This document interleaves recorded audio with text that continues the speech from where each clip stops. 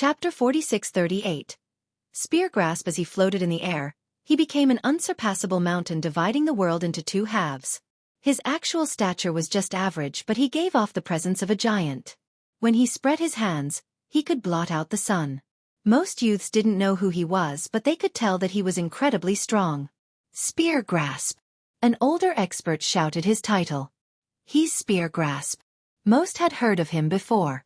Yes, the current leader of 3000 Dao, he's not their successor though. A knowledgeable big shot said. The first brother of 3000 Dao. Most would think about Dao Sanqian and the 6 heavenly monarchs when talking about 3000 Dao. The next would be Shen Juntian, who was rumored to be 8 Stallion Dao Lord's son. Spear grasp was another notable figure from 3000 Dao. He was the senior brother of their young generation, and the oldest disciple of enveloping monarch. 3000 Dao was a sect with many tributaries. The highest being was obviously Dao Sanqian. However, Dao Sanqian didn't care for mundane, administrative matters. Therefore, the normal leader was addressed as Dao Master or Sect Master. Though Spear grasp wasn't the current sect master, he became the de facto leader after he made a name for himself. He took care of matters ranging from insignificant to important. He didn't only become famous due to being the first disciple of enveloping monarch. During the start of his domination, the 5 conquerors have yet to be born. He became undefeated in 1000 Dao, and some thought that he would become the next Dao Lord. However, he chose the heavenly sovereign path instead. No one understood the reason for this. Rumor has it that he was born too early. When his Dao became proven, the prestige of 8 Stallion Dao Lords still remained. This made it difficult for him to become a Dao Lord. Another stated that he wanted to go easy on Shen Juntian and become a Dao protector instead. From this came another rumor, that Dao Sanquan had prepared for the son of 8 Stallion to become a Dao Lord as well. Because of this, Spear grasp had to relent regardless of his own talents. Either way, Spear grasp didn't show any grievance on this. He served as a pillar of 3000 Dao and contributed greatly. The sect prospered in peace and he was respected by all the ancestors. Both the young and old members of 3000 Dao obeyed his commands. This included the prideful God-whip princess since her sect was a tributary. First brother. She bowed after seeing him. Brother Spear grasp. The young emperor greeted him respectfully as well. The duo became the center of attention. The two of them were supreme geniuses but had an entirely different aura. True immortal young emperor had a natural air of nobility. He was destined to become a lord. This wasn't the case for Spear grasp. The latter resembled a commander wielding a weapon and a horsewhip, ready to ride on the battlefield and slaughter his enemies. It is not proper for you to be on stage, God-whip. Leave it to Paramount. Spear grasp told the princess. I understand. Though she was unwilling, she still obeyed his command since he had unquestionable authority in 3000 Dao. Paramount! He shouted. Paramount Scion, who was hiding among the crowd, wanted to flee after seeing this development. Alas, it was too late. First brother. He answered the call. Since you're here, get on stage and show everyone the fruit of your labor during the last 10 years. Spar with true immortal spirit. He ordered. Paramount Scion was just as famous as God-whip Princess and true immortal spirit. However, he kept a low profile compared to his peers. The crowd became excited right away since this would be a great match. I am too weak to be true immortal spirit's opponent. Paramount Scion wasn't in the mood to fight since he knew the actual outcome already. Spear grasp said, this is the time to test your effort. The Grand Dao requires polishing and testing instead of just walking blindly ahead. True immortal spirit is a genius and has a similar cultivation level to yours. This is perfect. Others nodded in agreement, thinking that this senior brother from 3000 Dao was a good leader. This battle stage wasn't only for a potential marriage with the golden daughter of Golden Gate. This was a rare opportunity to test themselves as well. It was difficult for geniuses to find capable rivals. There was one right now waiting for Paramount Scion. Only through fighting and going all out would they know where they currently stand. Paramount Scion, your reputation precedes you. True immortal spirit was more eager to fight Paramount Scion instead of God-whip Princess. Chapter 46-39. Void-burn Saintess. Paramount Scion represented 3000 Dao and the other represented true immortal. Spectators wanted to see their power and various techniques. Just fight already, show us which school of techniques is better. One crowd member murmured. Paramount Scion became awkward since the spotlight was solely on him. He waved his hand and smiled wryly. My abilities and cultivation are insufficient. There is no need to fight since I accept defeat. This caused a furor among the crowd. They exchanged glances of confusion. Accepting defeat already? One of them said. He's not taking this seriously enough. A disciple from a great power added. Young cultivators, especially geniuses, took their reputation rather seriously. They wished to become world famous and would never miss an opportunity. They preferred to fight to the very end instead of yielding. Accepting defeat before trying devalued their lifelong effort. What would be the point of cultivation then? In their opinion, Paramount Scion had a bright future ahead of him since he was the successor of Paramount. Therefore, he should hold his status and reputation with utmost importance. Giving up like this would ruin his future. Moreover, they also knew that these two were even in power and cultivation. No one else would yield given the circumstances. Trying his best and losing was completely acceptable.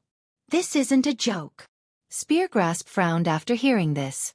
Paramount Scion waved his hands helplessly in response. First brother, I'm sorry to let you down, but I can't contribute to the sect and 3,000 Dao in this matter.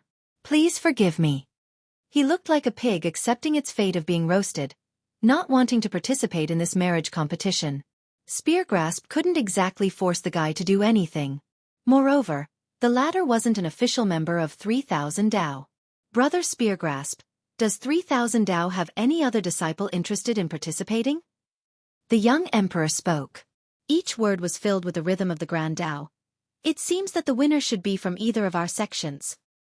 He said in a matter-of-fact manner with no intention of intimidating anyone. Nonetheless, the crowd became emotional because his words carried ample clout and truth. True immortal spirit couldn't make this claim, but since the young emperor was here in person, who would be able to defeat him? True immortal wants it so bad, that's why the young emperor is here. One expert whispered. It's the same for 3,000 Dao with Speargrasp here. A big shot nodded in agreement. A decision is already made. True immortal, 3,000 Dao, you both no longer have any business here. Everyone suddenly heard a newcomer speaking. What? They immediately followed the direction of the voice. Such audacity! Is he tired of living? One of them blurted because both the young emperor and Speargrasp were present. Provoking True Immortal and 3,000 Dao was far from wise right now. It's Li Qie. Many recognized him as he walked closer with Jian Ming and the others. The crowd immediately made way for the group. Does he know what he's doing? Someone snorted. He's about to get it since the young emperor and Speargrasp are here. A youth uttered coldly. The crowd was feeling nervous due to the presence of these two, let alone daring to provoke and offend the two sections. Both the duo immediately stared at Li Qie. However, before they could say anything, another group landed in front of Li Qie and blocked his path. They wore crimson armor with fire runes that seemed to be alive. This type of metal was both tough and scorching. The leader was an enchanting beauty, truly a sight to behold. However, she looked aggressive with murderous intent flashing in her eyes. They were as sharp as blades and could cut deep. Voidburn Saintess and her fellow sect members. Many recognized them right away. It's for revenge. Another stated. She was none other than Voidburn Godchild's younger sister and also Tian Feng's fiancée. You're Li Qie? She asked with animosity. Her chilling aura was unbearable for the crowd. Everyone knew about her brother's death. Thus, this act of vengeance was expected. She's extremely strong, should be on the same level as Paramount Scion or True Immortal Spirit. One ancestor said. She was chosen as Tian Feng's fiancée for a reason. Chapter 4640. Tian Feng, who are you? Li Qie nonchalantly said. Blood for blood, your life for his. Her gaze made others feel a sharp prick in their chest. I've killed too many, state your name. Li Qie waved his hand. Others exchanged glances after seeing this development. This brat has offended so many people. This seems to be his calling in life. One expert murmured. Right, he offended True Immortal, 3,000 Dao, and now Divine Dragon Valley. A friend responded. Is he afraid of not having enough enemies? A clan disciple said, this case doesn't matter though since this is a blood feud. There is no going back from this. I wonder how he'll leave this place alive. A big shot became curious. The saintess' hatred only grew after she saw his attitude. The air suddenly became cold, a sign of her special fire technique. Some had to retreat because this was too much to take. I will cut you to pieces today, she threatened. You and many others. Xueqi smiled, showing complete contempt toward the opponent. She became livid and wanted to obliterate him right away to avenge her fallen brother.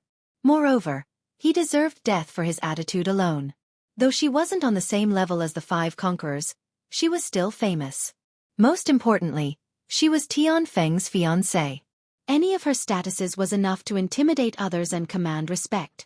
Li, your dog life is mine. Anyone who tries to stop me will become the enemies of Voidburn Temple and Divine Dragon Valley, she uttered. This strong statement showed just how much she hated him. Of course, the crowd had no intention of stopping her. Nonetheless, they thought that she was being too imperious because true immortal young emperor and Speargrasp were here too. Of course, she was blinded by hatred and didn't consider the implications. Some started smirking, thinking that it was finally time for Xueqi to go away for good. Bam! A figure landed from above and caused a violent quake, ending with a large pit. A torrential battle intent spread everywhere and struck crowd members hard like a hammer smash. Weaker cultivators were sent flying while vomiting blood. These were only remnant battle intents, not a purposely activated one. They could start a war and incite violence. This horrified the crowd members. They took a good look and saw a tall, muscular youth.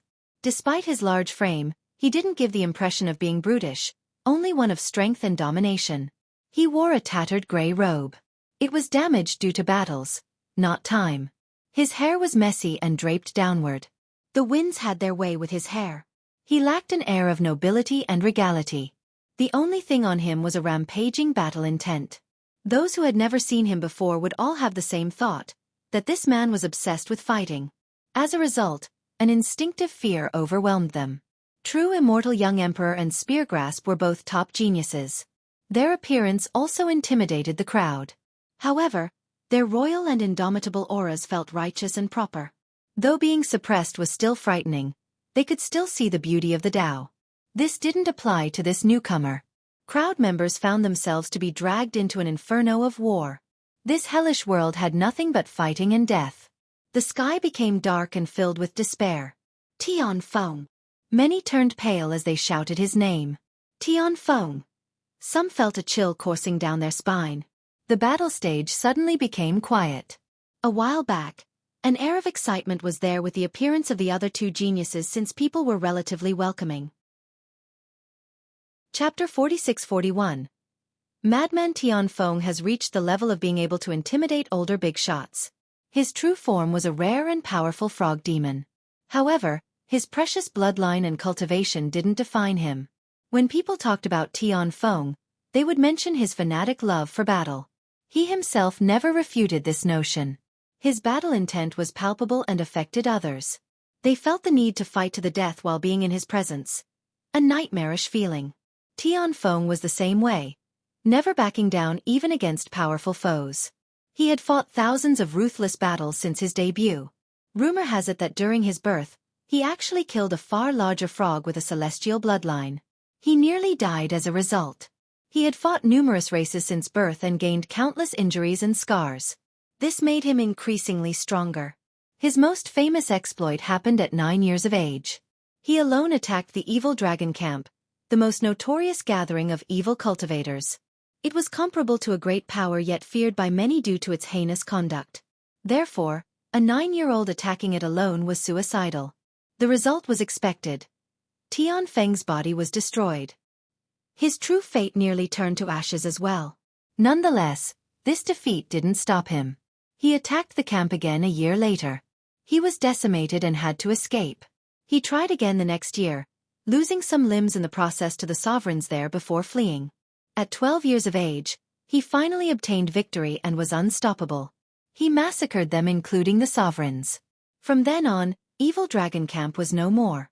Its notoriety became a stepping stone for Tianfeng's fame. In Sky Border, cultivators enjoyed talking about the 5 conquerors, especially their nobility and brilliance. However, they usually never talked about Tianfeng's background or talent, only his madness. Some spectators' legs were trembling after seeing Tianfeng. He instilled an instinctive fear into those near him. "Husband, he is the one who killed my older." Voidburn Saintess was elated to see him and reported, "Ugh." However, she couldn't finish because Tianfeng grabbed her throat and raised her into the air. This scared the hell out of her. She turned pale and screamed, "Husband, it's me. Fool." He glared at her with nothing but battle intent in his eyes. He added more strength to his grip. "Senior brother, show mercy." Jade Dragon Monarch saw this unfavorable development and shouted. Unfortunately, it was too late. Cracks could be heard coming from the Saintess' neck. She died instantly with her eyes wide open, never expecting to die to her fiancé. Long hair, little knowledge. He tossed her corpse onto the ground. The crowd became slack-jawed after seeing this. In their opinion, there was no problem in her seeking revenge for her fallen brother. In fact, Tianfeng should be on her side since Li Chia didn't give him any face by killing his brother-in-law. He should have been furious and started a fight with Li Chia upon arrival. To take 10 steps back, even if he thought Li Chia was too powerful, he just needed to convince his fiancé to drop this matter. However, he actually killed her in public. This broke all sense of reason and logic, fully astounding the crowd. "Senior brother, you were too hot-headed. You shouldn't have killed her regardless of her mistakes." Jade Dragon Monarch complained. "Even the gods and devils can be killed, let alone her." Tianfeng was a madman. "She was your fiancé, not a devil." Jade Dragon said. "So what? Using my name for her own agenda is foolish and deserving of death." Tianfeng didn't think that this was a big deal. This was rather strange as well. Tianfeng was impulsive and bloodthirsty, but Jade Dragon didn't show any qualm while complaining like a housekeeper. Why didn't Tianfeng kill him? Chapter 46-42. Belligerent, Li Chia. Tianfeng's attention turned toward Li Chia. All of his battle intent surged there, seemingly wanting to drown him. The heightened intensity terrified the crowd. Just this battle intent alone could sweep the enemies away. In fact, it could even grind them down to pieces. Alas, it did nothing to Li Chia as if it was just a mere breeze. Some watched with bated breath. A few started sweating for Li Chia. Though he had offended true immortal young emperor and spear grasp, they were still reasonable people. Even if there was an irreconcilable feud, a buffering zone still existed before the fight. The same couldn't be said for Tianfeng, who spoke with his fist first. The perfect example was Voidburn Saintess. He didn't give her a chance to defend herself before killing her. This was his fiancée. Now imagine his enemies. Li Chia gently patted his robe as if he was getting rid of some dirt, not caring about the battle intent. "You want to join the stage for the marriage?" Li Chia asked with a smile. The crowd exchanged glances and thought that this was a possibility. Tianfeng certainly wanted the item from Golden Gate. Moreover, he was qualified to marry Yi Tingrong as well. If this was the case, wouldn't Voidburn Saintess be in his way? Killing her meant getting rid of a potential problem. If this was his goal, then he was certainly merciless and frightening. The battle stage? Tianfeng's eyes narrowed intimidatingly before snorting. "What a ridiculous sham. We're all here to seize the treasure. No need for this marriage. I am here to fight." The crowd took a deep breath after hearing this. "That's Tianfeng for you." One person clicked his tongue and said. What he said was rather obvious. Everyone knew that the marriage engagement was just a farce. They all wanted the item obtained from World Breaker Fist. However, behemoths such as True Immortal and 3000 Dao couldn't rob Golden Gate in a blatant manner. Therefore, the marriage engagement became the method to obtain the peerless treasure. Only Tianfeng would break the veil of pretension and speak the truth. "Senior Mad Fist, where is the Fist Emperor? I wish to fight him." Tianfeng ignored Li Chia and challenged the Emperor instead. The atmosphere immediately changed and the focus shifted from the battle stage to something new entirely. "I'm afraid the ancestor is not home right now, virtuous nephew. If you wish to fight, I will let him know once he is back." Mad Fist shook his head. Tianfeng didn't fall for this delaying tactic and activated his power. Battle intent erupted like a tornado and cut nearby spectators' face. Debris and trees flew everywhere. His battle intent was a sign of his actual power. Even true immortal young emperor sat upright to sense Tianfeng's power. Speargrasp's eyes had spear-like rays flying from them as he stood there like an immovable mountain. Both could withstand the torrential eruption of power. Damn! Some of the crowd suffered actual injuries with blood spilled. A monk can run but not the temple. Tianfeng looked like an overbearing god of war as he declared, "The battle shall commence now until Golden Fist Emperor comes out." He stated his intention of attacking and destroying Golden Gate. The suffocating aura made it hard for others to breathe. The whole competition became forgotten. "This madman causes trouble whenever he goes," one expert said. "Maybe this is a good thing." A last-gen cultivator said, "This will cause enough chaos for us to take advantage of the situation." Clank, clank, clank. Members of Golden Gate unsheathed their weapons and summoned their treasures. A golden shield appeared before the gate first and then came towering walls. Golden Gate was clearly prepared for the worst. The entire sect became shrouded in a majestic power. It has fully activated its foundation and resources. Impressive. Many sensed its defensive potential. After all, it's a great power. One ancestor didn't find this surprising. Golden Fist Emperor is comparable to the 6 heavenly monarchs. He spent ample effort creating Golden Gate. Boom! Mad Fist became radiant as well. His fist intent surged like the waves. Not bad at all. Tianfeng's eyes lit up with eagerness. "I have heard of the Golden Fist Tao long ago. It is time to broaden my horizon." His aura intensified once more, turning him into a belligerent fanatic. Chapter 46-43. Fight? Tianfeng has yet to attack, but his battle intent struck the barrier relentlessly in waves. Golden Gate's members were nervous and suppressed by the intent. Tianfeng was clearly aiming at both buildings and people. The assault captivated the spectators' attention. They thought that Tianfeng was indeed crazy and reason didn't apply to him. Though everyone came here for the same reason, they had constraints requiring them to use a roundabout method. Rules were necessary for these great powers, or all of Sky Border would revert into a chaotic mess overwhelmed with wars. Tianfeng didn't care about this. He himself acted like the flames of war and rules didn't apply to him. "It's starting," a spectator said. All members of Golden Gate were ready for battle. They would fight to the bitter end even against True Immortal and 3000 Dao. Very well. Time to experience the Golden Fist Dao. Tianfeng became excited with immense bloodlust. It was akin to a beggar coming across a free meal. "You mustn't, senior brother." Jade Dragon Monarch pulled Tianfeng's arm and said, "Our Divine Dragon Valley is a righteous sect. We cannot ruin Golden Gate's joyous occasions. Justice is not on our side. Senior brother. I do not care for unnecessary conventions." Tianfeng responded. "Senior brother. You are a member, no, the successor of Divine Dragon Valley. You cannot be impetuous while shouldering the weight of the sect.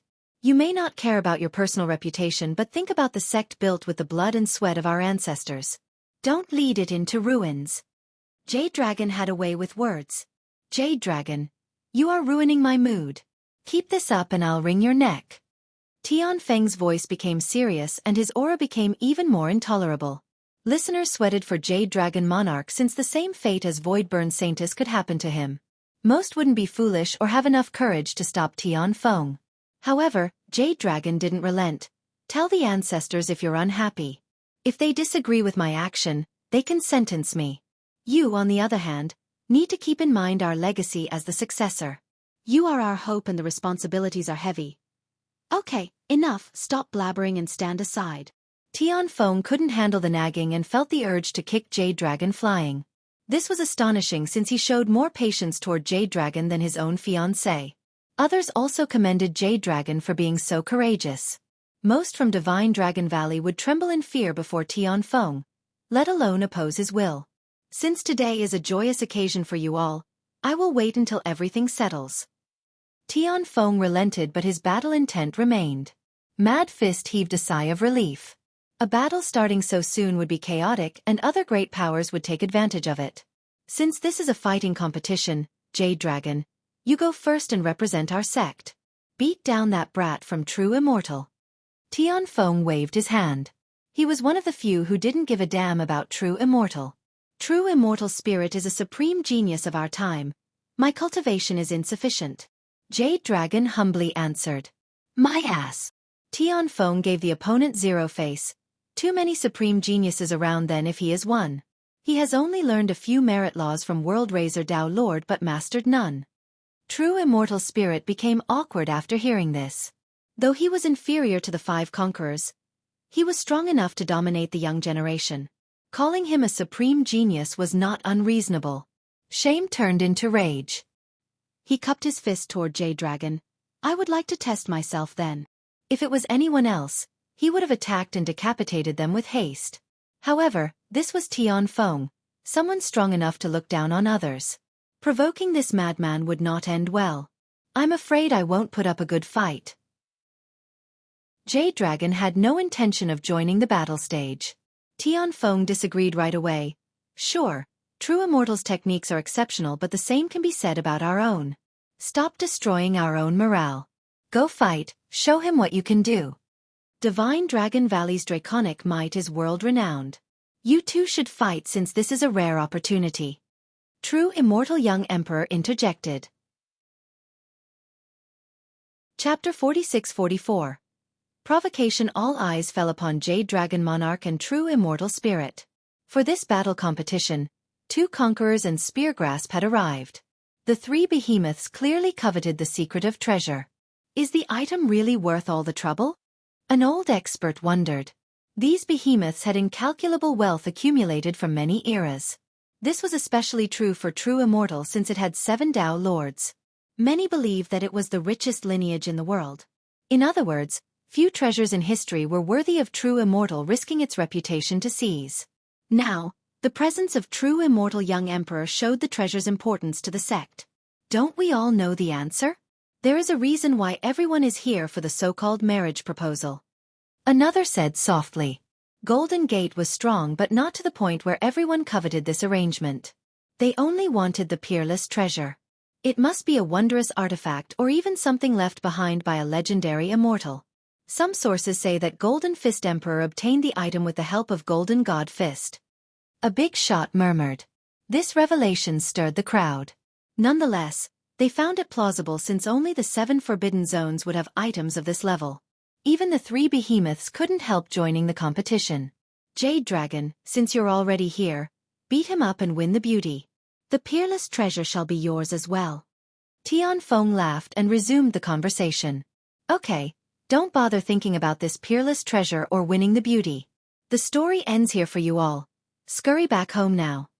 Li Qie joined in as well, speaking to everyone present. Everyone stared at him right away. Those are fighting words. They all belong to you then? One expert sneered.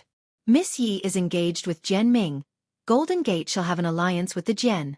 As for the treasure, stop daydreaming about it. Li Qie smiled. What? Jian Ming became the main focus instantly. Senior Mad Fist, what is the meaning of this? Someone from a great power shouted. Mad Fist was lost as well since this was his first time hearing this. There's no such thing, an outsider can't decide. Mad Fist denied. My decision is final. Miss Yi will marry the brat. Li Qie interrupted him. So you're in charge here, fellow Taoist? The young emperor of True Immortal asked with a smile. That's right. If you're not convinced and try to oppose me, the outcome will be death. Li Qie responded. Others took a deep breath after hearing this since Li Qie just directly aimed the statement at the young emperor. The audacity of this man. An expert murmured. Is he not afraid of the young emperor killing him? A fan of the young emperor asked. Young emperor, kill him and spare us from further arrogance and stupidity. One youth shouted. Kill him. It didn't take long before a chant started. How crazy, I like it. Tian Feng started warming up after hearing the challenge. His battle intent ignited again and shut the crowd up. Li Qie smiled and added, I don't mind all of you coming together, I can finish all of you in one go then. What? This astounded the geniuses and the rest of the crowd. Just challenging any of these geniuses was insane and suicidal enough. Now, he wanted to go against all of them? What the hell is wrong with him? One spectator asked. I didn't think that there is someone crazier than I am. How amusing. Tianfeng laughed heartily. The young emperor, on the other hand, gazed intensely at Li Qie. He wanted to see some clues. You're not worthy to be running your mouth toward my senior brother. True Immortal Spirit shouted. This guy had insulted True Immortal time and time again, going as far as challenging their pride, the young emperor. He could stand this no longer. A loser who can't reach the apex. Li Qie smiled and waved his hand dismissively. True Immortal Spirit turned red and trembled from anger. Since this was a public humiliation, he must kill Li Qie in order to save his face and his sect's reputation. Very well, come, today will be your last, he uttered coldly. Chapter 46-45, Golden Fist Dao. Fine, let's see how much power you can muster out of that Dao Lord weapon. Li Qie jumped up the stage. He then looked around and added, feel free to get up here and play. However, it is best to prepare your funeral arrangements first. I'm not sure if Golden Gate can bury so many people in a short period. Everyone came for the same thing. Though some had no chance of winning the battle stage, there was still a sliver of hope. Li Qie's scenario erased this tiny window. Do you think you can take on the entire world? Someone shouted at Li Qie. No problem at all. There are myriad races in the countless realms, yet none can match me. Li Qie smiled. He's insane, one commenter said. The rest exchanged glances and thought that his words were illogical and exaggerated. Not to mention Li Qie, none of the successors of the behemoths would dare to make this claim. Fighting the entire world was suicidal. Wow! Tianfeng was amazed to hear this. Some started jeering, but Li Qie ignored them. You have to defeat me first before talking about fighting the entire world. True Immortal Spirit uttered coldly. That's fine, I'll slay you first. Li Qie nonchalantly said. True Immortal Spirit became livid. The insults were one thing, but he had a Dao Lord weapon with him. Everyone knew just how mighty these weapons were, yet Li Qie showed nothing but disdain. He was insulting their weapon, Dao Lords, and all of True Immortal. True Immortal Spirit with a Dao Lord weapon will have no problem killing this arrogant brat. A clan disciple spoke up for him. This won't end until your death. True Immortal Spirit threatened menacingly. Each word had a suppressive nature, like a sharp chain crucifying the soul. Looks like it'll be a fight to the death. A big shot murmured after hearing this. Make your move whilst you still have the chance. Li Qie stood there, not bothering to assume a defensive stance. His lackadaisical pose was interpreted as sheer contempt for True Immortal Spirit. It was as if the guy couldn't do anything to injure him. Very well. True Immortal Spirit's complexion turned red. This was not the reaction he expected after bringing a Dao Lord weapon along. Boom! His body became as large as a mountain and clouds floated around his waist. Rumble! Explosions detonated continuously from his power channeling. Energy gales hurt the spectators and forced them back. Rays filled with Dao Lord aura emanated from him, making him look like the ruler of the myriad realms. This naturally startled spectators, since they felt as if they had just been struck in the chest with a hammer. Keep in mind that they have yet to see the weapon. So strong. One cultivator dropped down on their buttocks and shouted. True Immortal Spirit was already a tiger. Having the Dao Lord weapon meant gaining wings. Who would be able to stop him? Li Qie will have to pay a high price. A young supporter said. No, Li Qie is unfathomable. He easily defeated True Immortal Spirit last time. The Dao Lord weapon might not be enough, and plus, Li Qie might have one too if his backer is Ancestral Divine Temple. A last-gen expert disagreed. Everyone agreed with this logic. Li Qie should have a Dao Lord weapon if the rumors were true. Activate! True Immortal Spirit had gathered enough energy to open a Dao Lord portal. His aura alone was enough to crush someone's spine at this point. Some turned toward Li Qie, wondering what he would do to stop the incoming attack. Let's begin. Li Qie smiled and raised one hand while the crowd watched with bated breath. They couldn't wait to see a peerless technique or a supreme weapon. This was especially true for Yi Tingrong and Paramount Scion, since they wished to see how strong he is. Boom! The ground shook as Li Qie clenched his fingers together to make a fist. A golden radiance pulsed with the emergence of a fist Dao. Golden Fist Dao. Jaws dropped to the ground afterward. Even Yi Tingrong and Mad Fist couldn't believe it. No one expected Li Qie to use Golden Gate's ultimate art. This wasn't something available to all members of Golden Gate, let alone an outsider. How the hell did he know their secret art? True Immortal Spirit and his allies found this astonishing as well. He's from Golden Gate. One expert shouted. Chapter 46-46. Easily obtained, Mad Fist. What is going on? One big shot asked him. In reality, Mad Fist was just as confused as everyone else. Li Qie was obviously not a member of Golden Gate. Fellow Daoist Li, how did you learn the Golden Fist Dao? He had to ask Li Qie. He didn't want an actual relationship since Li Qie had offended everyone including the behemoths. If they were to misunderstand the relationship, they would have a reason to attack right away. On the other hand, getting their secret merit law stolen was a serious matter as well. No great power would forgive this. A light case would result in crippling the offender's cultivation. A serious punishment entailed clan massacre. Mad Fist needed to know the source of Li Qie's Fist Dao. This isn't an immortal Dao or anything. Li Qie smiled and said, the myriad Dao can be obtained whenever, it's no big deal. The crowd exchanged glances and thought that he was being ridiculous. No Dao was easily learned, yet he made it sound so trivial. Mad Fist became irate because although their Fist Dao wasn't the best in the world, it was still strong enough that none dared to look down on them. Only Li Qie would view it as something he could pick up randomly on the street. The crowd also thought that he was insulting Golden Gate and disrespecting its Fist Dao. Die! Meanwhile, True Immortal Spirit has finished gathering his power. Lights gathered around him and cracked the sky vault. Spectators finally saw him holding a Dao rune, Suppress. It was written in an ancient and profound manner while being the source of the Dao Lord aura. Many experts felt their own grand Dao being suppressed and bellowed in astonishment. The rune resembled the hand of a Dao Lord, resulting in unstable Dao patterns. This is just one portion of the weapon, not an actual attack. An ancestor became alarmed. Come. Li Qie smiled and pulled his fist back, releasing a golden radiance. Break! He then punched upward. As its light became brighter, strands of fist intent surged all over Golden Gate. They gathered and empowered his punch. What is happening? Everyone was shocked to see this. Rumor has it that the sect was built by Golden Fist Emperor with the help of his ancestor, Golden God Fist. They obtained a Dao land from Worldbreaker and used it as the foundation of the sect. Therefore the power of the Fist Dao existed deep underground. Unfortunately, few could resonate with this power. Normally, this required cultivating for thousands and thousands of years at Golden Gate. Now, an outsider was able to do so in the blink of an eye. Mad Fist's eyes were wide open in disbelief. It was as if Li Qie was the best disciple in their history. Boom!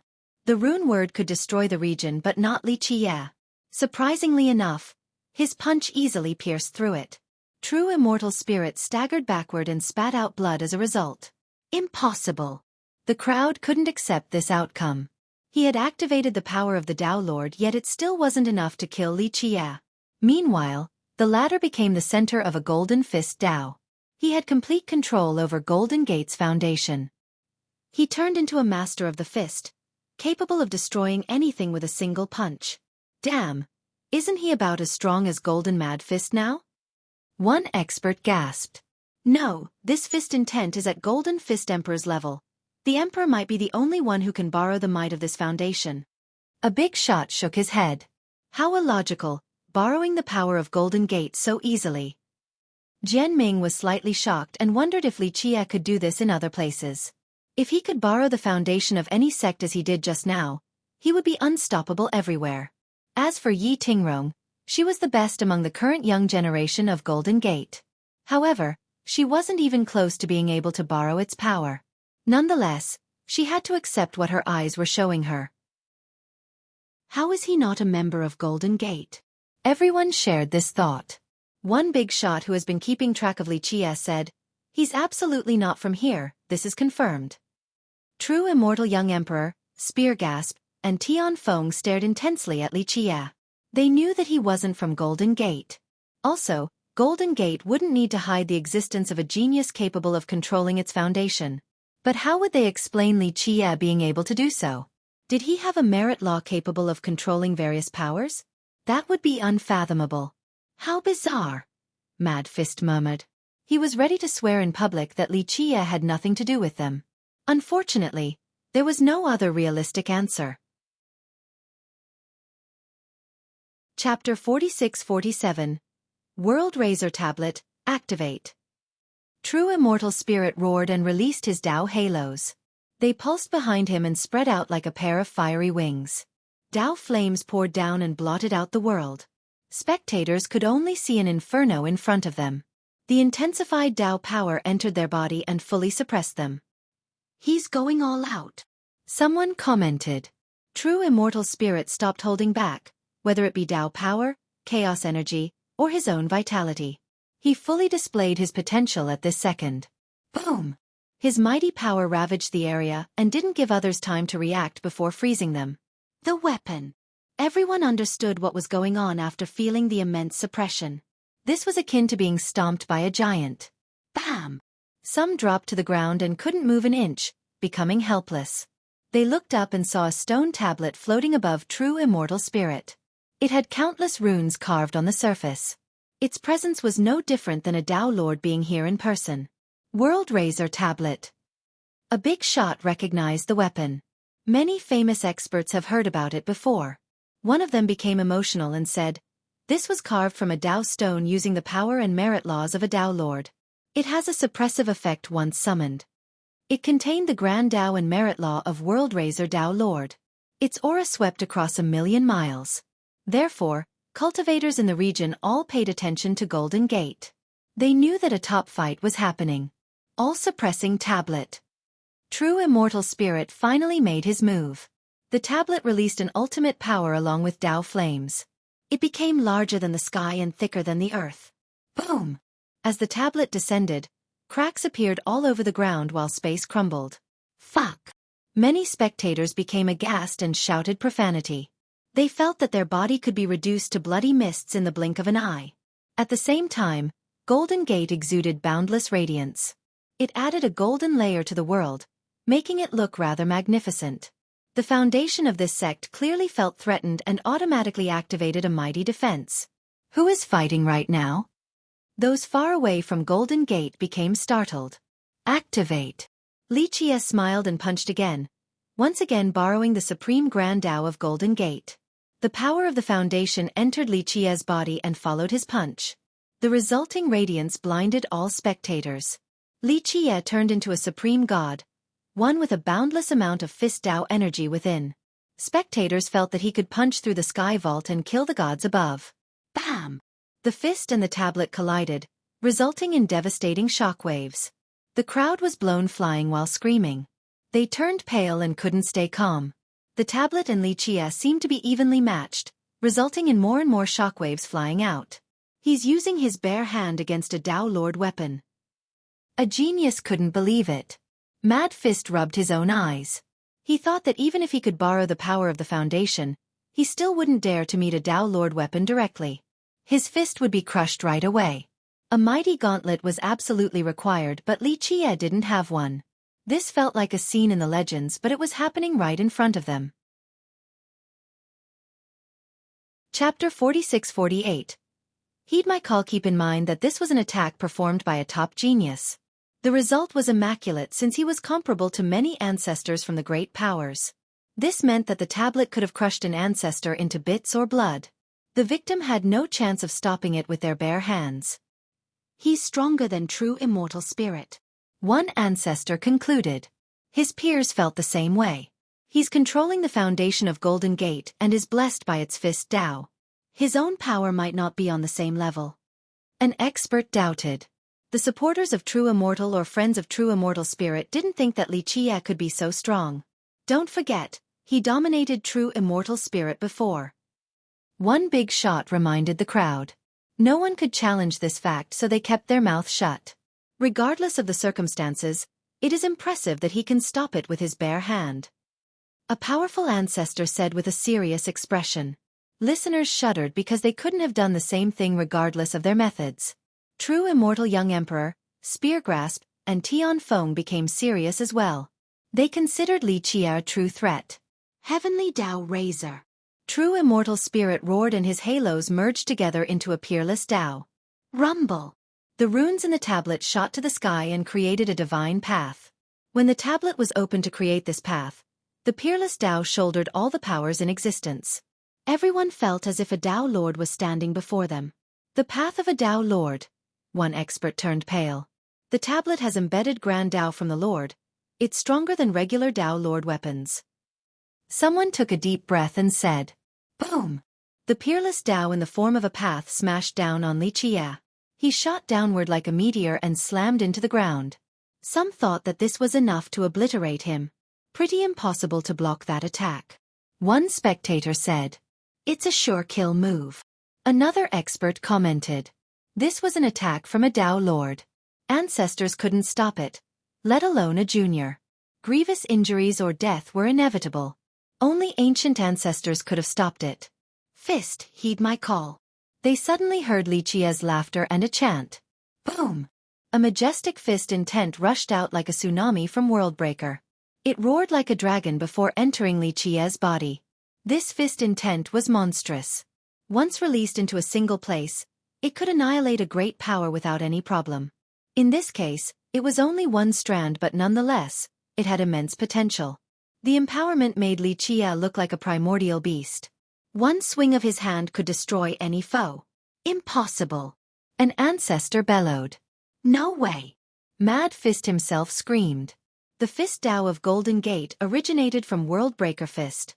Golden Fist Emperor studied Worldbreaker for generations before creating his own Tao.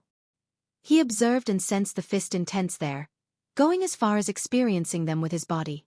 Of course, he didn't dare to do so for long since the risk was becoming a fist slave.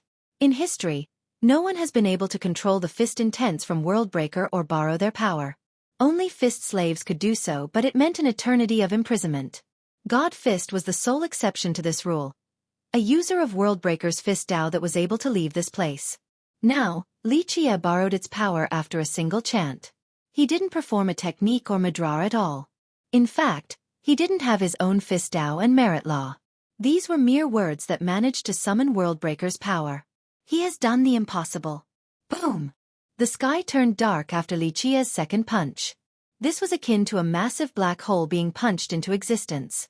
It carried the might of Worldbreaker Fist, meaning that it had enough power to sink sky border. The loud explosions horrified the crowd. The tablet was sent flying right away while the punch continued to head for True Immortal Spirit. Fellow Taoist, show mercy.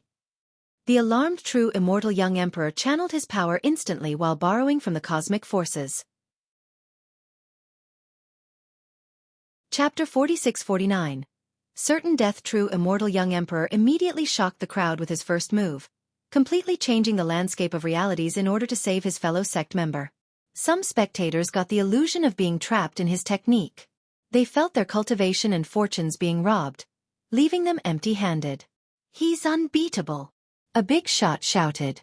The move lacked destructiveness yet made the potential targets feel helpless. This was something rather unique. Does he want to fight? Someone else wondered. In this split second, Tianfeng laughed and made his move. His battle spirit rampaged and stole everyone's attention. Their soul trembled as a result. Wild roar. Tianfeng spewed out mantras in the form of true dragons. The roars crushed unprotected buildings and mountains instantly. This was the opposite of True Immortal Young Emperor's attack. The former resembled a blade silently cutting the throat. The latter was a large hammer smashing the victim repeatedly until only bits were left. Both ended with death, but the latter was clearly the worse outcome. Bam! They struck each other and their shoulders trembled. The shock waves crushed space and left behind chaotic fragments. No! On the other side, True Immortal Spirit screamed. He summoned his defensive treasures in order to stop the incoming punch, but it was futile.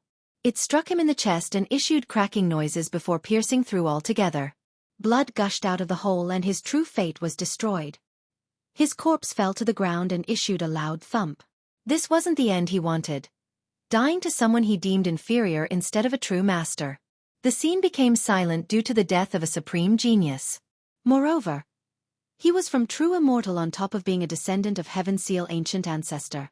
This was a heavy loss for true immortal, meaning that the resulting hatred was just as considerable.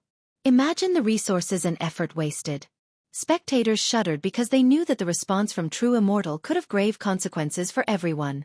The young emperor's expression turned cold as he stared at the corpse. The two Marshall brothers had a good relationship. Alas, his junior brother died in front of him since Tianfeng interfered. Six-winged emissary and now, true immortal spirit. Someone stared at Li Qia and said, "This is an irreconcilable feud with true immortal." If true immortal was benevolent to let go of the first murder, would they be able to do it again for the second? The answer was obviously not. Six-winged emissary wasn't that important to them. The same couldn't be said about true immortal spirit. The latter was superior in all aspects. Li Qia will die for sure. A powerful character concluded, there is no way he can crush true immortal. This sect has been around for so long. Not even invincible masters and monstrous existences in history managed to fully destroy it. Li Qia alone has no chance. An ancestor said. For example, the renowned arrogant woman and Emperor Yi were untouchable. They only managed to cripple true immortal, not fully end it. The sect managed to rise again eventually and dominate Sky Border once more. Li Qia's chance of victory seemed unlikely. Nonetheless, this brat is still unreal. One expert said while shuddering. This ordinary youth had just managed to borrow the fist intent of Worldbreaker, one of the 7 forbidden zones.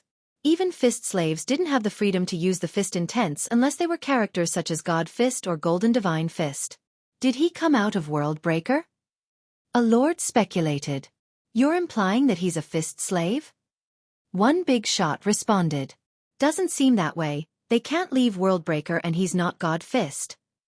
An ancestor shook her head. Others agreed with this because God Fist was the only exception in history. Li Qia certainly couldn't compare to this mythical being.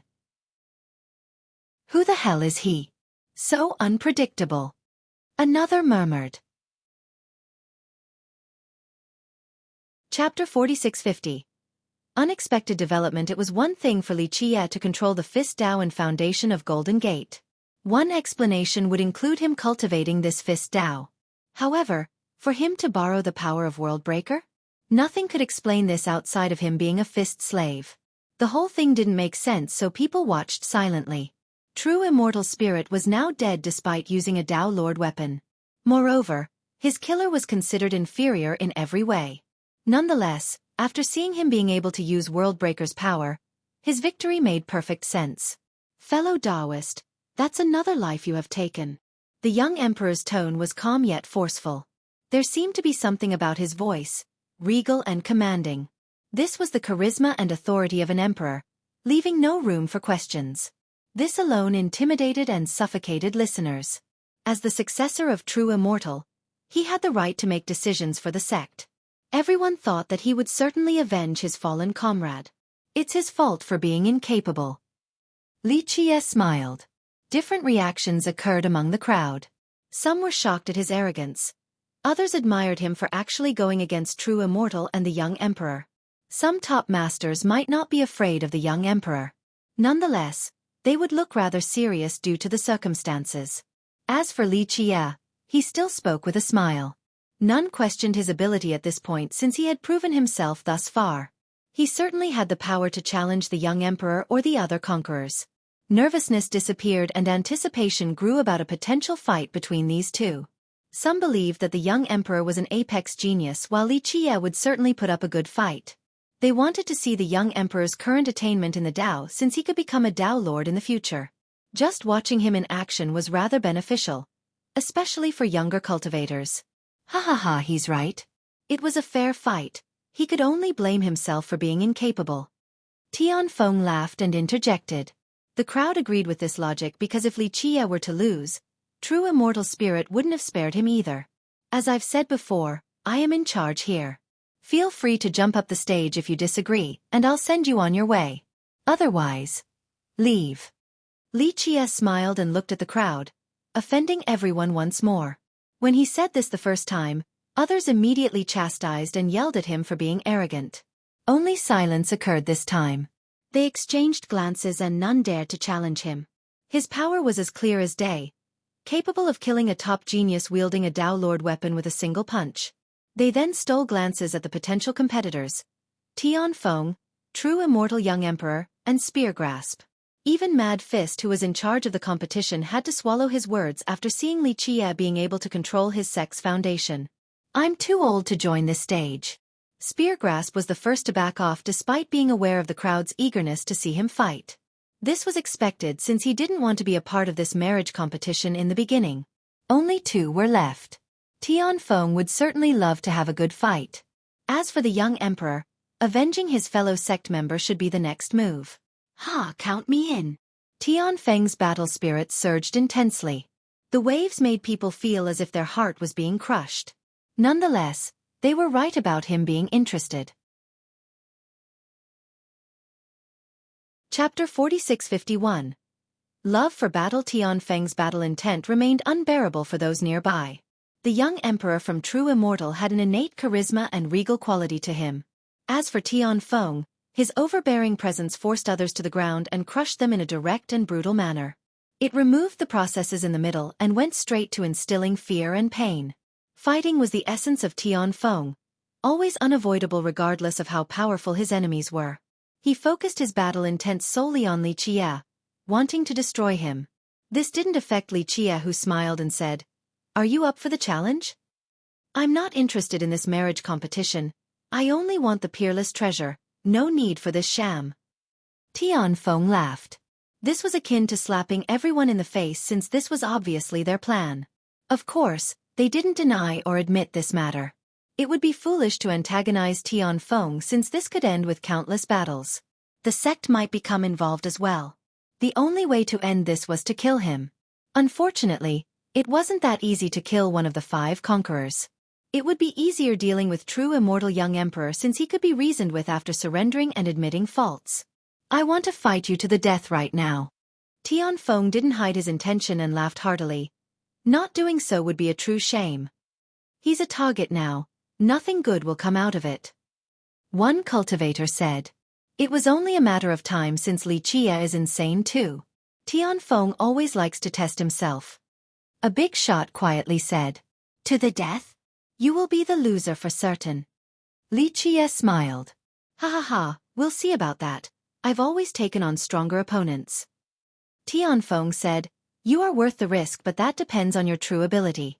If you're not capable enough, your end shall be horrific." He wasn't trying to threaten or diminish Li Qie's morale. The words came from the heart. Nonetheless, people became afraid because the way Tian Feng fought was rather barbaric. His victims didn't die right away. Some dismemberments were usually involved. "You're quite confident," Li Qie said. "Not at all. I don't think I am winning because this is so close to Worldbreaker and you can borrow its power. Nonetheless, I will never miss the chance to fight such an opponent." Tian Feng gazed at Li Qie like a wolf fixated on a prey. Others pondered and agreed with him. Li Qie's own power didn't matter. Everything changed the moment he revealed his card. Being able to borrow the power of Worldbreaker. It made him unimaginably powerful because the fist intents there were endless. No one knew the exact extent of its true power nor Li Qie's borrowing limit. In spite of this, Tian Feng still wanted to fight. "It has been a long time since my blood is boiling like this," he said while seemingly wanting to tear Li Qie apart and then devour him. His bloodthirst made others tremble in fear. "You are far more interesting than the other so-called conquerors," Tian Feng said. For the sake of the final battle to prove their Tao, they play it so safe and do not risk anything, going as far as always hiding their strength and ace cards. Calculating, scheming, living while holding back. What a terrible way to live. He didn't seem to care about offending all of his peers. This prompted many to stare at the young emperor. However, he also didn't mind the comments. Of course, they didn't take it to heart because the young emperor was clearly strong, not someone with empty fame. Some also agreed with his way of life. In fact, only one fight truly mattered for the heirs, the one right before becoming a Tao Lord. The opponents were everyone else in the world. Winning meant obtaining the ultimate glory. Geniuses and their sects planned for years. Some hid their true power or avoided any potential complications such as lasting injuries and damages to their Dao.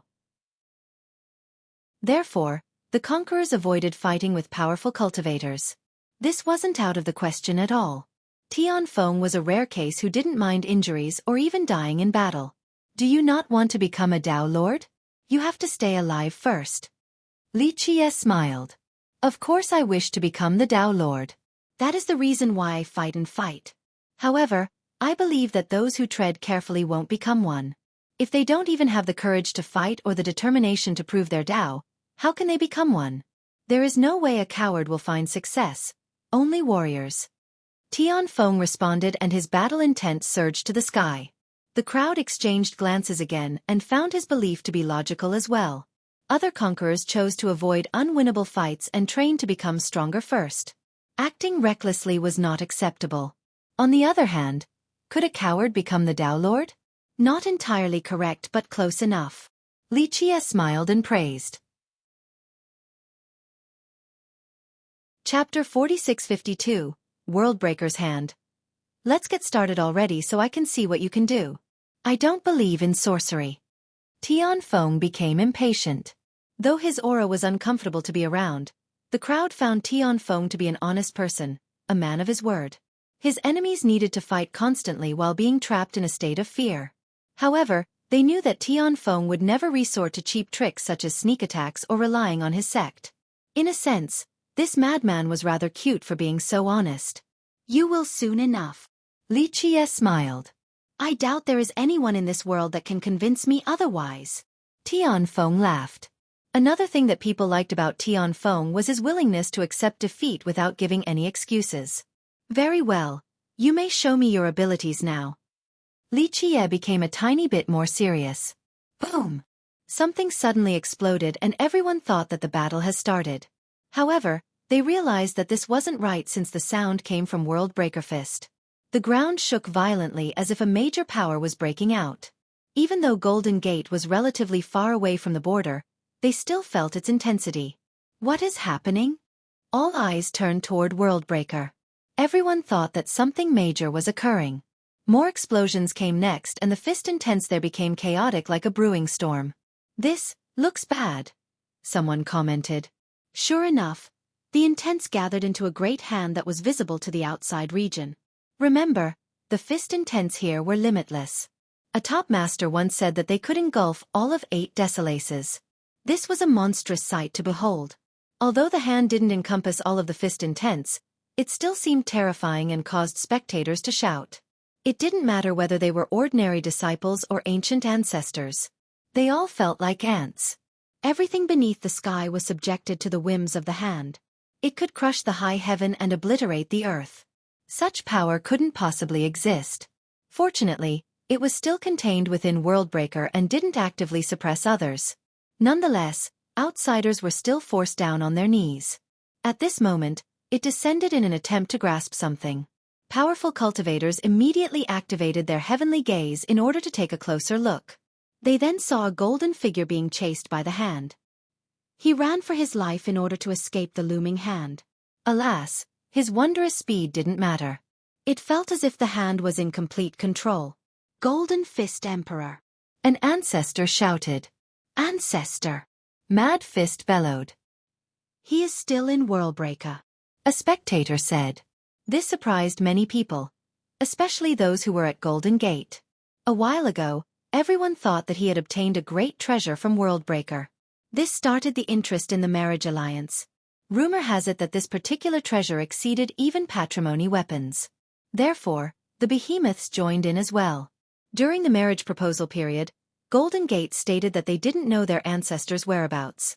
No one believed them. Most thought that he has returned to Golden Gate and chose to hide for several reasons. Firstly, he wanted to understand the treasure in order to improve his battle prowess. Secondly, he might be recovering from injuries. None expected for him to still be in Worldbreaker. To be more exact, he never made it out of Worldbreaker. He's being hunted. This became obvious to everyone. What the hell did he do? An expert murmured. An ancestor who has read many records said, just entering Worldbreaker alone doesn't start a hunt, the same for taking a few fortunes and treasures. Right. Some fortunate souls have done so in history and became famous later. Worldbreaker never pursued them. A high elder nodded in agreement. A forbidden zone was dangerous. In the case of Worldbreaker, the possibility of turning into a fist slave was always present. Nonetheless, adventurers still came for the hidden treasures and cultivation materials on top of Tao enlightenment. In history, many were successful, but they weren't hunted by the land in this manner. Are you thinking what I'm thinking? An expert murmured. Yes, this shows that he must really have obtained an immortal treasure. A big shot said with a stoic expression. Chapter 4653. The hand's power. The value of what Golden Fist Emperor obtained became obvious at this point. Something beyond even patrimony weapons. Could it be the ultimate artifact of Worldbreaker? Someone whispered. What do you mean? An expert asked right away. Others became interested in this conversation as well. The fist scripture, perhaps? An ancestor mused. According to the legends, there existed a scripture regarding the fist Tao in Worldbreaker hidden in the scripture chamber. It contained the apex of the way of the fist. In fact, some believed that it might be one of the strongest merit laws in existence. Its strength was comparable to the 9 mythical scriptures. Because of this, top masters tried to infiltrate the chamber in order to catch a glimpse. Learning from it meant becoming invincible. Impossible. A high ancestor shook his head. The scripture can't be taken away, or duality master, and some others would have taken it away back then. Others agreed with this erudite ancestor. Some beings have made it to the chamber before. Pure Sun and 8-step Dragon Tao Lord, then duality master. The latter had even read the scriptures there. However, none of them even took it with them, implying an impossibility. Thus, there was no way Golden Fist Emperor would be able to do so. Though he was certainly strong, he had a long way to go before being on the same level as the Tao Lords. How the hell did he do it? One big shot questioned. Boom! The Emperor was finally struck by the hand amidst the confusion. It was only a light hit, yet the Emperor's light extinguished instantly. The golden Tao protecting him shattered, so he vomited blood after falling to the ground. Keep in mind that only ancient ancestors could take him on in a fight. Nonetheless, a touch from the hand nearly ended him. Another cultivator would have been reduced to ashes. Perish! He knew that escaping was impossible, so he retaliated instead. Boom! He shot out a beam channeled from his entire body. It had the intensity of an exploding sun and illuminated all of Worldbreaker. Incredible! Spectators were in awe of his full-effort attack. Though they were about 10 million miles away from his actual location, they still felt his fist energy rampaging through. Few in the world have reached this level. The beam was just the preamble. The final variation included a sky-breaking punch. Unfortunately, his punch didn't move the gigantic hand in the slightest. It kept on pressing down, wanting to suppress the Emperor. Many spectators gasped and took a deep breath. That punch had enough power to wipe out a sect. Alas, it only served to tickle the hand at best. How can this be? One youth shouted. The Emperor was an unreachable existence in their eyes. They could train for a lifetime and never be able to catch up. Now, he looked like an ant before the might of Worldbreaker. This was an eye-opener for the young cultivators. This is Worldbreaker we're talking about. It is impossible to beat it. Only Tao Lords can even think about this topic. A big shot sighed and said, Rumble! His fist pulsed with a golden radiance. Alas, as the hand pressed downward, the light pulsed unstably and became dimmer.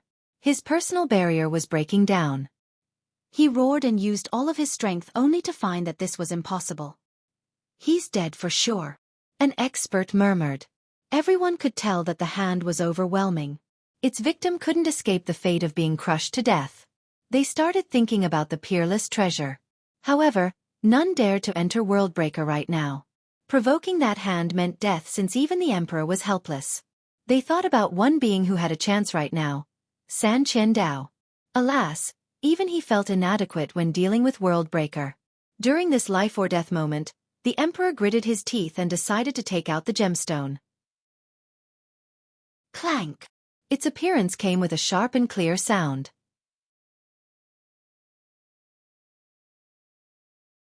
Chapter 4654.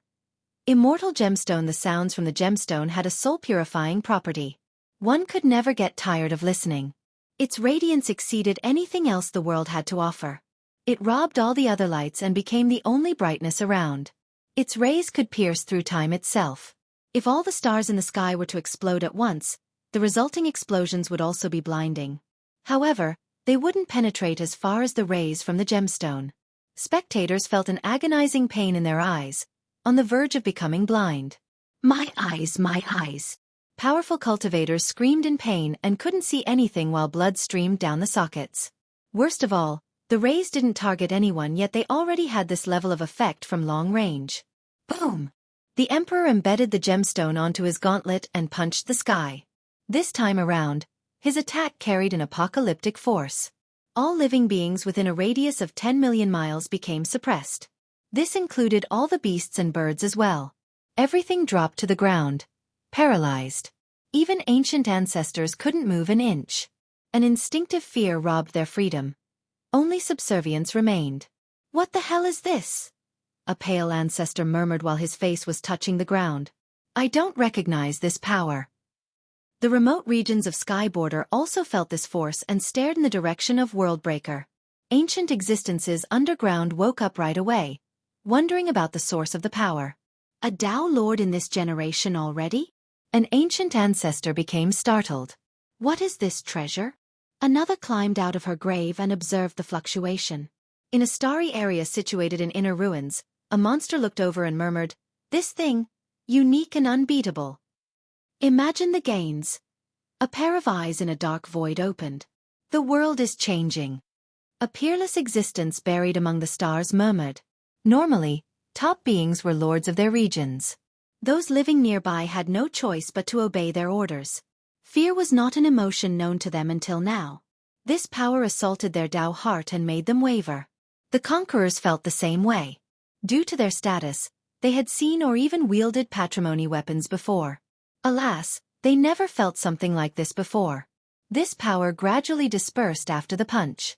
After a long while, cultivators regained their wits. They stared at Worldbreaker and saw nothing different about it. Both the gigantic hand and the Emperor have disappeared without a trace. Does anyone know what's going on? Regular cultivators were completely lost since they were suppressed from the very beginning. The power of the gemstone. A high ancestor managed to see the punch. Golden Fist Emperor used one and pierced the hand. He made it out. "That gemstone must have fallen down from an immortal world," another ancestor said. "Otherwise, how could it have pierced that hand?"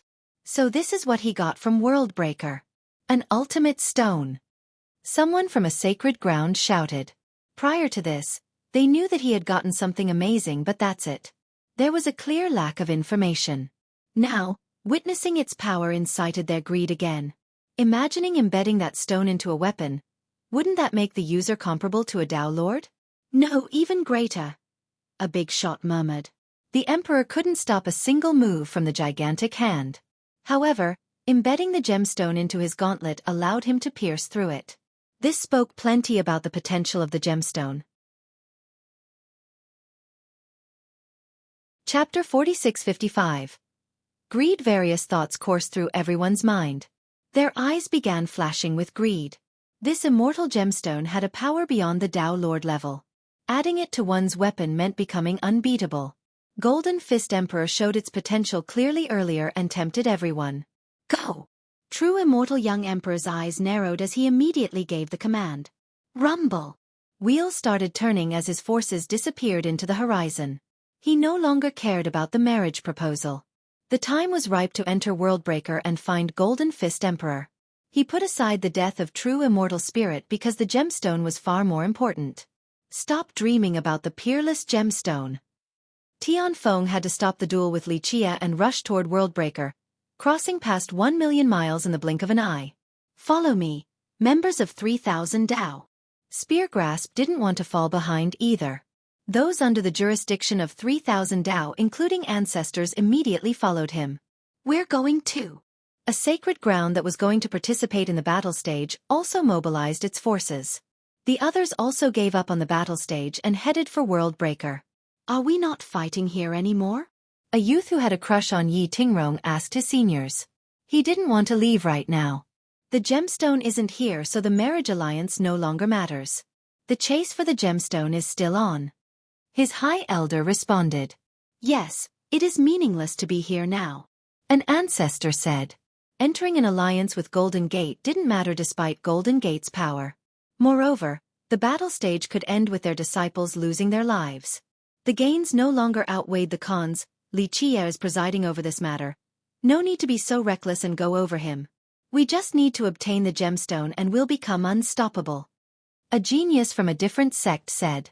Golden Fist Emperor is definitely in Worldbreaker, he can't leave. Many big shots showed up and headed for Worldbreaker. I'm afraid the behemoths will do everything they can though. Someone else commented. That's for sure. This gemstone might be the key to deciding the next Dao Lord. On the other hand, even a Dao Lord might consider this gemstone a real threat. A big shot agreed. Everyone understood that by obtaining this gemstone, a conqueror might prove their Dao to become the next Dao Lord. They must obtain it at all costs due to its power. Only a few remained near the battle stage. They stared at Li Qie, who was still around. Anyone else? Li Qie smiled at the small crowd. The majority of them had a crush on Yi Tingrong. However, they saw what Li Qie did to true immortal spirit earlier and gave up on the idea. After all, one must be alive to bring the beauty back home. Let's test our luck at Worldbreaker for that gemstone. One person said, not wanting to throw away his life to Li Qie. Eventually, only Li Qie's group and members from Golden Gate were left. Mad Fist smiled wryly after seeing this. Nonetheless, this gave him some breathing room. The whole battle stage was only an attempt to buy time and incite feuds between the great powers. He didn't expect it to end in this manner. This was normally humiliating for the bride and her side because everyone left for something else.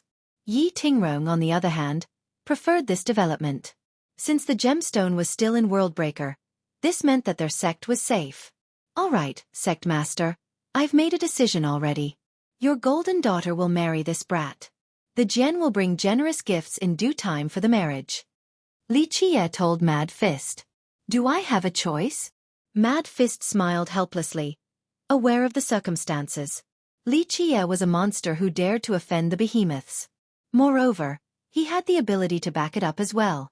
Plus, it seemed that Yi Tingrong herself agreed to this engagement. Mad Fist could only go with the flow. None, the decision is already made. Li Qie smiled.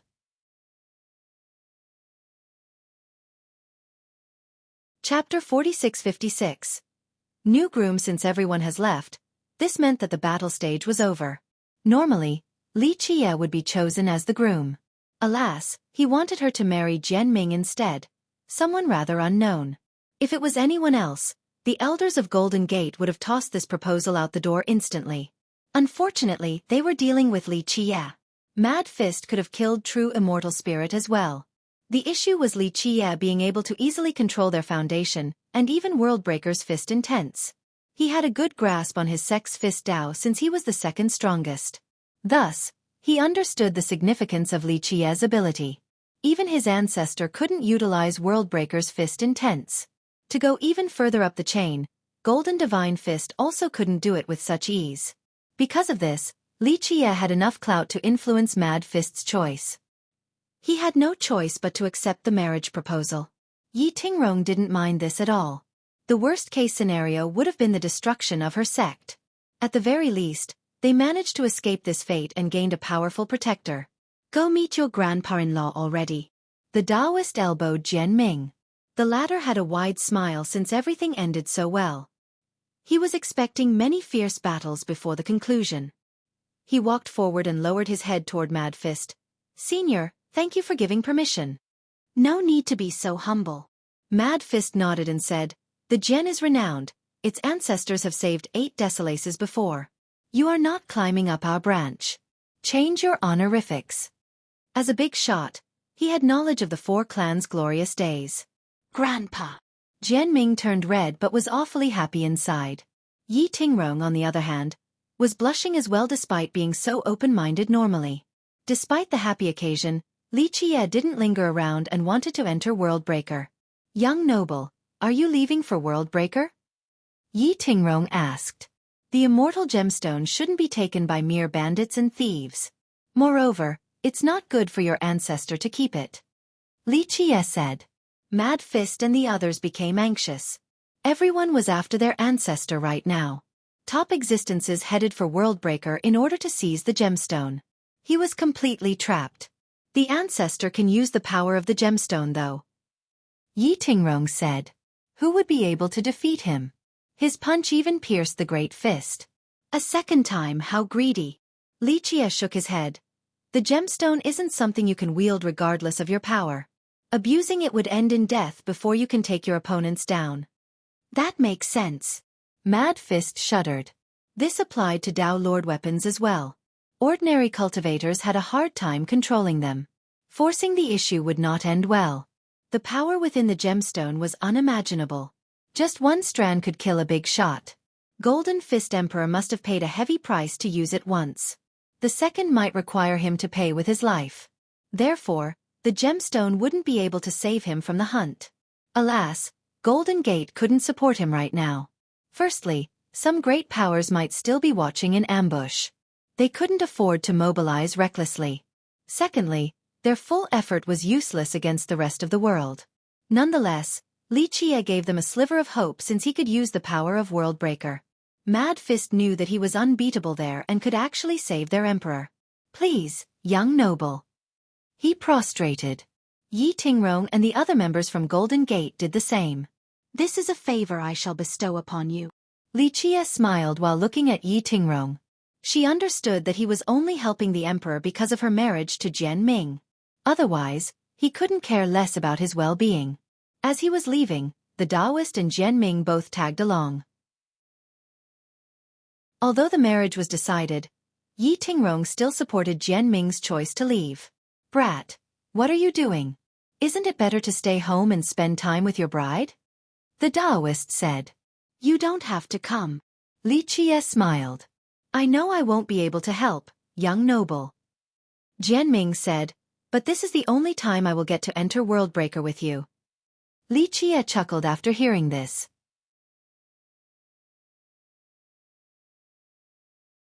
Chapter 4657.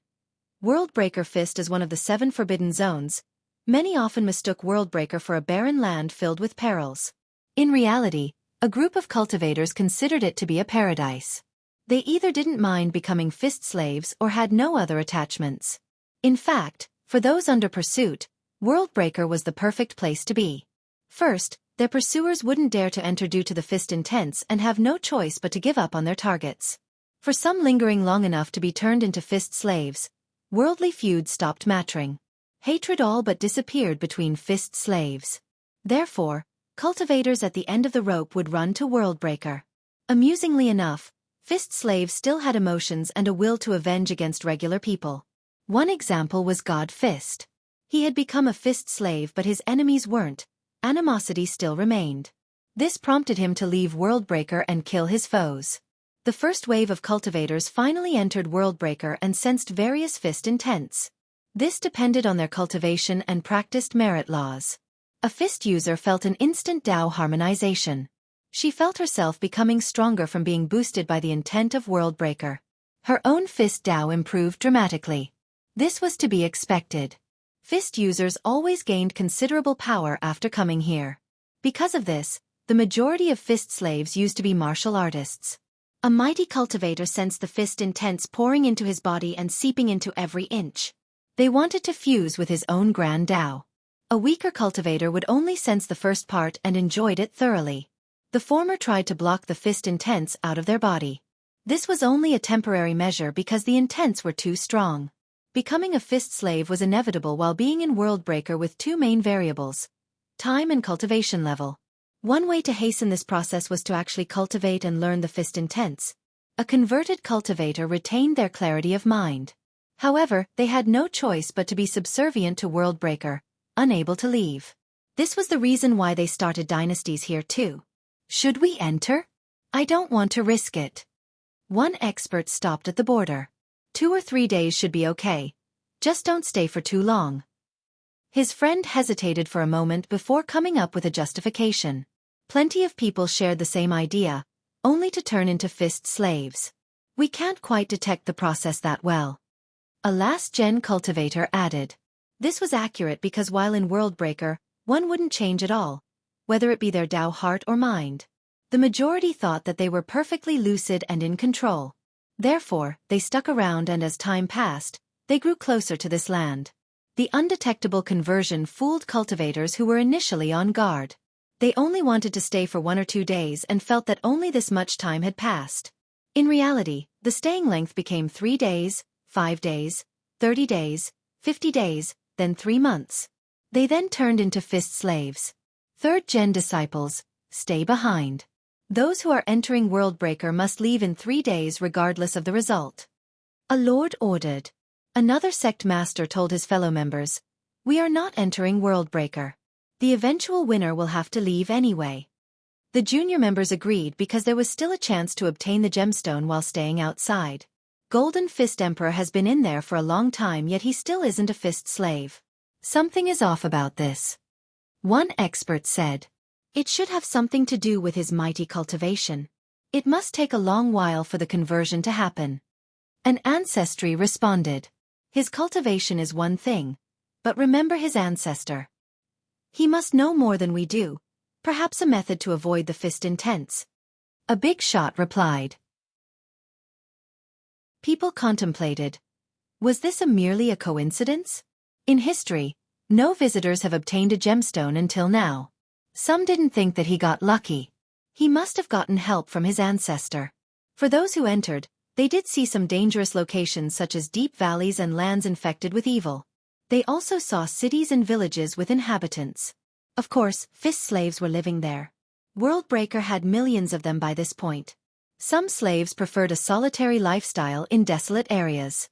Others picked populated areas, while famous characters even started their own sect. Don't get close to the fist slaves. The intents are stronger there, and if Worldbreaker decides that you're an enemy, all of them will attack.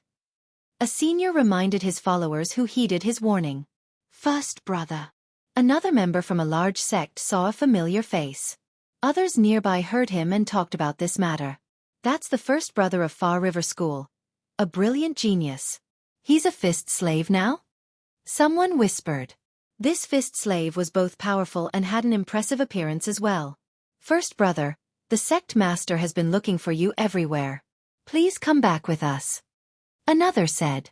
The slave shook his head and said, I am a part of Divine Fist Dynasty now and have nothing to do with Far River. Go back. This isn't the place to be. His friends exchanged glances and could see that their first brother was still sound of mind. Unfortunately, he was now a fist slave. Chapter 4658. Fist slaves becoming fist slaves wasn't a new development. Previously, even ancient ancestors have turned into slaves and severed all ties with their sect. Master. An ancestor came across his master who has been missing for more than 10,000 years. Do not stay here, leave. His master glanced at him and said calmly, Master. Tears streamed out of the cultivator's eyes despite being an ancestor at this point. His master left without taking another glance at him. That was Auspicious Monarch, a rather renowned cultivator who made his sect prosper alone. Everyone thought that he was dead. An expert recognized the master. Who is that? On another side, someone saw a man pulsing brightly with various images. He stood on top of a city wall, looking unbeatable. Desolate God Monarch from True Immortal, a great genius back then. People became emotional after seeing him. Is he really strong? A youth has never heard of this title before. Alas, this fist slave looked special and awe-inspiring. Strong isn't enough to describe him. A clan ancestor murmured. He was the most likely to become a Dao Lord just like the current young emperor. I can't believe it. This made people take a deep breath. The youths haven't heard of Desolate God Monarch before, but they all knew True Immortal Young Emperor. If these two beings were relatively equal, then the successful conversion was rather frightening. Sacred Ancestor. An ancestor from a time-worn sect saw his ancestor and couldn't believe it. According to the records, this particular being had passed away long ago, but here he was now. He was an extraordinary ancient ancestor, an unsurpassable being respected by the descendants. They were disappointed to see him here. Worldbreaker is unfathomable. It has so many unbeatable cultivators. Newcomers gained a better insight into this region. They had heard rumors before, but visiting left them speechless. This is why it can withstand expeditions from even Dao Lords. A big shot said. Others agreed because wondrous Dao Lords had attacked this place before, but none took it down. This was a testament to its power. One expert stared at a city with numerous buildings and then commented, "The greatest sect in the world isn't true immortal or 3,000 Dao. It has to be Worldbreaker, no, Divine Fist Dynasty." Close enough. The big shot nodded. 8-step Dragon Dao Lord had such an impressive legion and attacked the dynasty. He still couldn't destroy it. Listeners became intimidated. Nonetheless, it was fortunate for the world that Fist slaves couldn't leave Worldbreaker. Otherwise, the consequences might be unimaginable. Remember, we have 3 days, not a second longer. The seniors from various sects became nervous after seeing the mighty Fist slaves. It seemed like that regardless of one's cultivation, the danger was ever present. Alas, the gemstone was too tempting. Everyone wanted to be the first to find Golden Fist Emperor. Most believed that he was grievously wounded after fighting the power of Worldbreaker. He might even be on the verge of death and was hiding in a cave somewhere. This meant that the first group to find him might be the one obtaining the gemstone. This possibility warranted the risks. Boom! Something suddenly illuminated the sky. It resembled a massive galaxy approaching from the horizon. This galaxy had Dao runes in the shape of water bubbles. Their glow instilled awe and fear into the spectators. This was clearly a top cultivator traveling through numerous dimensions to reach Worldbreaker. Regular cultivators didn't know who it was, but last-gen experts were familiar. Tyrant Monarch is here. One of them said. The galaxy entered deeper into Worldbreaker before disappearing from sight. One of 3,000 Dao's 6 monarchs. Another commented. Boom! Another overbearing force also entered Worldbreaker's deeper region. Skybreak Monarch. A big shot recognized the aura. So 2 heavenly monarchs from 3,000 Dao are here. The crowd became emotional. It's awfully rare for 2 monarchs to show up together. A knowledgeable cultivator said. The 6 monarchs from 3,000 Dao were supreme existences who were either busy with cultivation or deep in slumber. Not to mention outsiders, even members of the sect rarely saw one, let alone 2 together. This displayed 3,000 Dao's resolve in obtaining the gemstone. Chapter 4659, Celestial Spider God. Will all 6 show up? An expert speculated while staring in the direction of the 2 monarchs. Maybe even Dao Sanqian will come. A big shot gazed at the horizon and took a deep breath. It's possible, this gemstone might exceed even the elusive paragon weapons. One ancestor had a serious expression. Whoever gets it will wield a frightening power. It's enough to tempt figures like Dao Sanqian. Others agreed with this comment. This was akin to the appearance of a new Dao Lord. However, this was much more predictable, unlike the sudden rise of the new owner of the gemstone. All of 8 Desolaces would start changing. Would top masters such as Dao Sanqian be able to stop it? The uncertainties forced them to take action. Boom! Another explosion caused the sky to turn dark and shook violently. Everyone looked up and saw a massive figure. This was the reason why the sky turned dark. What in the world? One cultivator took a deep breath. Even an expert became afraid, a great demon cultivator. Wait, it looks wild. They saw a gigantic spider above. Its round stomach was as big as 1,000 mountains piled on top of each other, looking like a star. Its 8 legs resembled mountain ranges with hair as sharp as spears with terrifying glimmers. Such a ferocious spider should be a nauseating sight. However, its eyes and body spots looked like expensive diamonds. It exuded a divine aura instead of poisonous miasma. Therefore, despite its appearance, it looked rather holy. This is not a monster. It is one of the 3 saints, Celestial Spider God. An Eastern cultivator gasped. One of the 3 saints? Most have heard of them before. Yes, they support 5 Sun King. The Eastern expert solemnly said. Incredible, this event will be something else. A big shot murmured. This spider was one of the 3 strongest ancient ancestors under 5 Sun King, serving as his Dao protector. It was from an ancient clan, not Five Sun School. These supporters wanted Five Sun King to become the next Tao Lord. The three saints played a large part in his success in the East. This culminated in him becoming one of the five conquerors. It came from Celestial Spider Ravine. In the distant past, this sect was rather insignificant. However, during the Great Calamity, something fell down the ravine and empowered the land. Subsequently, the sect prospered and became a great power. After many more eras, their foundation and resources reached the right level for them to claim to be the strongest demon sect in the East. Their spider god was absolutely as strong as the 6 heavenly monarchs of 3,000 Tao. Thanks to this, Five Sun King became competitive. It looks like Five Sun King must have the gemstone as well. A big shot from the East said, "I'm sure all 5 conquerors will want it. This might be the key to the throne." One ancestor commented, "This is the prelude to the actual competition. We'll finally see all 5 try their best." Despair surfaced in everyone's mind after seeing the spider god. Numerous invincible masters have arrived, so their chance of winning was virtually zero. They hoped that they would be the first to find the emperor, seize the gemstone, then sneak away unnoticed. Clank! It didn't take long before another large legion appeared after a loud bell, looking rather majestic. Lion's Roar is here too. A big shot saw the banners and became startled. They haven't participated in any worldly matters for a long time now. Don't tell me. Even the Supreme Monarch will come? An ancestor became emotional. Her Majesty is coming? Everyone had a look of respect on their face. Even characters of Dao Sanqian couldn't earn the entire world's respect. They were one level beneath the great monarch. Wait a minute, look at the banners in the back. That's the emblem of the pure sun. After a while, an Eastern expert noticed something. The pure sun? The crowd couldn't believe it. No way, the pure sun has been reclusive for eras now. Their members no longer walk the world. Another disagreed. But that is indeed their emblem. An Eastern ancestor confirmed. None can resist the power of the gemstone. An expert said, "Look further back. That banner belongs to Golden City." Someone else shouted, "Golden City too?" Another reclusive power.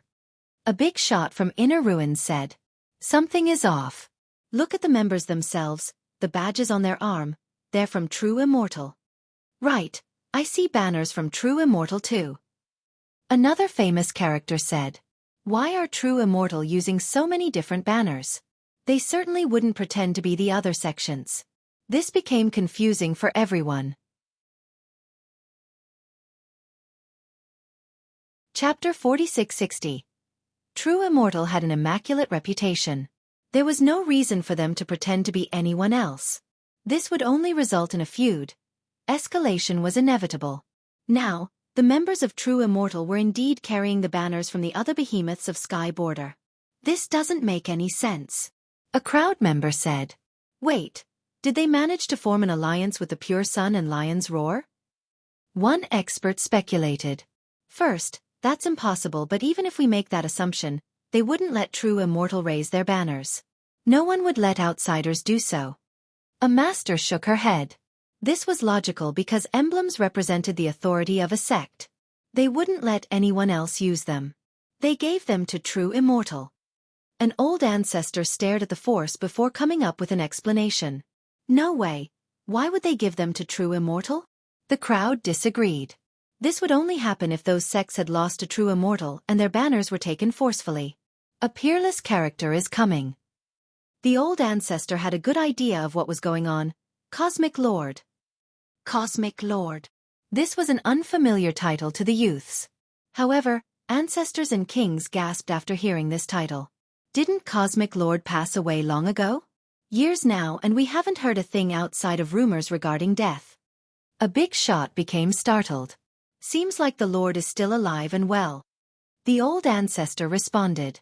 "This is a mighty ancient ancestor?" One youth asked. "Even an ancient ancestor can't use those banners from other sections." A peer interjected. "Those sects gave their banners to Cosmic Lord." The old ancestor explained. The conversation came to a halt because a carriage appeared among the forces, pulled by a massive flood dragon. It had golden claws and looked like a true dragon. Its draconic aura was rather intimidating and forced other creatures back into their caves. What a dragon! Looks just like a true dragon. One youth became startled. It's a flood dragon with a true bloodline. A knowledgeable big shot added. How extravagant. Another expert took a deep breath. This flood dragon would be considered a guardian beast for any power. Alas, it was being used to pull a carriage right now. Few could afford this luxury. That's Cosmic Lord for you, not a Tao Lord yet above one. The old ancestor murmured. Not a Tao Lord yet above one? The others repeated. This line could only be said about a few beings in history. Eventually, everyone could see the carriage clearly after the huge flood dragon passed through. The accompanying radiance made it difficult for them to keep their eyes open.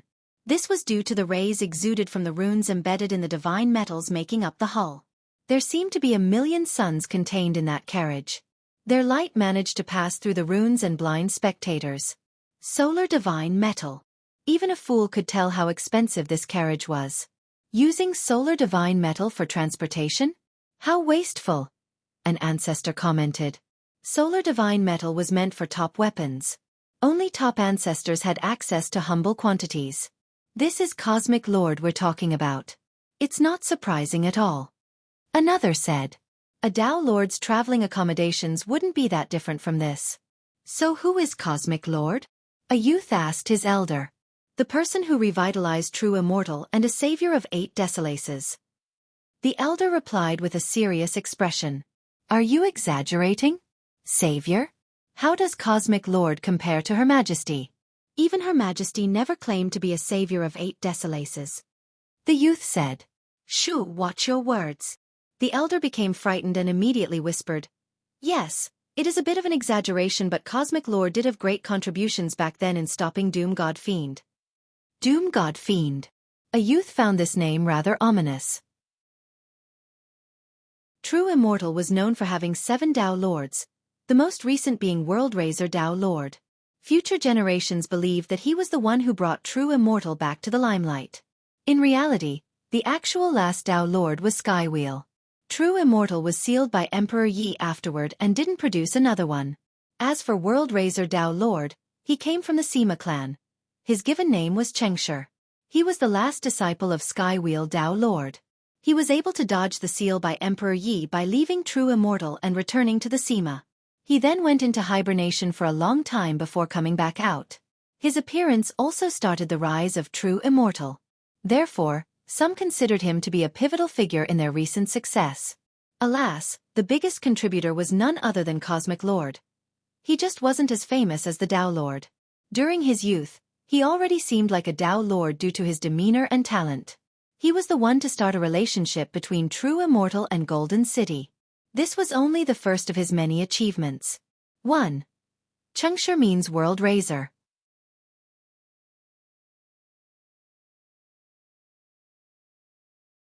Chapter 4661. Doom God Fiend Cosmic Lord eventually acted as the alliance leader of Sky Border. His exploits included numerous battles with peerless figures. However, the most notable achievement in his life was rallying numerous sects to take down Doom God Fiend. In that particular period, a bottomless abyss known as Doom gave birth to an invincible God Fiend. He left nothing but cries of anguish and carnage in his path. Even behemoths couldn't escape this fate. Lion's Roar, Divine Dragon, Pure Sun, and many others suffered from attacks. They had a hard time dealing with the constant ambushes. The strongest lineage of that period, Peacock Forest, was taken down. This was a Treant lineage started by a Treant Tao Lord. Tree ancestors were also around. It also had a new one during its last generation. Keep in mind that tree ancestors were comparable to Tao Lords or even greater. Therefore, Peacock Forest was not far off from its golden age. The land had numerous sky-blotting trees. Its ancestors have embedded immense resources and foundations into the earth. Unfortunately, it fell to the continuous onslaught from Doom. All of the trees were uprooted, including their tree ancestor. Its destruction shocked and instilled fear into the world. Doom didn't stop there. One top master fell after another from the behemoths. For example, the son of Myriad-Eye Tao Lord, Golden Dragon Tyrant, died in battle. Lion's Roar lost its 6th Lion Monarch. Pure Sun lost a Sword God. The inhabitants of Sky Border lived in constant fear. Many sects prepared for the worst, ready to abandon their ancestral land in order to survive. Just in the nick of time, the reclusive True Immortal under the leadership of Cosmic Lord suddenly appeared out of nowhere and gave Doom a taste of his own medicine. Since they had been recovering from many eras, True Immortal became as mighty as ever, looking like the #1 lineage to replace the fallen Peacock Forest. Unfortunately, their revitalized forces still couldn't stop Doom, only managing to delay his bloody conquest. Cosmic Lord then traveled far and wide to negotiate with the other behemoths. They formed an alliance to take down Doom, not holding anything back. Ancestors worked together for clever battle strategies, eventually seizing the upper hand. Doom suffered injuries in each battle and was forced back to the abyss. Eventually, Cosmic Lord and other unbeatable ancient ancestors launched several offensives, culminating in one final blow from Cosmic Lord to crucify Doom at his birthplace. Henceforth, Cosmic Lord became world-renowned. The decisive victory gave him his title, a lord over all things. People grew to forget his actual name afterward. Moreover, True Immortal became active once more and was recognized by the other behemoths. That ended the imposed containment, and Cosmic Lord was recognized for his contributions. He was the sole person who managed to unite the world and influence the other behemoths. Because of this, they all gave him banners with their emblems engraved since they viewed him as the coalition's leader. As time passed, he gradually showed up less and less before disappearing altogether. Future generations assumed his death. None expected Cosmic Lord and his banners to show up once more. This glory and honor belonged to him alone. "How glorious," one youth said. "Are the behemoths teaming up again?" An expert speculated. A big shot nodded. Others might not have the ability to form this alliance, but Cosmic Lord is qualified. None disagreed due to the historical precedents. Discussions propped up everywhere regarding his appearance. Some felt like giving up because an alliance between these behemoths meant that the competition was over for everyone else. Amidst all of this, Li Qie entered Worldbreaker with the Taoist and Jian Ming. These fist intense. Jian Ming became nervous as a result. "Since when are you so scared of death? Your balls probably grew smaller after marrying. Not wanting to die since you have a beauty waiting for you at home. The old sayings are right. A beauty's smile leads to a hero's demise. Of course, you're more of a dog than a hero, but it still applies here," the Taoist said with disdain. "As if you're not afraid of death.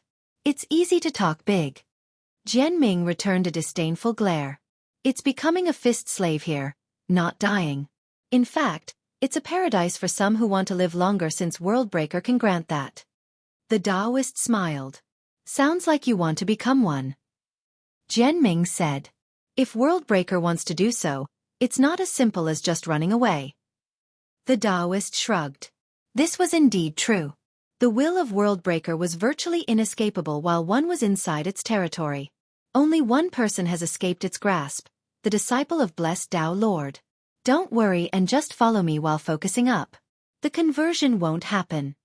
Li Qie smiled. This made the two heave a sigh of relief. It would be a lie to claim fearlessness while treading these lands. The trio traveled across Worldbreaker. Once they saw a lake, Li Qie suddenly stopped. Chapter 4662. Old Man. An old man could be seen on a boat anchored in the middle of the lake, fishing. Both his hat and robe were made of straws. Jian Ming and the Taoist found this rather strange. Who would be fishing in Worldbreaker? Cultivators who wanted to broaden their horizons or seek treasures would always be in a rush, crossing through at top speed. Time was of the essence.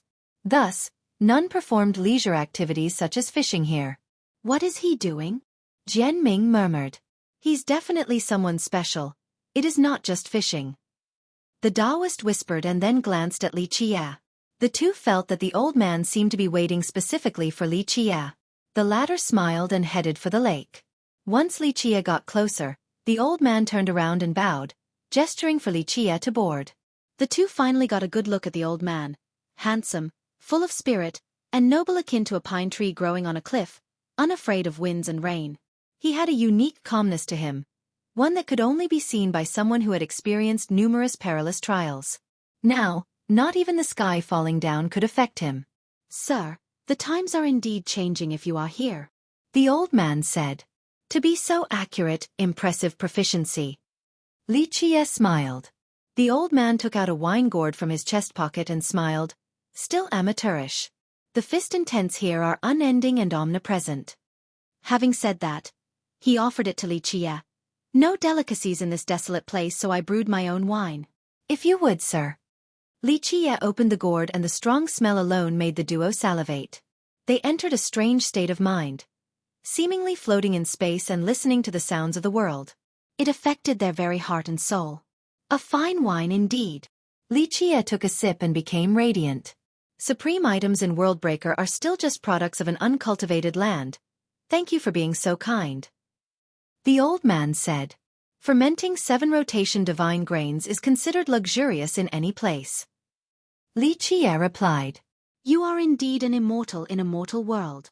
The old man became sentimental, knowing it all after just one sip. Li Qie drank again while the duo swallowed their saliva repeatedly, not daring to ask Li Qie to share.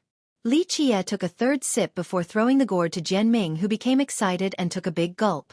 Brat, you're drinking too fast, save me some. The Taoist became anxious since Jianming kept on drinking. Jianming drank several mouthfuls and begrudgingly tossed it to the Taoist. Did you wait here just to offer me a drink? Li Qie ignored the two of them and asked the old man. This humble wine can't please your sophisticated palate. I only wish to ask you a few questions, sir. The old man shook his head. I might not be able to answer. Li Qie said. Everyone has their own Tao and path. A guide can only give guidance, not do the walking itself. Right. The old man nodded. Have you thought about returning? Li Qie asked. Returning. The old man gazed into the horizon, the world outside of Worldbreaker where the events and emotions of life never stopped even for a second. He became emotional for only a brief moment before calming down. A cacophony of noises that will only distract after a long stay. The old man smiled. That's how it is. Li Qie smiled. The mortal coil adds constant distractions and things to worry about. Enter it and be as unyielding as a boulder in the river, unmoving against the current. Elaborate. The old man said. The boulder is a mere passerby, only here to observe the ephemeral fundamentals. The current serves as a polishing tool for the heart, allowing one to eventually become a devil or an immortal. Li Qie said. I see. The old man carefully pondered and applied it to his own Tao. I have experienced the warmth and coldness of the world. He eventually commented. Then did you find what you are seeking? Li Qie smiled. That's what I wish to ask you. The old man said. I have no solution for you then.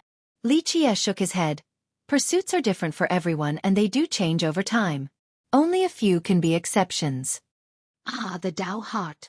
The old man understood. Indeed. Li Qie nodded. If it's the vicinity, then I have no pursuit. The old man looked around. The only tethering you here is your longevity Tao, nothing else. Li Qie said. You're right, sir. The old man agreed. He paused for a moment and then inquired, why do we exist? For others or for the Tao? You tell me. Li Qie stared at him. I do not know. The old man shook his head. I've thought about it before and the answers were both. The Tao will always be the Tao. The inhabitants do not matter. If there is no one in the world, it will still be the same. This is why people say that the Tao is emotionless. Li Qie said. What about people? The old man absorbed the statement before asking again. Harder to answer. Do you live for the sake of everyone or just several, perhaps a single person? Li Qie chuckled. How many give a damn about the sake of the world? The old man said, as for several. For a Tao walker, the former is the better choice. It is only a speculable number. The rules are lax and profundities can be reached easier. Li Qie said. However, the case of the latter might have a greater result. But it can also end in failure. The old man said. Li Qie nodded in agreement. Yes, one's Tao might fail if it's for a single person. It starts with one and ends with one. Your Tao heart needs to be indomitable, or both Tao hearts while heading for the same place. If this only applies to one side, it often ends tragically. The old man pondered in silence. This path is arduous yet beautiful and might result in something wondrous. Li Qie smiled. However, because the Tao is endless, unexpected changes are inevitable. Is it possible? The old man asked. Li Qie stared at the horizon and said, two hearts at once and walking together for eternity? It doesn't exist. That would be something so beautiful enough to make immortals envious. The envy of immortals. The old man murmured. Chapter 46-63. The mortal Tao. The heavenly Tao is eternal while the mortal Tao is boundless. Li Qie gazed at the horizon and said. The old man repeated the phrase before asking, is your pursuit considered the mortal Tao, sir? I search for neither the heavenly or the mortal Tao, only the truth.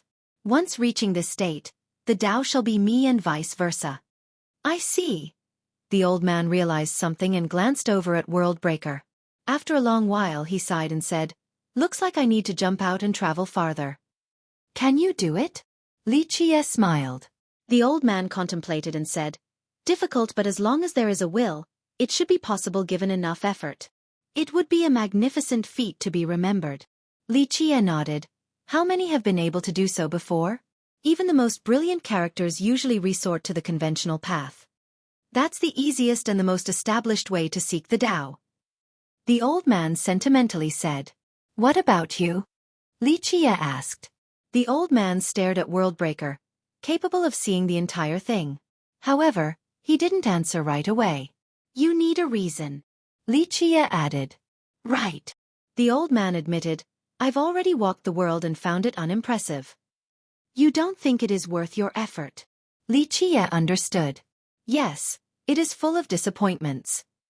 The old man nodded and paused for a moment before asking, I've heard that there is another sky above 8 decimalaces, an entirely different world. May I ask your opinion on it? Li Qie looked up and smiled.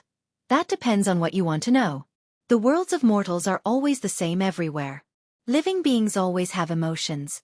They love deeply and hate just as much. They also succumb to greed enough to kill. Yes, all are the same unless one strives to be different. Strive to be different. The old man's expression became brighter. These unique souls aren't special because of their birthplace. It matters not if it is 8 decimalaces or the sky above, or something even beyond. Li Qie added. I understand. To meet someone like that. His eyes became bright as well. It would be a blessing to meet and cultivate with such a person. The Tao chosen no longer matters in that case, whether it be a heavenly or immortal Tao. Li Qie said. I see. The old man murmured. With that, you yourself will become special as well. Li Qie stared at him and said. I can't disagree. The old man said. Li Qie smiled and stared at the lake. Meanwhile, Jian Ming and the Taoist exchanged glances. The conversation was foreign to them since they weren't at the right level. They were no fools and had ample knowledge. Nonetheless, they couldn't grasp the true meaning behind it. Sir, you said that you cultivate to search for the truth? The old man asked sincerely. Not quite. I do not seek everlastingness of the heavenly Tao or the boundless mortal Tao. It is my wish, so I carry it out. Rather simple, no? Li Qie shook his head. The old man listened attentively before smilingly wryly. I have yet to reach your unreachable level, sir. I was even more ordinary during my youth, seeking nothing but revenge. All beings were ordinary once. Li Qie said, no one is born an immortal in this world. Well said. The old man praised. If you wish to leave, you need to ask yourself first and find the reason why. Li Qie smiled. This required inner reflection, so the old man didn't answer right away. The water was calm and no fish was biting. He pondered meticulously before answering. My initial reason for cultivation was to grow stronger to carry out my responsibilities. After a certain event, my wish was to grow stronger for the sake of vengeance. He paused and became sentimental. The years passed by in a hurry and now, all the feud and hatred are gone. That's why it's hard for me to answer your question. You require a goal and an indomitable Tao heart. Your answer is not about the living beings, not the high heaven, and not the grand Tao. You seek the other shore, one that is your own and one that can save you. Li Qie commented. The old man fell into rumination after hearing this. After a long while, he regained his wits and bowed deeply. Your teachings here are more valuable than a lifetime of cultivation. I have been enlightened. Lichie smiled and accepted his grand gesture. When will you be going on your way, sir? The old man asked. I'm not sure. There isn't a definite date. If you wish to travel, prepare sufficiently first. Lichie said. I understand. The old man said, I will keep your guidance to heart. If you ever need my service, just say the word. We're out of wine, it's time for me to leave then. Lichie said with a smile and then got up. The old man hurriedly got up and kept his head lowered to show respect. Once they were out of the lake, Jianming said, He's a fist slave. Initially, the duo found the old man strange since he spent his time so leisurely in Worldbreaker. Even the top masters didn't dare to do so, but the old man acted as if this was his home. As time went on, it became abundantly clear that he was a fist slave. The intense here no longer affected him. Yes, and an extremely strong one at that, capable of sweeping through the world. The Taoist said. Few in 8 Desolaces are stronger than him. The 6 heavenly monarchs or whatever. Not even comparable. Lichie chuckled. He's that strong? What about Dao Sanqian? Jianming asked. I haven't met Dao Sanqian, but I'm sure that he's stronger. Lichie said. What the hell? Jianming didn't expect this answer. Who did we just meet? The legendary Golden Divine Fist? If that was him, then it's possible. The Taoist said. Yi Zuodao was a monstrous existence before becoming a fist slave, serving as the Lord of Golden City. After entering Worldbreaker, he started his own sect, something far harder compared to the outside world since starting a sect meant being able to oppose Divine Fist dynasty. Golden Divine Fist was able to do just that. Furthermore, there was concrete evidence of his power. 5 Sun Dao Lord led an expedition against Worldbreaker, but Golden Divine Fist alone stopped them at the entrance. Though he certainly had an advantage while being in Worldbreaker, this was still a testament of his power. Chapter 46-64. Divine Fist Dynasty. While everyone wanted to be the first to find Golden Fist Emperor, news came out from Worldbreaker. True Immortal Dao and the other behemoths are teaming up. The first to hear this couldn't keep it a secret. An alliance between the behemoths. They would be the strongest force in Sky Border. Both regular cultivators and ancestors gasped in response. The alliance included True Immortal, 3000 Dao, Divine Dragon Valley, and 5 Sun School. Sky Border had a total of 4 regions, each with a strongest lineage acting as its leader. Currently, 5 Sun School seemed to be replacing the Pure Sun as the leader of the East. Meanwhile, the other 3 lineages represented their own region. Therefore, the strongest lineages have come together with the exception of Lion's Roar. No one could hope to compete against them. Antagonizing this alliance could end with total annihilation in the blink of an eye. Why did they team up? They're competitors. An expert found this hard to believe. Right, their successor will fight each other to the death. This doesn't make any sense. A genius murmured. Everyone in Sky Border knew that a fight between the conquerors was inevitable. This wasn't a personal event either, since their sect would also join the fray. This war would only end with the appearance of a new Dao Lord. Cosmic Lord is the one taking charge. A knowledgeable expert revealed. Big shots were no longer surprised after hearing this title. Cosmic Lord's prestige didn't wane in the slightest, and neither did his wisdom. Only he can form an alliance between these lineages. A clan high elder commented. After all, he had done so before in the past. The alliance was even greater back then since it consisted of more powerful sects and races. It'll be a short-lived alliance. They'll fight each other again once the Dao Lord competition starts. A big shot said, nothing matters compared to winning this position. It looks like they're determined to not let anyone else obtain the gemstone. It must belong to one of them. A lord from an ancient sacred ground said. Wouldn't this effectively knock Firmament Mortal King out of the competition? She would be the first to lose. Another genius commented. Others agreed with this speculation as well. It's hopeless then. A royal lord became disappointed and decided to withdraw from Worldbreaker. He didn't feel suicidal today and preferred to watch instead. Nonetheless, some still didn't give up. They wanted to find the Emperor first for the gemstone, then quietly retreat, hoping that luck was on their side. Alas, this optimistic attitude didn't last long either. True Immortal found the Emperor. Another news traveled across the region. "It's really over then, we're leaving." One big shot heard this and ordered. This meant that the Emperor has been captured by the Alliance. Going against them was akin to throwing eggs at a boulder. Screw it, let's just go watch. Most competitors decided to stop trying. Boom! A bright beam shot into the sky from a mountain. Fist Intense erupted next. They started fighting. One spectator said, "Rumble." Next came numerous legions heading for the battlefield with fluttering banners. "Reinforcements are coming.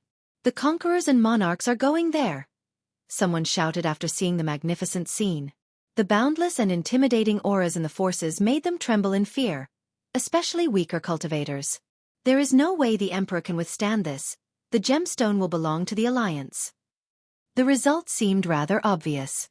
No one underestimated the Emperor. Nonetheless, he was facing brilliant geniuses and ancient ancestors. 2 fists couldn't block 4 punches. Defeat was inevitable. I wonder if he will resort to using the stone again, can he?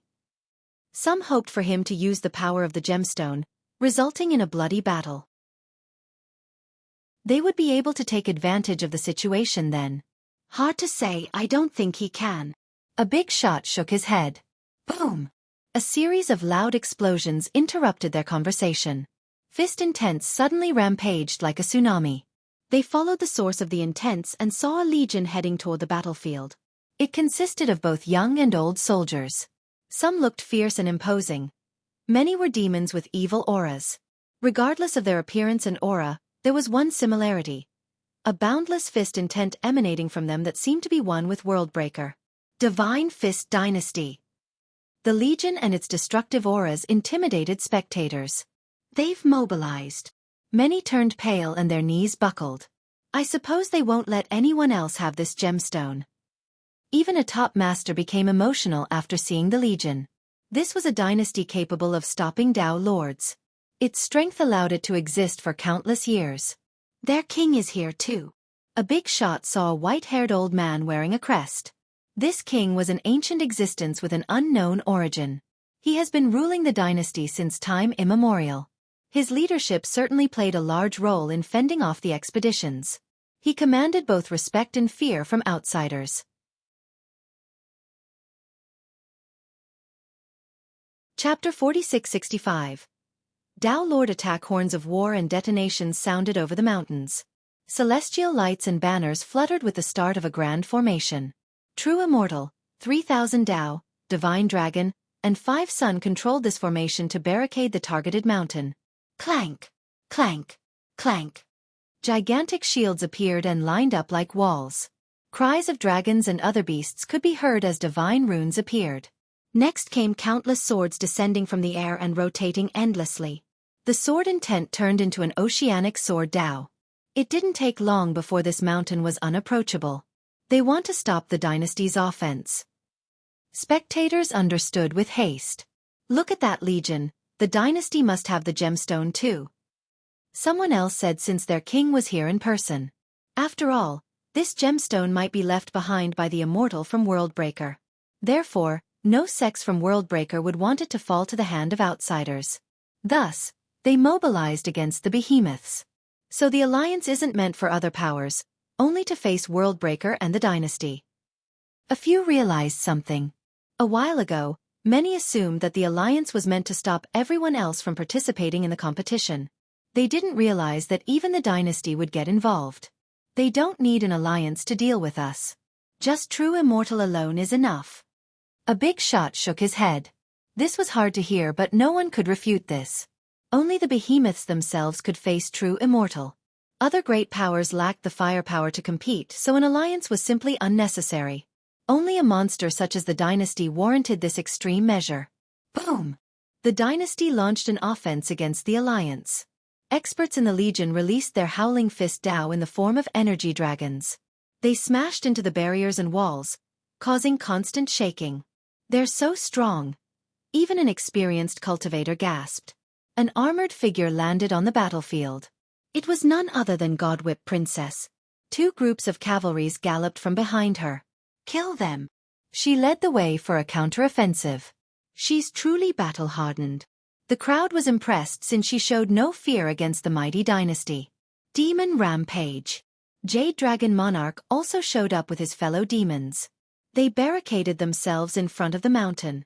On the ridge, Paramount Scion blew a war horn and summoned his sect members in preparation for the war. Brothers and sisters, sword formation. True Immortal Saintess also prepared a sword formation on the front line. A rain of swords poured down against the attackers. Rumble. The 2 mighty forces collided. The young geniuses from the Alliance didn't back down and had the style of capable generals. Each of them could lead an army effectively. They are truly superior to their peers. The behemoths know how to train. One ancestor commented. For many great powers, their best disciples' ceiling was God-whip Princess Group. This was a disparity between regular sects and the behemoths. The geniuses were fierce and capable, the same for their fellow sect members. Alas, they lacked years of training to deal with the dynasty. Thus, in just a short time, their forces were being pushed back. Try this! A shout resembling the roar of a dragon or the screech of a phoenix interrupted the battle. Boom! 8 majestic stallions appeared along with Tao Lord Laws. This was an attack of a Tao Lord, virtually unstoppable. Numerous fist slaves were sent flying. Their top combatants included. A Tao Lord attack already? Countless spectators were forced to the ground from the pressure despite maintaining a safe distance. Performing a Tao Lord attack required being recognized by the weapon itself. With that, the user would be able to use the weapon's true power. Some believe that such an attack was equivalent to 70 to 80% of an actual attack from the respective Tao Lord. It immediately stopped the march from the dynasty's soldiers. Sky Border itself shook violently. Big shots outside of Worldbreaker felt the power of the attack and trembled in fear. Who used a Tao Lord attack just now? An ancestor took a deep breath.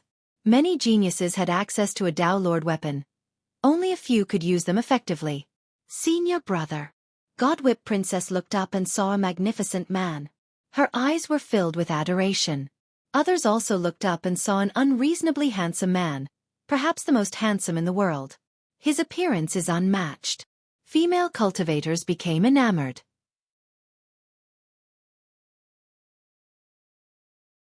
Chapter 4666. Shen Juntian. Just this man's appearance alone overshadowed everyone else. With regard to appearance and aura, the conquerors were all exceptional. Dragons among men. Alas, they definitely couldn't compare to Shen Juntian. If someone were to claim the young emperor to be the most handsome, it might spark a disagreement. Others might say that Five Sun King was more handsome or vice versa. In this case, none would refute Shen Juntian being the most handsome since this was a losing battle. He had a celestial glow and seemed to be standing in a separate dimension. He was a pure lotus born in the firmament, unstained by the mortal touch. A son of an immortal couldn't be better looking or nobler. In fact, the word noble would be considered as praise when used to describe others. However, to use it on him was belittling his actual status. Words failed to adequately picture him. He held a golden halberd exuding the power and light of a Tao Lord. Tao laws poured down like heavenly waterfalls. It also issued a pleasant ringing, seemingly accepting the youth as its user. This was a fully awakened Tao Lord weapon capable of unleashing its true power. Most geniuses couldn't reach this level of mastery when using a similar weapon.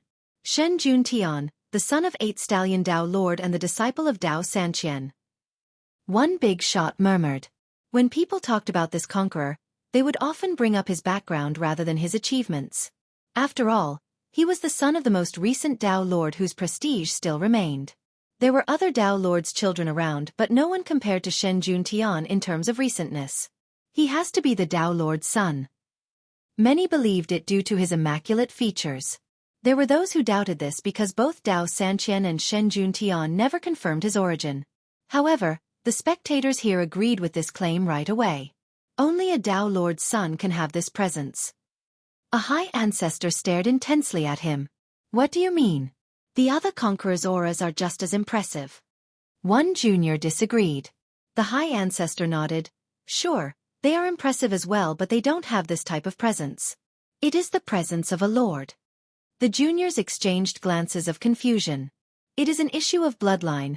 Only children of a Dao Lord will possess this special characteristic. Their bloodline is felt by the weapons. Look, Golden Halberd was 8 Stallion Dao Lord's weapon. It is so happy to be with Shen Juntian. That says it all. The High Ancestor explained. People paid more attention to the weapon and agreed. Outside of the Dao Lord himself, perhaps the weapon liked his children the most due to their bloodline. Shen Juntian. Girls started screaming. I want to have your baby. A girl shouted a bold statement while blushing. Me too. Another joined in. Their enthusiasm shocked the crowd. Of course, even proud women such as Godwhip Princess had a crush on him. This was a testament to his attractiveness. Unfortunately, he didn't have time to care about these beauties. Boom! A big shot from the dynasty greeted him with a punch. Bring it! Shen Juntian let out a captivating smile and thrust his halberd forward, releasing its unstoppable aura. My life wasn't wasted. I got to see Shen Juntian. A female cultivator became crazy. This happened to many among the crowd. Some became dazed while staring at him. Divine Fist Dynasty, it's our turn. A thunderous voice shouted. Boom! A beam descended and forced back many of the capable fist slaves. Tyrant Monarch is starting. Someone commented. Boom! Another wave of attack halted the offense of many fist slaves. Skybreak Monarch. They recognized this combatant as well. A shield also showed up to stop numerous punches. It contained incredible divinity. Heaven Seal Ancient Ancestor is here too. Many disciples cheered for the Ancient Ancestor. Numerous top masters from the Alliance joined the battle. This boosted their forces enough to stop the onslaught. The king of the dynasty remained calm despite the appearance of these capable cultivators. He seemed confident in winning, not showing a sliver of anxiousness. Everything seemed to be going in accordance with his plan. Is this enough to stop the dynasty? Spectators enjoyed every second of this epic battle. The dynasty is unfathomable. One ancestor noted the king's demeanor and said, this was far from their full strength since it had plenty of invincible masters yet to join the fight. There was a reason why they managed to survive numerous expeditions from the Dao Lords. Meanwhile, Li Chie's group has made it to the base of the mountain, the opposite side of the main battlefield. Chapter 46-67. I'm here nonetheless. The guards from True Immortal still immediately stopped them. The Alliance is conducting official business. Leave. One of them shouted menacingly. They naturally recognized Li Chie, but True Immortal has never been afraid of anyone. Furthermore, they had 3 of the best possible allies. I didn't know Worldbreaker belongs to True Immortal. Jianming spoke on Li Chie's behalf. This pertains to our official business. Please leave.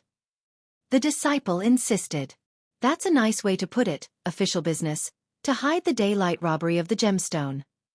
Jianming sneered. Ha ha ha. The Taoist joined in.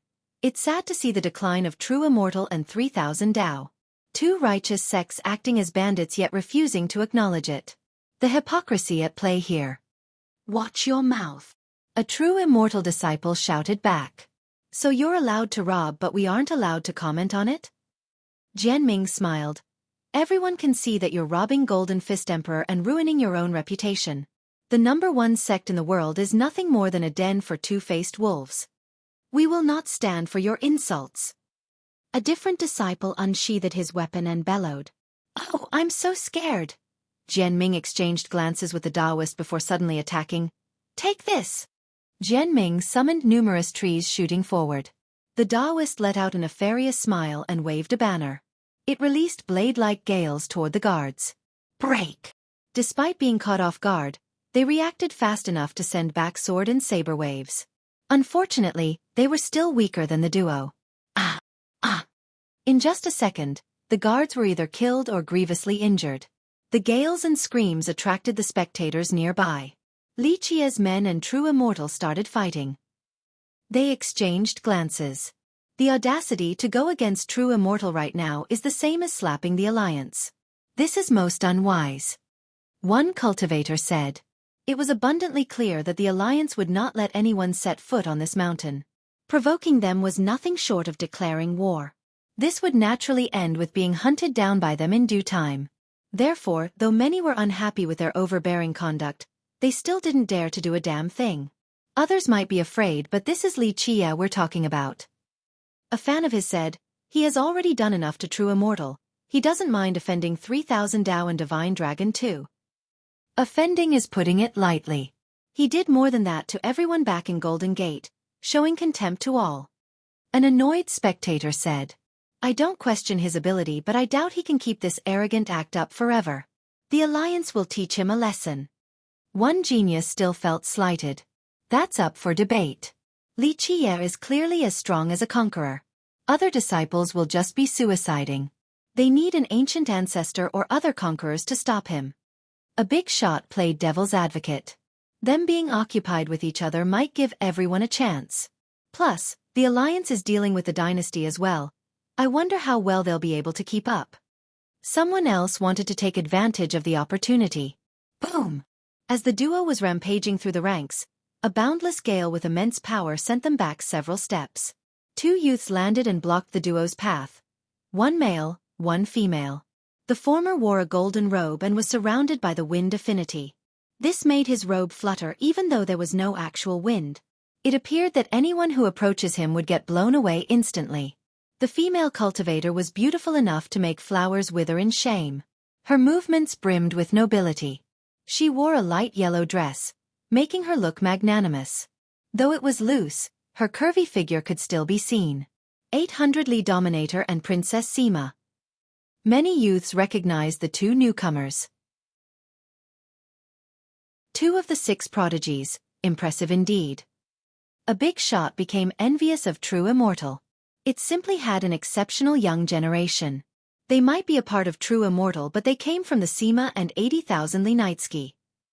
Someone else elaborated. These two powers were tributaries to True Immortal. Princess Sima's full name was Sima Hanshan.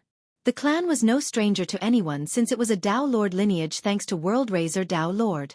Unfortunately, the Dao Lord died shortly after becoming one. This remained a mystery. 800 Li Dominator hailed from 80,000 Li Nightsky, also known as 80,000 Li Court.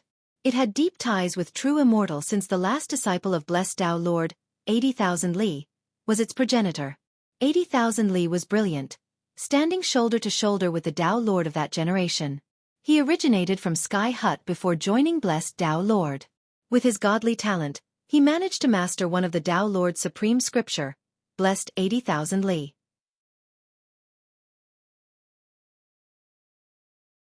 Chapter 4668. 800 Li Dominator. Putting their original background aside, both Princess Sima and 800 Li Dominator were willing to become a part of True Immortal. Therefore, it wasn't a problem for them to be part of the 6 prodigies.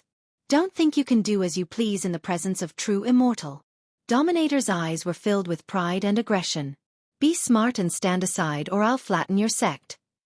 Li Qie said with a smile. He was merely the truth, but others didn't interpret it the same way. Not to mention the livid members of True Immortal. Listeners from a distance gasped in confusion. Flatten True Immortal? That's an audacious claim. One expert murmured. A youth thought that Li Qie was being too arrogant. There's a limit to bragging. None has done so in history outside of Emperor Yi. The Emperor didn't flatten True Immortal either. Another added. This will be his last day in this world. He's not leaving this place alive after saying something like this. A clan disciple added. Obviously, True Immortal has their young emperor and many ancient ancestors here, not to mention the invincible Cosmic Lord. A junior can't possibly contest this. A big shot agreed. On the other hand, an older fan of Li Qie gave him a thumbs up. Still the same domineering style, that's Li Qie for you. Both the geniuses had an ugly expression after hearing this. You are a dead man.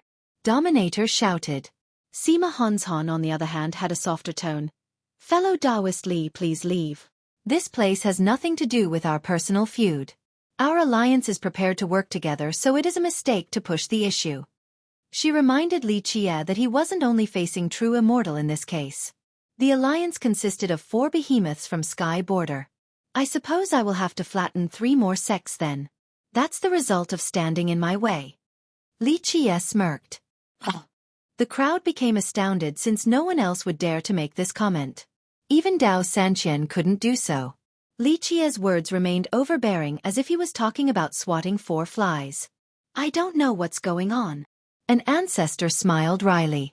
There is no place for him to go after offending this temporary alliance. No sect will dare to protect him. A high elder commented. Dominator's expression was as ugly as can be. The sheer contempt was impossible to tolerate. Let me see if you can back up your words then. He shouted. You alone.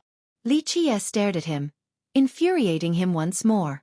He was one of the 6 prodigies of true immortal. His power and talent proved him worthy of his title. Being looked down upon was a new experience to him, causing him to tremble with rage. I alone am enough to kill you. He gritted his teeth, wanting to obliterate his arrogant foe. Fellow Taoist Li, if you insist on moving forward, I'm afraid I will have to participate, for it is my duty. Sima Hanshan added. She knew how he killed true immortal spirit and didn't dare to be careless. Come together, save me some time. Li Qiye waved his hand. Very well, arrogant brat. Eat this. The agitated dominator channeled his energy, resulting in a tornado spinning around him. Gales emanating from it blew trees away. Dust filled the air and blinded spectators. Blessed 80,000 li. Experts recognized the technique after seeing the gales. Cultivators 10,000 miles away were sent flying. Even those strong enough to maintain their stance felt sharp cuts everywhere on their face, seemingly flaying them. This was a technique created by Blessed Tao Lord and mastered by his final disciple. The latter went on to create 80,000 li court. As its successor, Dominator has grasped the essence of the supreme merit law. Therefore, the gales were rather unbearable. How does he compare to true immortal spirit? A spectator asked. The young emperor is the strongest among the 6. It's hard to say about the rest. Maybe Dominator will be stronger than true immortal spirit. Someone answered. I don't think he stands a chance since Li Qiye can borrow the fist intense here. A big shot said. Right, one man alone can't stop Li Qiye. Many agreed.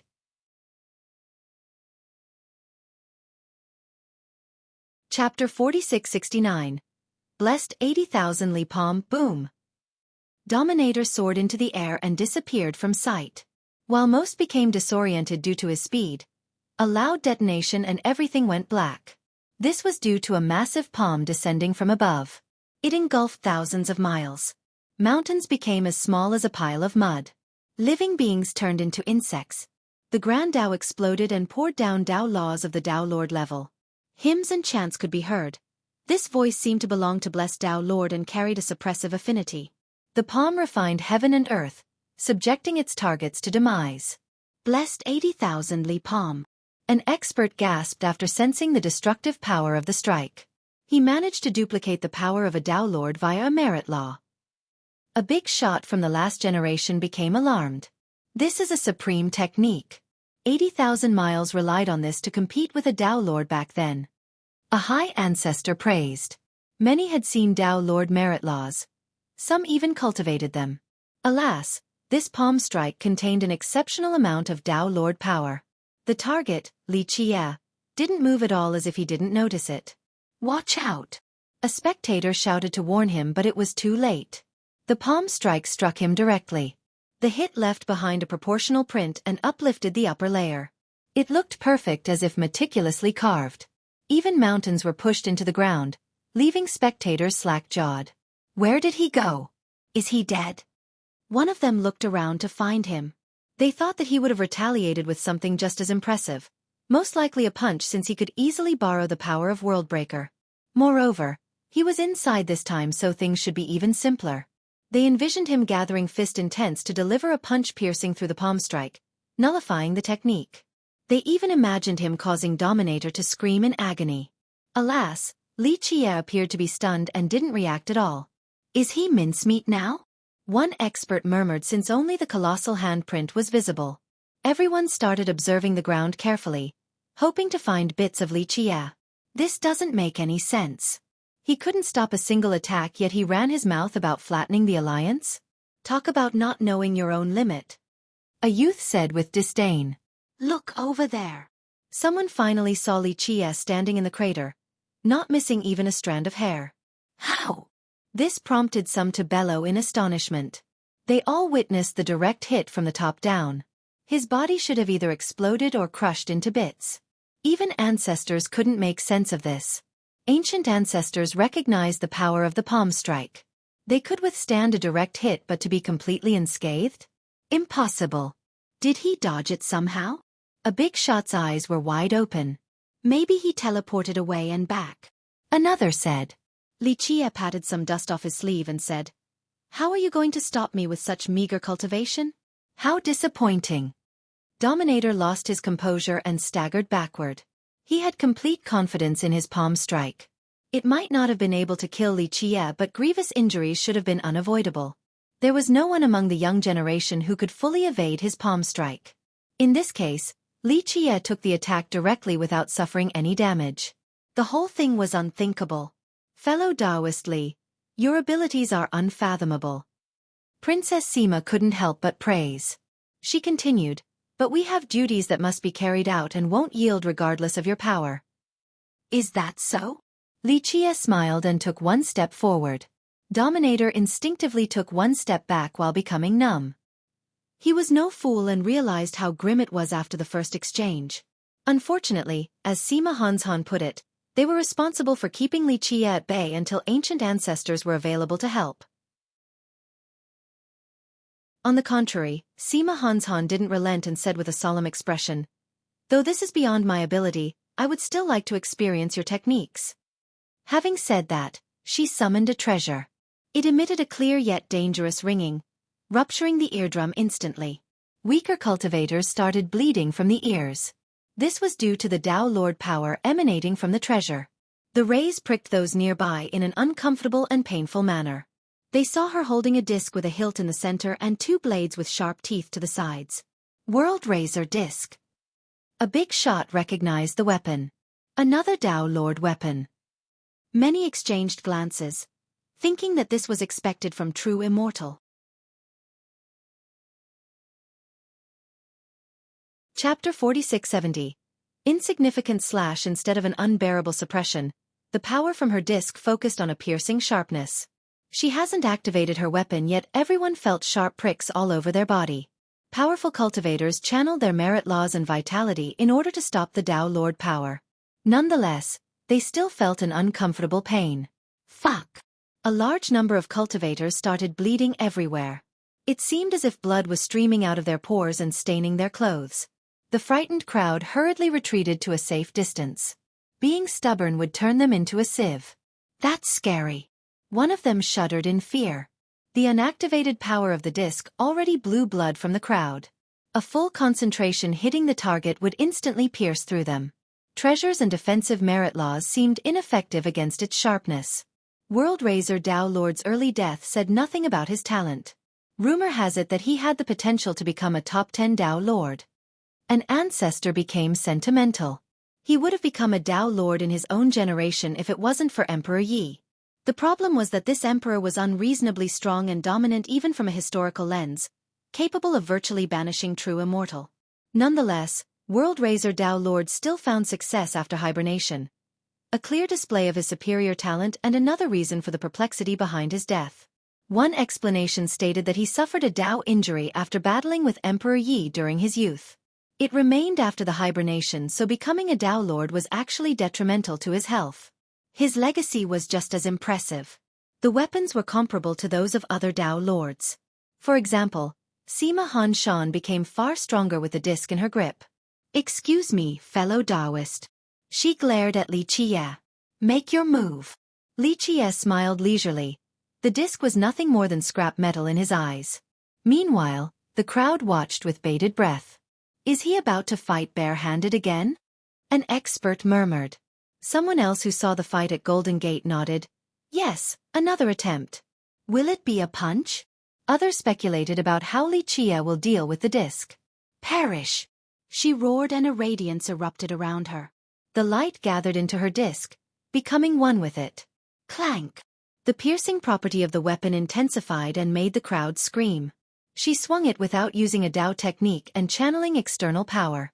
The physical swing alone cut the sky and left behind a bottomless gap on the ground, smooth and straight. Even the thickest and deepest layer of earth couldn't stop it. Ah! A genius who was overly confident was standing too close to the fight. He was instantly split into two halves without being able to react in time. Blood and internal organs were gathered into a pile in the center. As for the smarter crowd, they felt blood streaming down from their forehead. They were fortunate enough to avoid the youth's fate. After experiencing this, some ancestors knew that they would die to her attack without an appropriate weapon. They gained a new perspective on what should be defined as sharp. No Dao Lord power yet still fatal. A high ancestor took a deep breath. It's not a Dao Lord attack, but I can't criticize it at all. Another ancestor said. When the crowd regained its wits from the initial slash, the shockwaves and gales finally occurred due to the actual contact. This sent debris flying everywhere. They saw Li Chia gripping the blade of the disc with 2 fingers. This made their jaw hit the ground. Of course, many were prepared mentally to see this since it wasn't Li Chia's first time. He was absolutely the clear favorite in this fight because the battlefield was world breaker. Alas, he didn't borrow the fist intense at all and used 2 fingers instead as if he was playing with flowers. The sharpness of the disc didn't apply to him. His body seemed to be tougher than a weapon or treasure.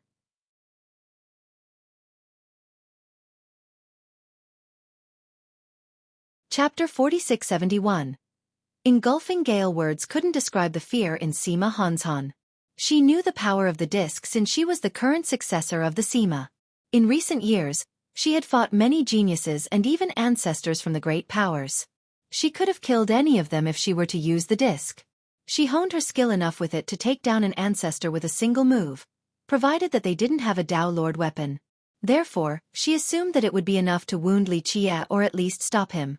Unfortunately, he easily stopped it with 2 fingers. She pondered in shock, eventually coming up with another being capable of doing this, Dao Sanqian. Alas, her perilous situation didn't permit her to think. Clank!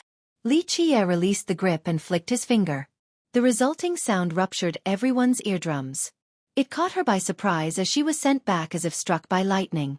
She nearly vomited a mouthful of blood but managed to control her churning vitality. Keep in mind that she practiced enough to stop a Dao Lord attack with the disc. It nearly became a part of her Dao, so this losing experience was new to her.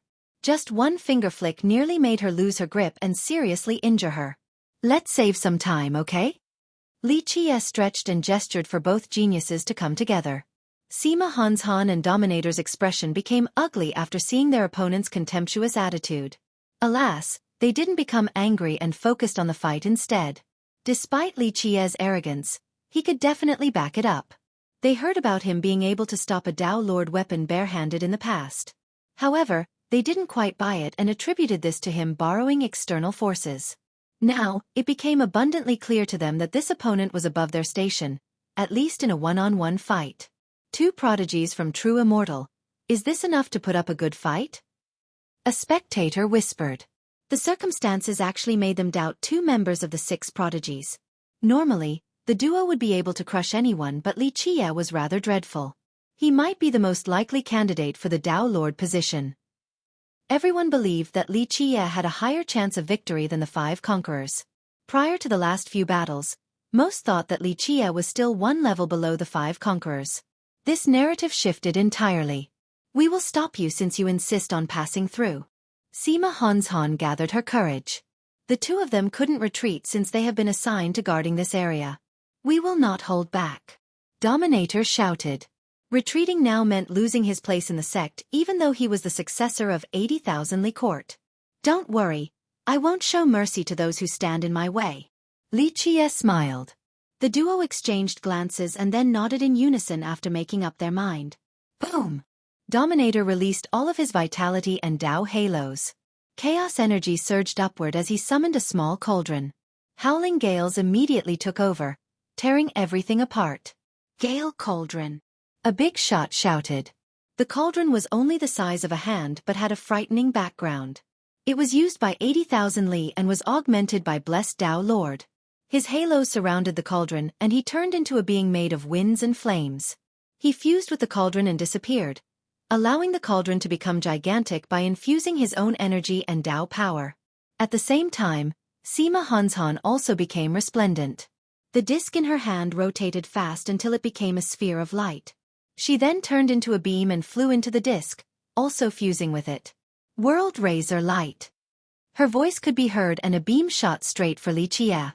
This was her strongest move, consisting of all of her power and vitality, resulting in a full-blown Tao Lord attack. The world seemed bleak in comparison to the intensity of the beam. It wasn't as frightening as Shen Juentian's Tao Lord attack.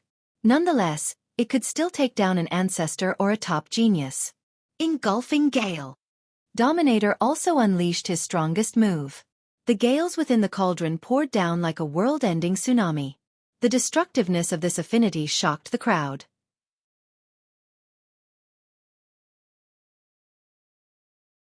Chapter 4672. Too weak to block a single move. Engulfing Gale and World Razor Light. Two ultimate moves changed the landscape of the region as they astounded spectators and soared toward Li Qie. Sima Hanzhan's move couldn't compare to Shen Juentian's Tao Lord attack. Nonetheless, it was enough to frighten everyone. The two moves fused together.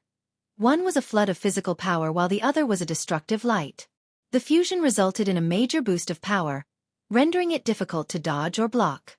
As they crossed through the air, all forms of terrain disintegrated. Even the fabrics of reality, including time, space, and the Tao, were damaged. Incredible! Many screamed because this was enough to slay ancestors using mighty weapons. There is no way he'll be fine after this. A high elder took a deep breath, thinking that it was enough to grievously injure or kill him. Everyone became interested to see how Li Qie would block this. Alas, the same scene repeated, him not moving an inch and prompting some spectators to loudly warn him. Boom! The fusion attack was a direct hit. Is he crazy? Someone thought that he was suicidal. Even a fool would try to dodge if blocking was impossible. Alas, Li Qie didn't bother at all. He has to lose some flesh this time. A big shot commented. Though they were extremely far away and using their heavenly gaze to watch, their body became sore all over from the impact. Once they calmed down, the result was the opposite of their imagination. He didn't scream or turned into ashes. Pieces of his flesh and bones didn't scatter on the ground.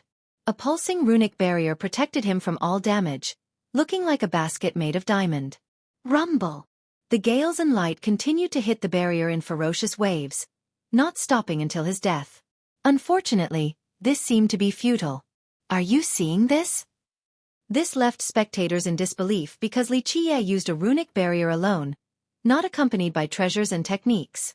The assault continued, leaving the region devastated. Nonetheless, the barrier remained standing as Li Qie started walking toward the duo. This was akin to a mortal withstanding the current of a waterfall and trying to climb upward. The two turned pale as a result since the attacks didn't slow down the opponent. This was inconceivable. Is he still human? One spectator felt his knees buckling. Die! Sima Hanzhan and Dominator mustered all of their strength and burned their true blood, raising the techniques to the limit. This still didn't stop Li Qie. In the next second, Li Qie appeared in front of Dominator and swung his hand down like an axe. Dominator commanded his cauldron to stop it at full power.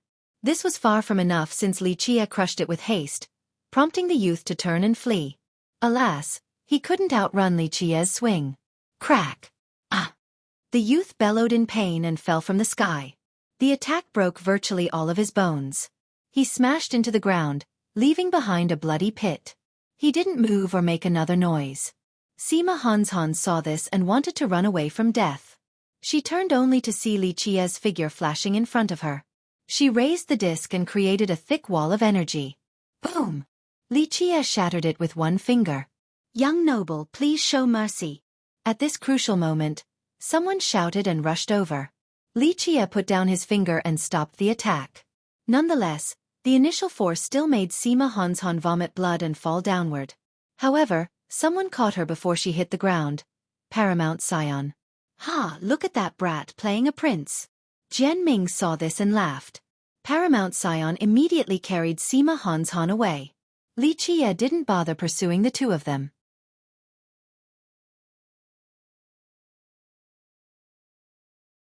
Chapter 4673. Fiercest. The battle ended with one prodigy dead, the other seriously wounded. Of course, the process was far more shocking than the result. Xueqi simply appeared unbeatable while dealing with these two, not resorting to any external forces. The victory happened in just a few seconds.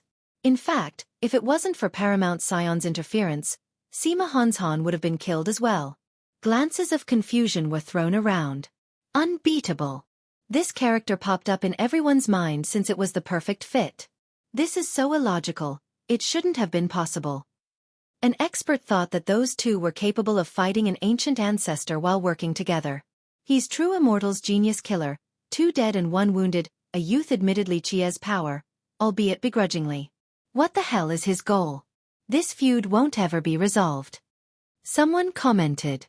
What if Xueqi kills true immortal young emperor too? That would spell the end of their young generation. They will have to give up the competition.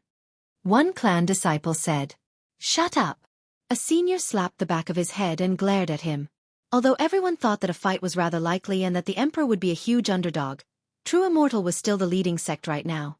Looking down on them wasn't wise.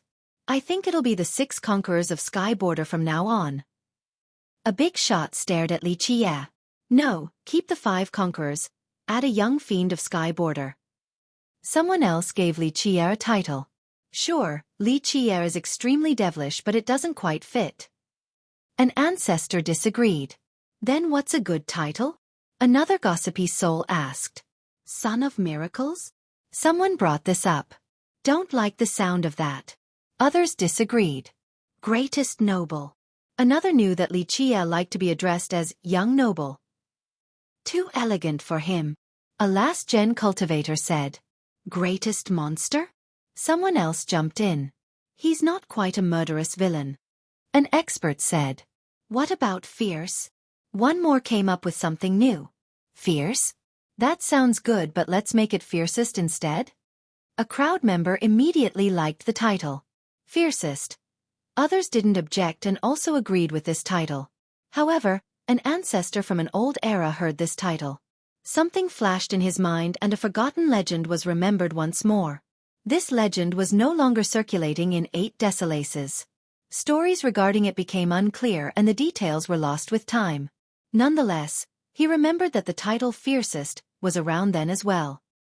He felt a chill coursing down his spine as a result. Xueqi smiled at the escaping duo and didn't stop them. He began climbing the mountain instead with the Taoist and Jian Ming right behind him. No one from True Immortal could stop their path while spectators became more invested in this event. The main fighting force from the Alliance, especially the ancient ancestors, are preoccupied with stopping the dynasty. This backline depends entirely on the young generation, so if Xueqi can get through, wouldn't he get the gemstone from the emperor? An elder speculated. The ancient ancestors were busy fighting with the masters of Divine Fist dynasty. There was no way they could get back in a short time. This is our chance too. Members of the great powers became eager since a path was being created in front of them. Prepare and wait patiently. We will make our move with lightning speed when the time is right. An ancestor secretly passed down this order. When Xueqi made it to the ridge, someone finally had the courage to block his path. This newcomer possessed an ancient and regal aura. Though he showed no sign of contempt or arrogance, he was born to be a leader. Others would view him as a king and over his orders due to his bloodline. Even the beasts and birds felt the same way. 5-Sun King. Many shouted his title. Those from the east had nothing but respect for him. Numerous female cultivators were his fans as well. Though he wasn't as handsome as Shen Juntian or as noble as true immortal young emperor, he resembled the rightful king of the mortal realm, a natural-born leader. We meet again, Dao brother. 5-Sun King stood there, brimming with innate divinity despite not activating his aura. Standing in my way? Xueqi smiled.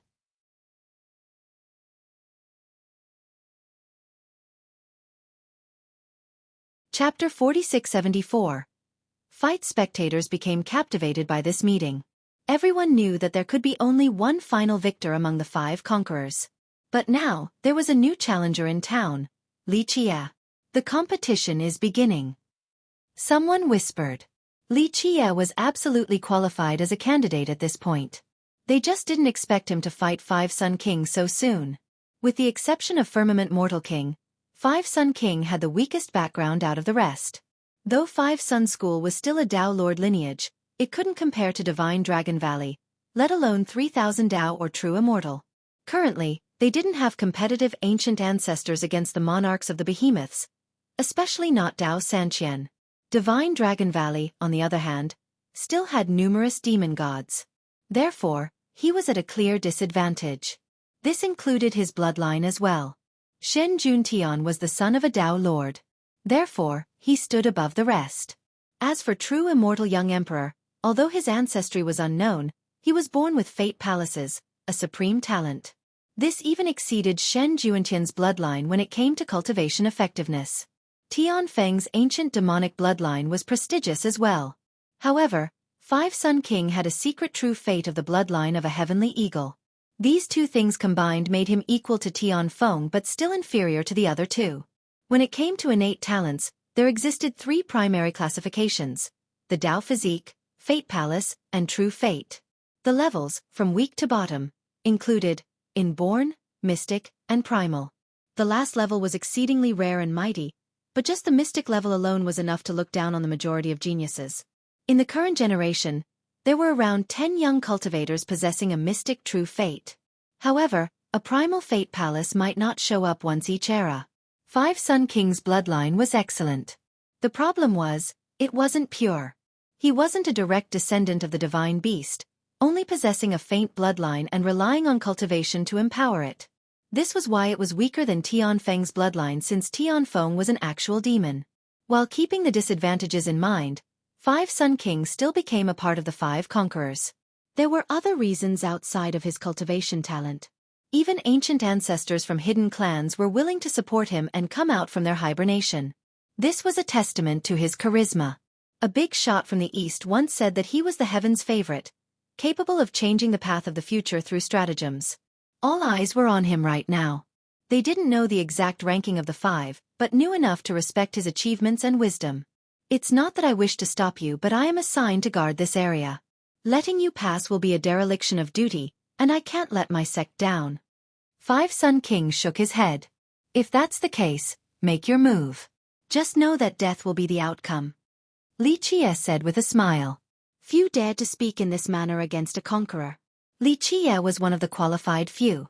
Excuse me then. Five Sun King took a deep breath. If I lose, it shows that I wasn't capable enough to stop you from passing. The crowd appreciated his politeness and humility. Everyone preferred the Tao Lords to be ladies and gentlemen. Start. Li Qie seemed nonchalant, but no one criticized him for being contemptuous any longer. They watched with bated breath. The fight for the Tao Lord position was beginning. Five Sun King didn't become angry even though his opponent wasn't taking him seriously. His expression became serious. Buzz. He took out his weapon, Bowl of the World. If he becomes a Tao Lord, will that be his patrimony weapon? Maybe even his paragon weapon? One spectator whispered. Chaos laws poured down from the bowl, each weighing 10,000 tons. The bowl seemed to be gestating in a mortal world. Good treasure. Li Qie praised. You're too kind. This is a blessing from the ancestors. They spent many years empowering for it to reach this level. Five Sun King said. Some believe that this bowl was created by Five Sun Tao Lord. This was actually false. He merely found a special stone existing way before his era. He then morphed it into a bowl, but it still wasn't a weapon yet. Five Sun School gestated and empowered the bowl for many eras using worldly energies. It finally became a usable weapon during Five Sun King's generation. Do you have a weapon, Tao brother? He asked Li Qie. Eyes turned toward Li Qie. They haven't seen him use a weapon previously, as if he didn't have one at all. My hands will do. Li Qie raised his hands and smiled. But if you think this is insulting, I can take out a weapon. Others exchanged glances. The Tao Lord competition was fierce and merciless. Geniuses would immediately use their best weapons, unlike Li Qie. Five Sun King stared at him for a moment before replying. Do as you please, Tao brother. My shallow cultivation is not worthy of you using a weapon. The crowd preferred his humility over Li Qie's arrogance.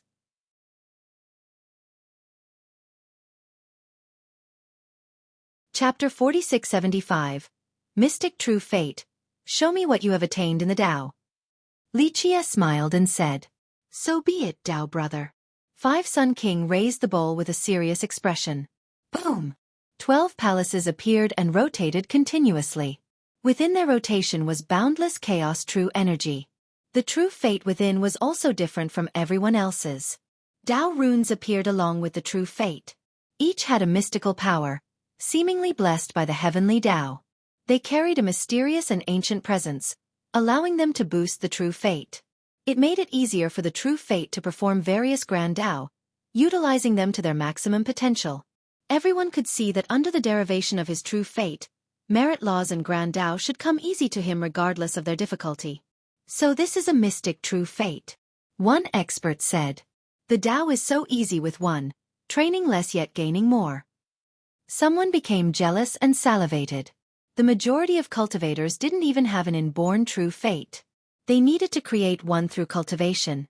Those with an inborn one were lucky since they could cultivate any merit law at whichever cultivation realm. This included Tao Lord ones.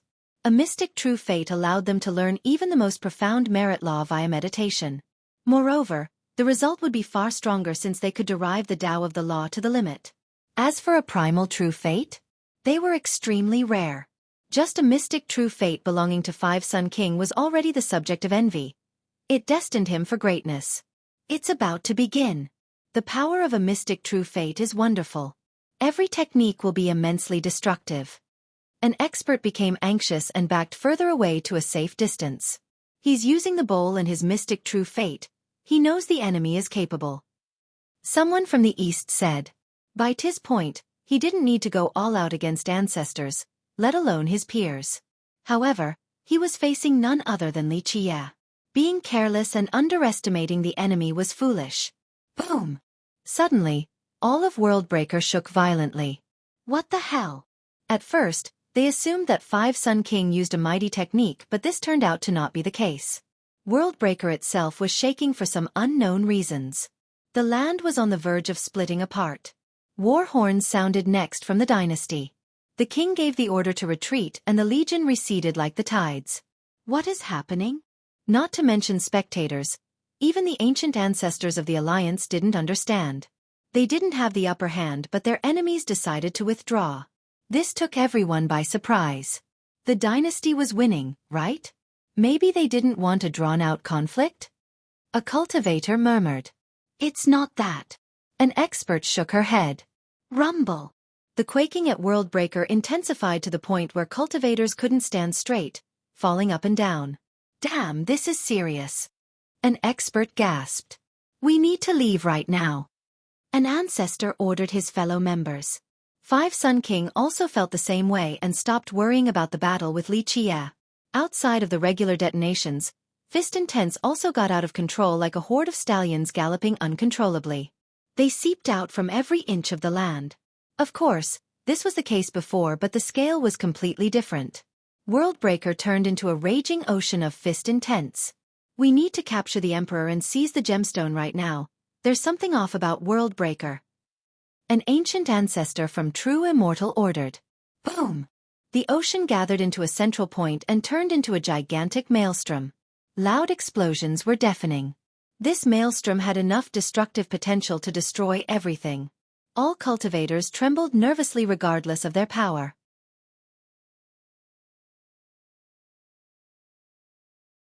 Chapter 4676. Indescribable, boom! A gigantic fist emerged from the maelstrom. Its movement alone demanded prostration and submission. Shit! The crowd was immediately suppressed by its frightening fist intent and became paralyzed. You know what's going on? Confusion struck the crowd. The fist became increasingly materialized and physical, prompting everyone to gasp. It no longer looked like an amalgamation of fist intents but rather, an actual fist made of flesh and bones, pores and veins. The fist intents in Worldbreaker were frightening, but this took it to the next level. The fist overshadowed everything. Those far outside of Worldbreaker felt it as well. Ancient ancestors in 8 Desolaces woke up after sensing this new power. An ancient ancestor woke up and looked around. Is Worldbreaker awakening? A monstrous creature in inner ruins opened its eyes. Deep in the void, an old existence woke up and commented, "Awakening is useless, the duck egg buyer had crushed it before, it is no longer the same." Back on the scene, the monarchs and ancient ancestors from the Alliance took a deep breath. No one had an idea where this fist came from. Some glanced at the area deeper into Worldbreaker. There was a large fist that has been standing there for eras now. Most assumed that it was a mountain resembling a fist. Now this new one gave them a new perspective because it looked rather similar to the mountain. "Don't these fists look alike?" one expert commented. This opinion was shared by the mass. "I think they look identical." Someone else said, "Perhaps there is more than one fist in Worldbreaker." An old ancestor quietly speculated. "Right, humans have two fists. What about demons or some other races?" An expert added, "Are you telling me that Worldbreaker has more than one fist?" A big shot interjected, "I heard that the Duck Egg Dao Lord crushed the power of that fist back then. Will this new one be as strong?" The old ancestor responded. Meanwhile, the suppressed crowd felt helpless like fish on a chopping board. "What is this thing?" Even Five Sun King was aghast to see the fist. "It's here." Lichia calmly stared at the fist. Wind suddenly took over the sky. Strangely enough, the wind seemed to be blowing away the pressure and made everyone feel much better. An expanse of chaos energy was the source of the winds. It poured down beams of energy connecting heaven and earth. Something massive was trying to enter this dimension from above. What is appearing? Many cultivators thought that something peerless was emerging. They had a terrible feeling about this while not fully understanding the situation. Some felt that this thing has existed since the start of time. It instilled an instinctive fear in all living beings. It's time. An invincible existence inside an abyss of inner ruins woke up to watch this scene. "It's a shame that I can't go." A slumber entity buried deep underground salivated. A being that has been dead for millions of years sprung back to life. Of course, this was still only a corpse. It sat up and murmured, "Feasting on this, another 3 lives. Everlastingness." Someone on the verge of death in another forbidden zone said, "Alas, all of these beings decided to stay out of this matter. The thing is incredible, but whoever gets it will die. How regrettable." A peerless being found this hard to accept. All of them coveted the item, but they knew that this was forbidden. Acting recklessly and joining meant destruction in spite of their might.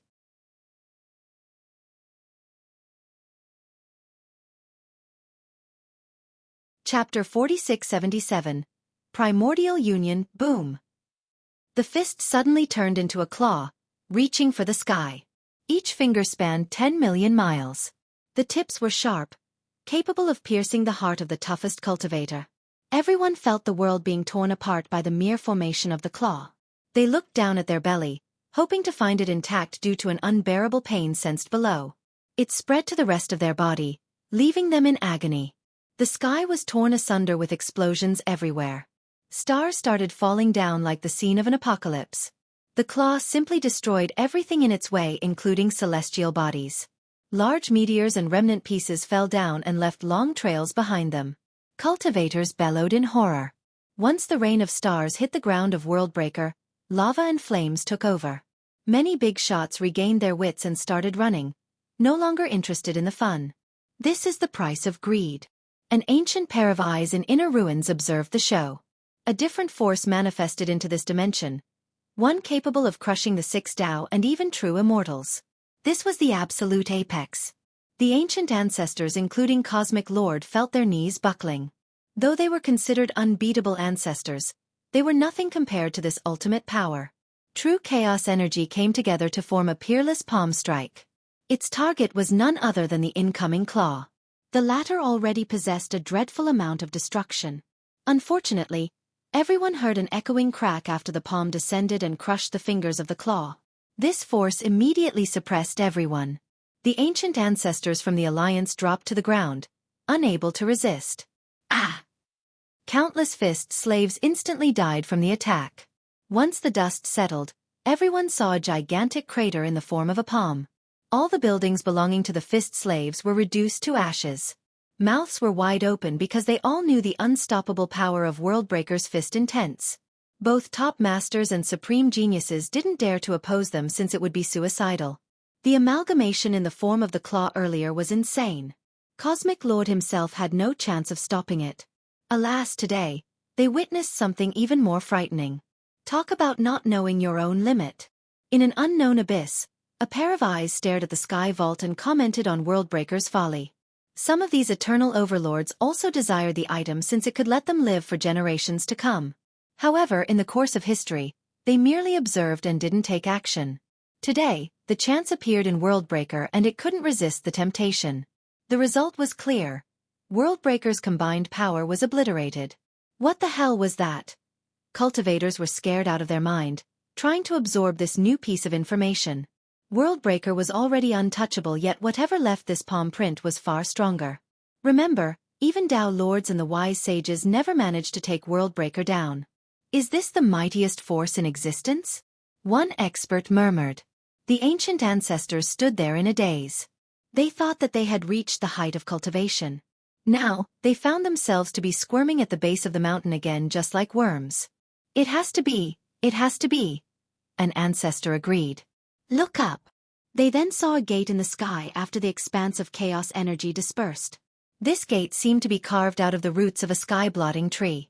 Behind it were majestic stars and mountains with no end in sight, along with an endless stone pathway. Each step of this pathway spanned 1,000 miles. The gate to the primordial union is opening. Young cultivators had no idea, but an ancestor shouted. Why is it appearing in Worldbreaker? An ancient ancestor became confused.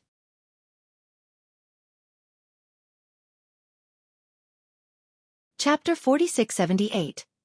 Entering the Union was no stranger to cultivators from Sky Border. This went double for older members, especially ancestors nearing the end of their life. Rumor has it that this was a conference that began in the olden days. There was no host. Guests from all over the world simply gathered in one spot. Nonetheless, it wasn't available to everyone due to its sporadic appearance. There were no rules regarding time and place. Many waited patiently in history. Some were rewarded and could finally participate. Alas, many others couldn't wait that long. A number of ancient ancestors have participated in numerous events, relying on them for life prolongation. The Union allowed one to enter the Tao source and model a grand Tao from time antiquity. Thus, some cultivators wished that they could stay there forever. The circumstances and manifestation of the gate changed each time. However, it has never appeared in a forbidden zone before. Some speculated that the 7 forbidden zones and the primordial union represented 2 different supreme forces left behind from an old epoch.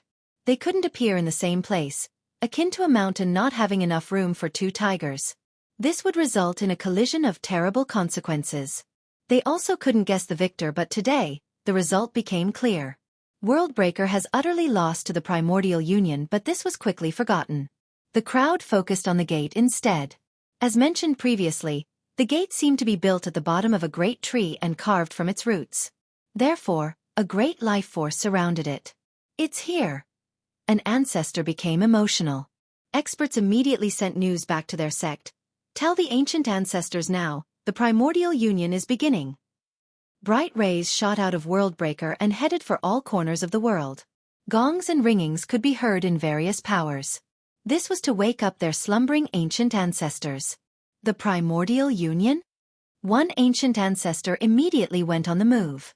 Many beings in the abyss located in inner ruins gazed at the gate. Their wondrous eyes could pierce through it to see the core of the Tao beyond. Obtaining this Tao source might be enough for them to live another life. No one could resist this temptation. Of course, they have lived long enough to learn patience since this thing wasn't meant for them. Forcing the issue would not end well. Boom! A golden brilliance suddenly broke through a seal. Loud cracks could be heard by everyone. Damn, the Emperor broke out! An expert from Divine Dragon shouted. However, it was too late for them to react. The Emperor soared upward like a dragon and leaped into the gate. It recognized him and allowed entry, making it difficult for the Alliance to pursue. The ancient ancestors didn't give the command. Being hasty didn't necessarily mean success.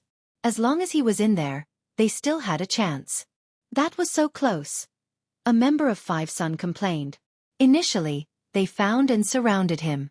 Alas, he was mighty on top of having the gemstone. Their ancient ancestors didn't push him to the edge, afraid of him going all out. Therefore, they chose to slowly wear him down instead. Unfortunately, the emergence of the primordial union distracted them. This gave him enough time to escape. "Let's enter." One ancestor calmed down and said. "I don't think the young generation can go, right?" A junior quietly asked while staring at the gate. To be more exact, the union refuses weak cultivators. It has nothing to do with age. Many geniuses have entered before. The ancestor responded, "It's fine, I'll bring you all inside." The junior became excited to hear this. "Dao brother, the emperor is gone. Looks like we don't need to fight." Five-Sun King cupped his fist since the alliance no longer needed to seal the mountain. Having said that, he left with his fellow sect members to the disappointment of the crowd. It looked like they needed to wait longer before the Dao Lord competition. However, they didn't have time to waste. The upper echelon of each sect prepared to enter the gate. The alliance also made preparation. Unlike the great legions, the top members selected their most elite members and geniuses. There was a limit to how many cultivators an ancestor could bring along. Therefore they had to choose carefully. This is a chance for everlasting life. One ancestor took a deep breath and decided to go alone. "Stop fantasizing, we just need to prolong our lifespan." His friend in the same sect said. Beyond the gate were many chances for these ancestors to prolong their life.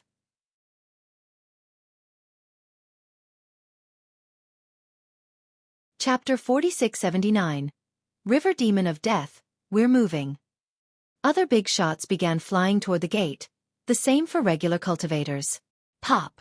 Once some got close enough, they were instantly repelled. "Open!" An expert didn't give up and roared, summoning his treasure and activating his merit law for a direct breakthrough. Unfortunately, he was still repelled by the gate. "Don't waste your energy, it wouldn't have such a cool name if it's weak." A cultivator nearby advised. "He's right, even Worldbreaker was crushed, we need to know our limit." A third speaker lamented. Those unable to enter had no choice but to stand and watch. As for the ancestors, they summoned their true fate and revealed their vitality. They leaped into the gate and caused ripples of light that surround them. "Come!" The radiant ancestors waved and the light also infected their fellow sect members, allowing everyone to enter as well. Why do they get to come in? Some spectators became jealous. The primordial union is also known as the meeting of the ancestors. An expert said, aware of their shallow cultivation, strength is a requirement for entry, maybe age as well. All in all, they must be approved by the union. It seemed that at the very least, one needed to be a heavenly sovereign. This was a realm usually only reached by the ancestors. Splash! Suddenly, an engulfing tsunami rushed over from the horizon. Everyone looked over and saw a terrifying scene. This flood actually contained countless seemingly drowned corpses. Since they were caught by this phenomenon, they smelled a rotten stench from the corpses floating around them. What the hell? Some became nauseous. Next came a demonic figure heading for the gate. This was a strange demon river as tall as a child and had 3 eyes and 6 arms. His gaze was creepy, causing everyone to avoid him. "River Demon of Death," someone quietly said. "One of the 3 saints from the east." Another added. He was Five-Sun King's Tao protector just like the spider god. This being was evil and had drowned an entire kingdom before, hence his title. He might not be the strongest ancient ancestor but his dreadful aura was ominous and unbearable for weaker cultivators. Boom! A rotation of the 6 Tao emerged in front of the gate. Their power took over the scene and shocked the unprepared spectators. 6 Tao Immortal Monarch. An ancestor shouted and immediately moved away. "He's here." Many couldn't see the figure fast enough but still gasped after hearing the title. 6 Tao Monarch was the first disciple of all things Tao, Lord of True Immortal. He entered the union before anyone could catch a glimpse of him. The invincible aura came quickly and left the same way. Nonetheless, it left an everlasting impression on the crowd. So strong. Someone shuddered. Of course, the first disciple of all things Tao Lord has to be strong. An expert got up from the ground after the pressure was gone. That aura just now made some ancestors want to kneel. Though the river demon was terrifying, he seemed lacking compared to 6 Tao Monarch. One instilled a creepy fear while the other exuded absolute domination. Buzz! Another phenomenon affected everyone. A Tao harmonization this time around. A divine lotus manifested into reality in front of the gate. The petals spread open and a figure could barely be seen due to the Tao maelstrom appearing around her. Heavenly flowers started descending. Spectators didn't have time to take a good look since they started losing control of their body. They floated upward, seemingly ascending and becoming immortals. What's wrong with me? Someone shouted after losing control of their grand Tao. Anyone would be scared out of their mind after experiencing this since it left them fully vulnerable. Pop! The figure entered the gate and the flowers disappeared. Everyone regained control of the grand Tao again. They felt like fish caught by a hook and were finally released back into the water just now. This left them drenched in a cold sweat. Paramount Goddess. An old ancestor stood there in a daze. That was her? Those near him blurted out in astonishment since this title was known by all. Yes, a supreme beauty back in her generation. The dazed ancestor said. The previous priestess of ancestral divine temple. Another added.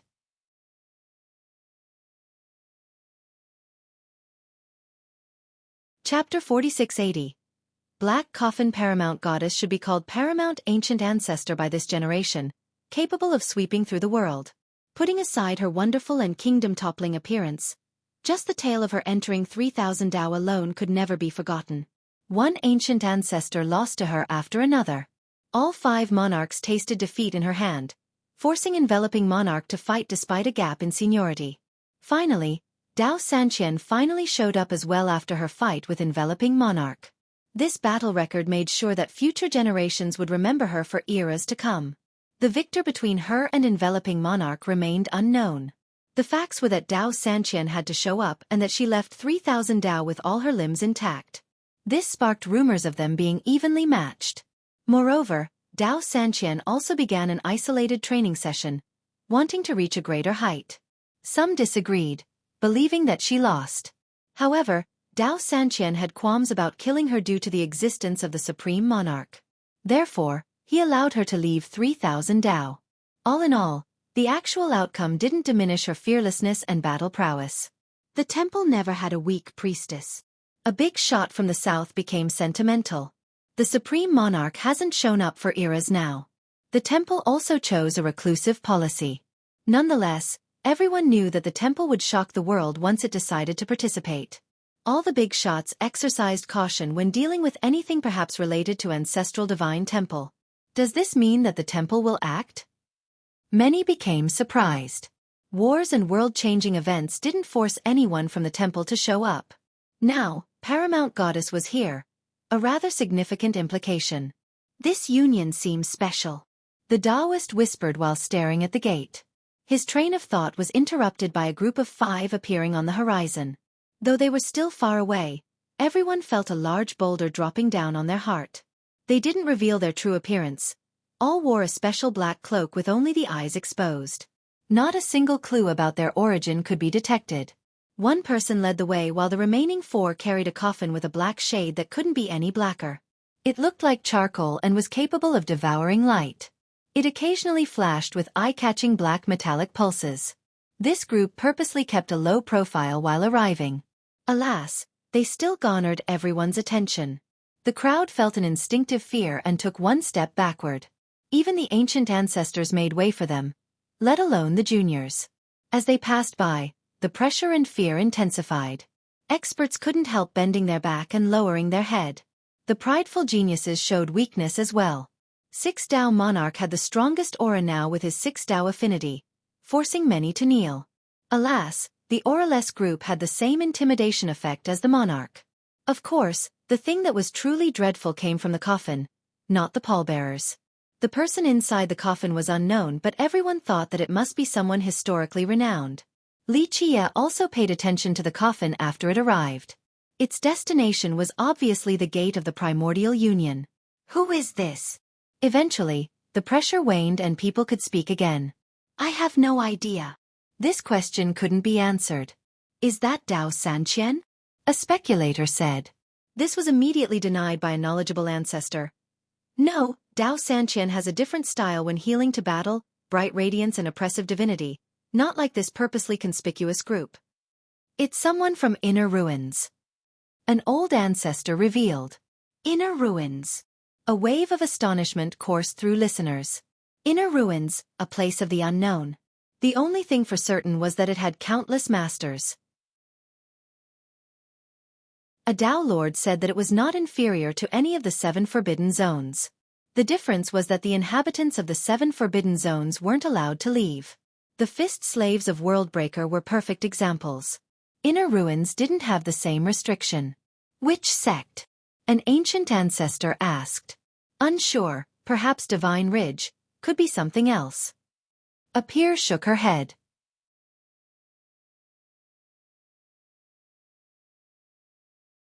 Chapter 4681. Primordial Union, we're entering. Li Qie told the duo while gazing at the gate. Right. Jian Ming and the Daoist immediately followed him. This was the only way for them to enter since they lacked the right qualifications.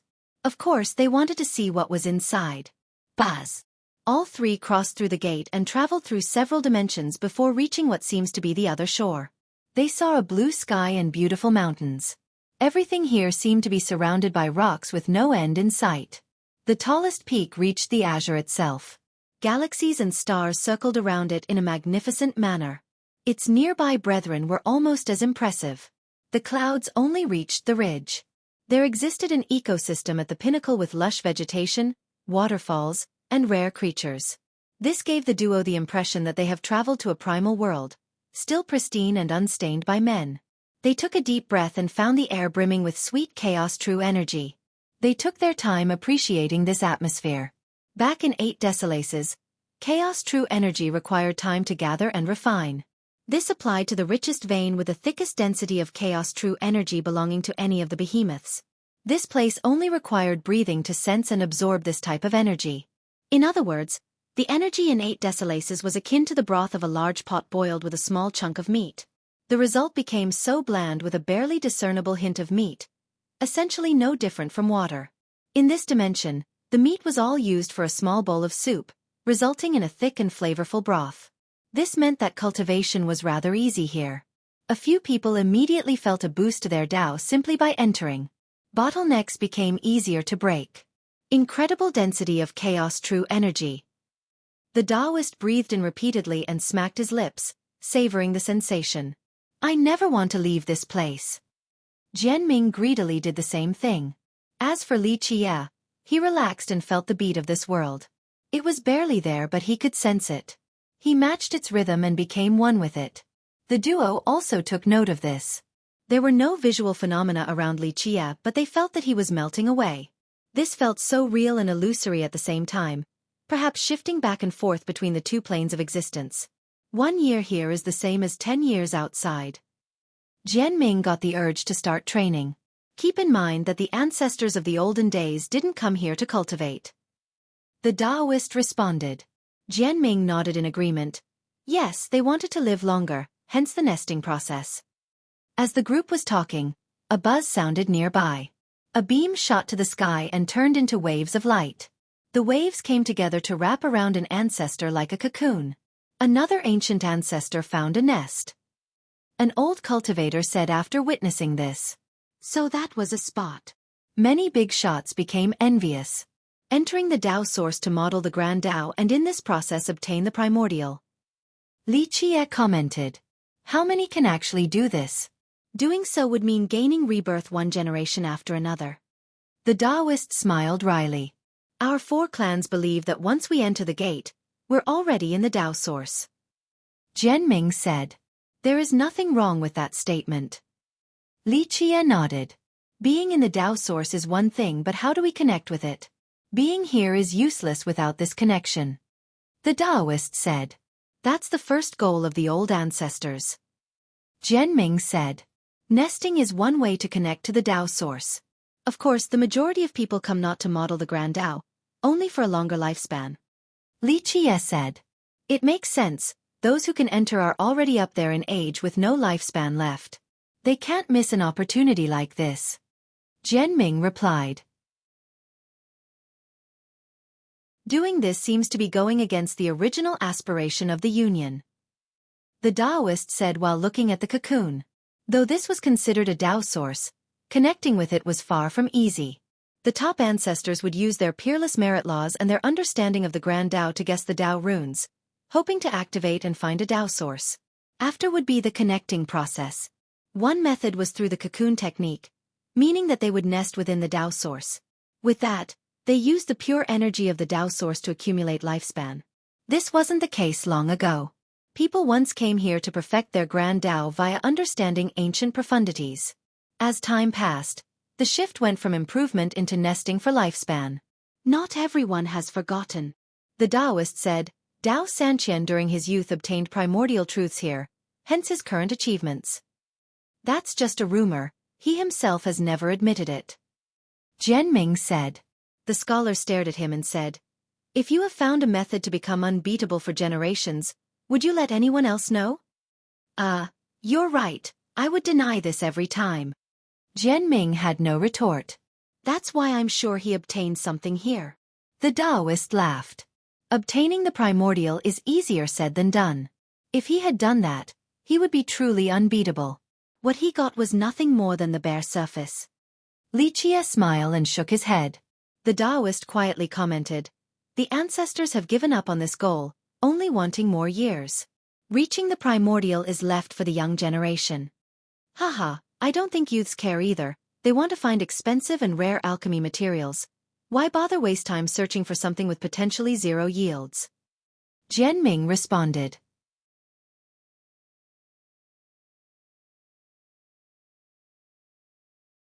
Chapter 4682. Dark Violet Celestial Horsegrass, let's move it. Li Jie continued walking.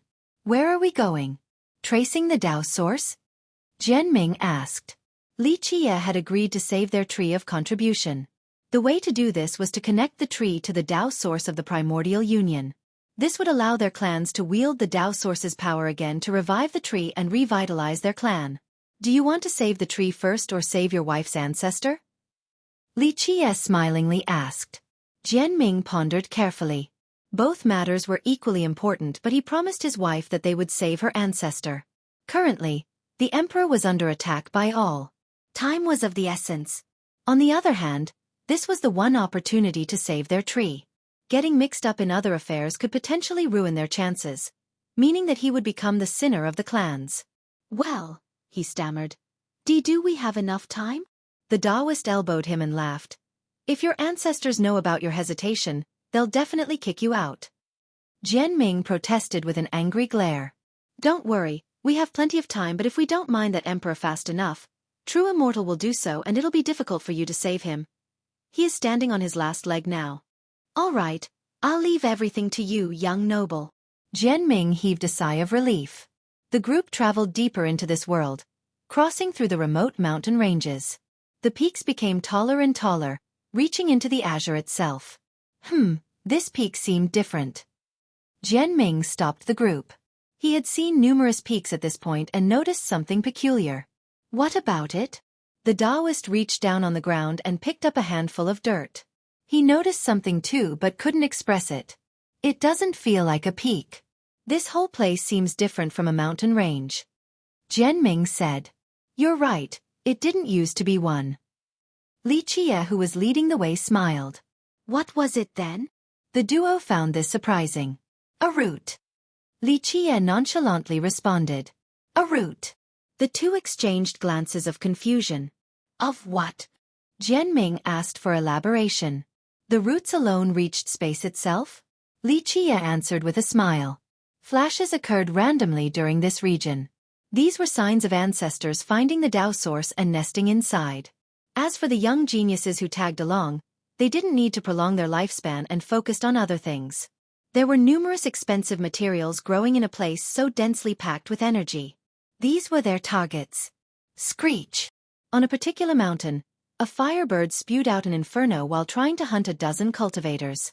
Nonetheless, they made it away thanks to the leadership of their ancient ancestor.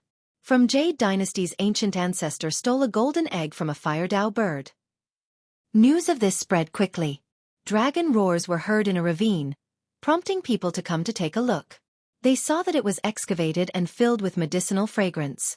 Someone must have gotten a precious alchemy ingredient. Sure enough, a while later, they were informed that Abyss sect found a draconic ginseng that has been growing for millions of years. 7 Stargate found a special spirit jewel in a marsh. It can absorb and release heavenly essences. Smiling young noble found a fruit that boosts training efficacy. I heard a clan found a divine stone that can transform into an auspicious beast. News of the treasure hunt traveled everywhere. Unfortunately, some of them were eventually robbed by stronger sects and ancestors. This caused screams to echo in the mountain range from all the fighting. 7 Stargate's ancestor was murdered. The spirit jewel is gone. Smiling young noble is being pursued by 8-horn heavenly demon right now. No one knows where he is. All in all, there were winners and losers in the primordial union. Losing often meant death. Nonetheless, no one wanted to be passive here because this was a once-in-a-lifetime opportunity despite the risk. Of course, not all forgot about the original goal of the union. Finding the primordial. A few geniuses and ancestors headed for the top of various peaks. They began using their merit law to learn more about the Tao. Not all could reach this goal. Only supreme geniuses could derive and connect with a Tao source through cultivation. Buzz! A Tao source appeared on the pinnacle of a towering peak. The figure rushed inside and harmonized with it. Tao melodies and laws manifested into heavenly flowers as she sat inside. She wore a simple dress without any unnecessary decoration, looking rather transcending. Firmament mortal king. Many recognized her and became startled. The news of her being able to derive and learn from a Tao source spread. They talked about the various visual phenomena accompanied with it. People came to take a look right away and became amazed at her accomplishment. She's a peerless genius instead. That's one of the 5 conquerors for you. An ancestor praised. Deriving a Tao source was far from easy. Entering the union didn't guarantee this. Modeling the Grand Tao was even harder, but she managed to do so. Ultimately, many events were happening inside the union, but this didn't affect Li Qia's group at all. They continued heading deeper into this world. They came across a dark valley and noticed violet energy oozing from it. A divine grass known as Dark Violet Celestial Horse. Li Qia glanced at the energy and said. The duo became emotional. The Taoist said, I heard 3,000 Tao has won. They use it to help ancient ancestor grow their Tao. They immediately rushed for the valley's entrance. Once they got in, they saw someone and the corpse of a beast.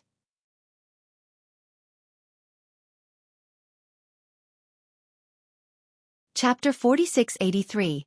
Untethered Vajra again. Clank, clank, clank. Those in the valley immediately unsheathed their sword and released their energy. True Immortal Sword Saint. Jian Ming was surprised to see this group. The Sword Saint was another title for true Immortal Saintess since she was the best sword user in their young generation. She led a group of members here to slay the best and obtain the grass. It was currently growing on a lake, gaining nutrients from the pure water. Of course, the lake also benefited from its presence, making it symbiotic. The grass itself had a color true to its name on top of looking like a soaring stallion. It looked animated and spiritual. Its violet aura permeated throughout the entire valley. A deep breath was comfortable on top of loosening the pores, a sign of the grass value. Li Qia. The saintess furrowed her brows after seeing him. She currently led a group of elite disciples from True Immortal for training. Any of them could dominate the outside world. Moreover, they were capable of forming a mighty sword formation. Under her leadership, they had greatly contributed to the sect by taking down capable enemies. All of them looked austere after seeing Li Qia. By this point, he has been more than a thorn to their side, killing one of their geniuses after another. Nice grass. Jian Ming salivated after seeing it, aware of its value. Looks like a celestial horse indeed. The Taoist said. We found this place first and killed the guardian beast. The grass belongs to us. The saintess glared at Li Qia. I never said I wanted to rob you. We're just passing by. Li Qia glanced at the grass and said. But this is so precious. Jian Ming complained. This grass might not be comparable to 3,000 Dao's version, but it was still extremely valuable. It's no big deal. Li Qia waved his hand and stuck to his words. The saintess heaved a sigh of relief and cupped her fist. I apologize for misunderstanding your intention, fellow Taoist. Her attitude surprised the duo.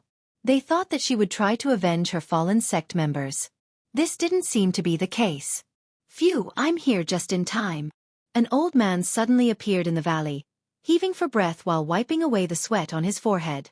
He wore an embroidered robe while his skin had a bronze complexion. Him again? What is he doing here? Jian Ming whispered after seeing untethered Vajra. Li Jie couldn't help but smile. Senior, the saintess said. You came too? Yes, for this grass. The Vajra revealed. She frowned and said, Senior, we found it first and have killed the guardian beast. Incorrect. He responded, I came way earlier than you but had to lead the real beast king out. What you killed is only a baby one.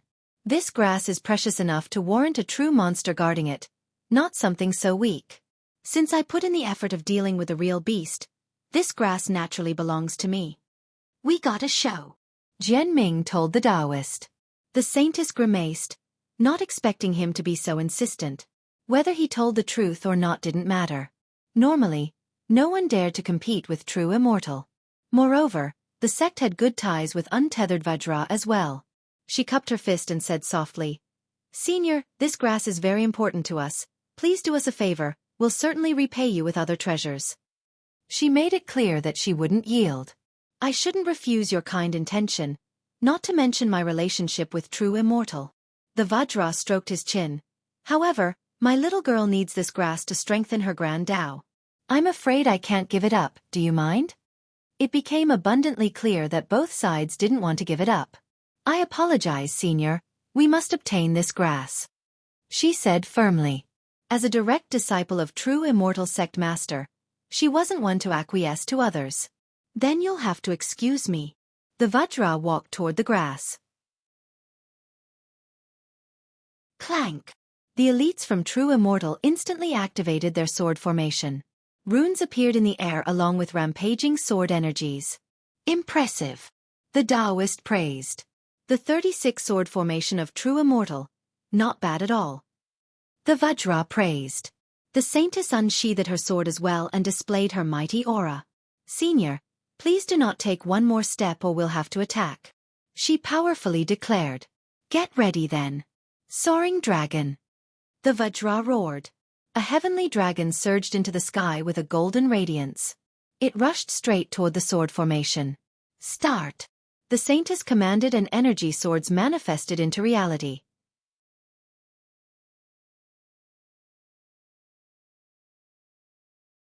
Chapter 4684. Soaring Dragon. The surging sword energy attracted cultivators nearby who didn't want to miss a fun event. The Vajra might be fighting the Saintess group. Newcomers found this astonishing. How strange, he has done so much for True Immortal before. Isn't he a guest elder? An expert said. It's all because of that dark violet celestial horsegrass. Friendship doesn't matter when it comes to something so precious. A big shot read the situation perfectly. The golden dragon roared while assaulting the formation. Go! The Saintess wasn't intimidated and slashed straight at the sky. Energy swords appeared along her slash. Meanwhile, the elite from True Immortal disappeared and became one with the formation. Enough swords stacked up to become a mountain of blades obeying her wish. So this is a sword formation from True Immortal. A spectator saw the blades coming for the dragon. This sword formation led by the Saintess could kill an ancestor. Nonetheless, the Vajra maintained his original technique. Rumble! The mountain of blades smashed into the dragon. The impact shook the entire sword formation, causing immense instability. Sword immortalization! She roared and changed the swords into something supreme. They pierced through the sky vault. Spectators shuddered and felt as if their heart had just been penetrated due to the sharpness of the attack. Inescapable net. She followed the power boost with another technique. The empowered sword became murderous and destructive. No wonder why she is able to fight last-gen cultivators. This sword formation is frightening. A frightened observer commented. The first wave of swords cut the dragon's neck, causing it to bellow in pain. The successive waves then minced it down to countless pieces. Ah, help! The crowd then heard the Vajra's scream. The strongest vagabond still can't take on True Immortal. They don't even need ancestors. Someone said. Only ancient ancestors can stop her. This formation had killed numerous ancestors before.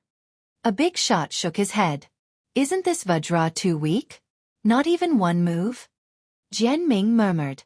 Just watch. Li Qie smiled. Since the golden dragon has been taken down, everyone believed that the Vajra has lost after one move. Soaring dragon. The Vajra shouted. The saintess had also thought that the battle was over. Nonetheless, she also reacted quickly and used the same move, inescapable net. The waves of swords appeared again and thrust forward. Rah! This time around, the golden dragon penetrated the Grand Dao and reached the sword formation itself. Boom! The formation collapsed like a broken mountain. The elites from True Immortal fell to the ground, screaming and vomiting blood. The waves of swords turned back fast enough to destroy the dragon. Unfortunately, it had managed to hit the saintess with its claw. Ugh! She was sent flying, seriously wounded. The Vajra showed mercy and held back. Otherwise, that claw could have obliterated her upper torso. True Immortal lost in the blink of an eye. Most spectators didn't see how the Vajra managed to pull a reversal and break the sword formation. I got lucky and won by half a move. Do you have anything else to say, virtuous niece? The Vajra smiled. I have no complaints, senior. We are not your match. The saintess stared at him and gave up. He was clearly stronger and merely feigned weakness for a bigger opening. Dao brother. Bullying a bunch of juniors? How shameful. A calm yet imposing voice interrupted them. Everyone looked over and saw an old swordsman arriving. His aura was righteous and grand.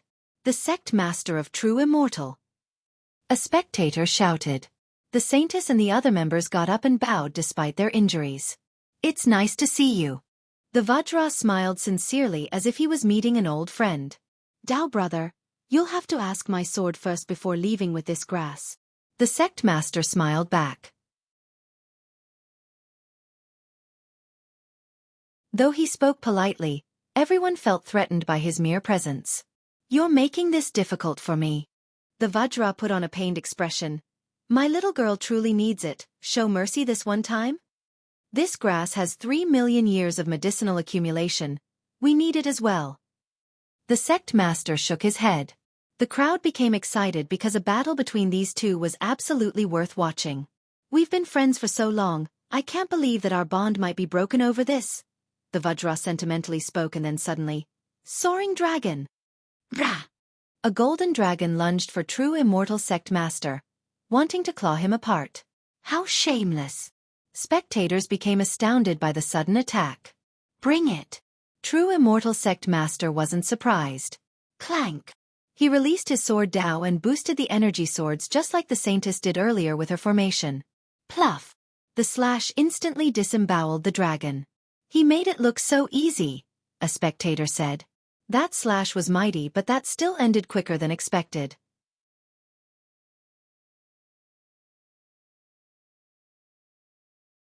Chapter 4685.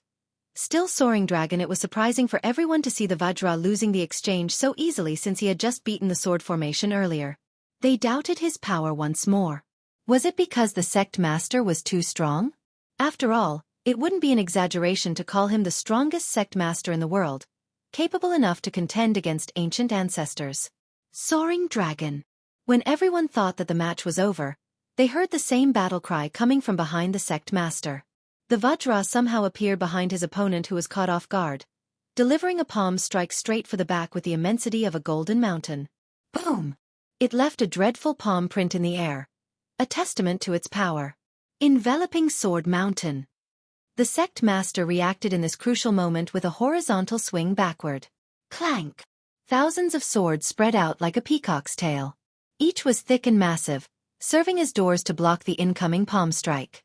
His swordsmanship left the crowd in awe, capable of switching between offense and defense in the blink of an eye. Bam! The palm struck the sword mountain and issued a deafening metallic blast, leaving behind another print. Soaring dragon. The Vajra's voice was then heard in front of him. Rah! Another golden dragon attacked from the other side. Its claws could tear the ground apart as if it was made of paper. It had enough power to take down the sect master despite his mighty physical prowess. Just soaring dragon? A spectator said. They were amazed at his agile movement but hated his despicable fighting style. He had no qualms at all, seemingly having grown used to this. The strangest thing was still his single technique, soaring dragon. How strange! Jian Ming murmured, wondering if the Vajra only knew a single move. He's just saying that.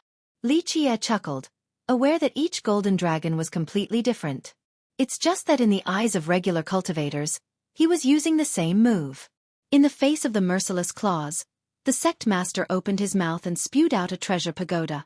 It grew larger and pulsed brightly with an inviolable divinity, serving as a shield. Bam! The claws struck the pagoda and caused fiery sparks to splash everywhere. This was akin to a meteor smashing into the ground, causing a tsunami. The dual-pronged attack couldn't be stopped completely. He vomited blood, staggering for a moment before falling to the ground. Master! The saintess panicked and rushed over to support him. This shocked everyone because they thought that the sect master would have the upper hand. They felt the so-called number one vagabond had limited abilities, unable to fight a true master. After all, true immortal sect master's power has been tested, whether it be during his youth or after his tenure. Plus, if the Vajra was so strong, he wouldn't have acted so subservient before true immortal and served as an errand boy. Now, his fighting prowess became abundantly clear. Someone else wouldn't have been able to injure the sect master despite using a despicable battle method. The old geezer is actually this capable? Jian Ming found this surprising. The Vajra had fought against his ancestor before, but that was just an act. Now, he managed to defeat true immortal sect master in just a few moves.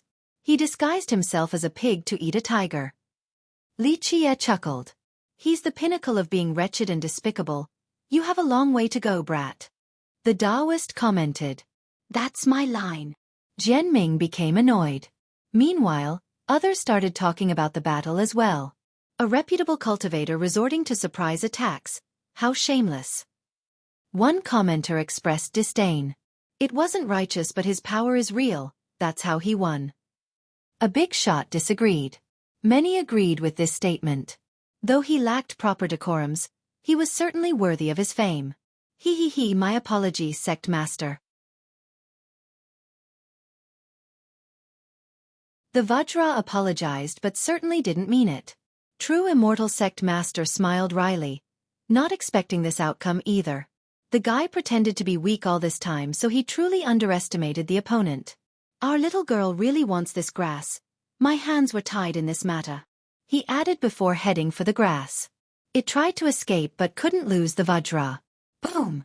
Suddenly, another figure descended with surging true chaos energy. It splashed outward like the waves of a great lake, instantly suffocating the crowd. Favorite.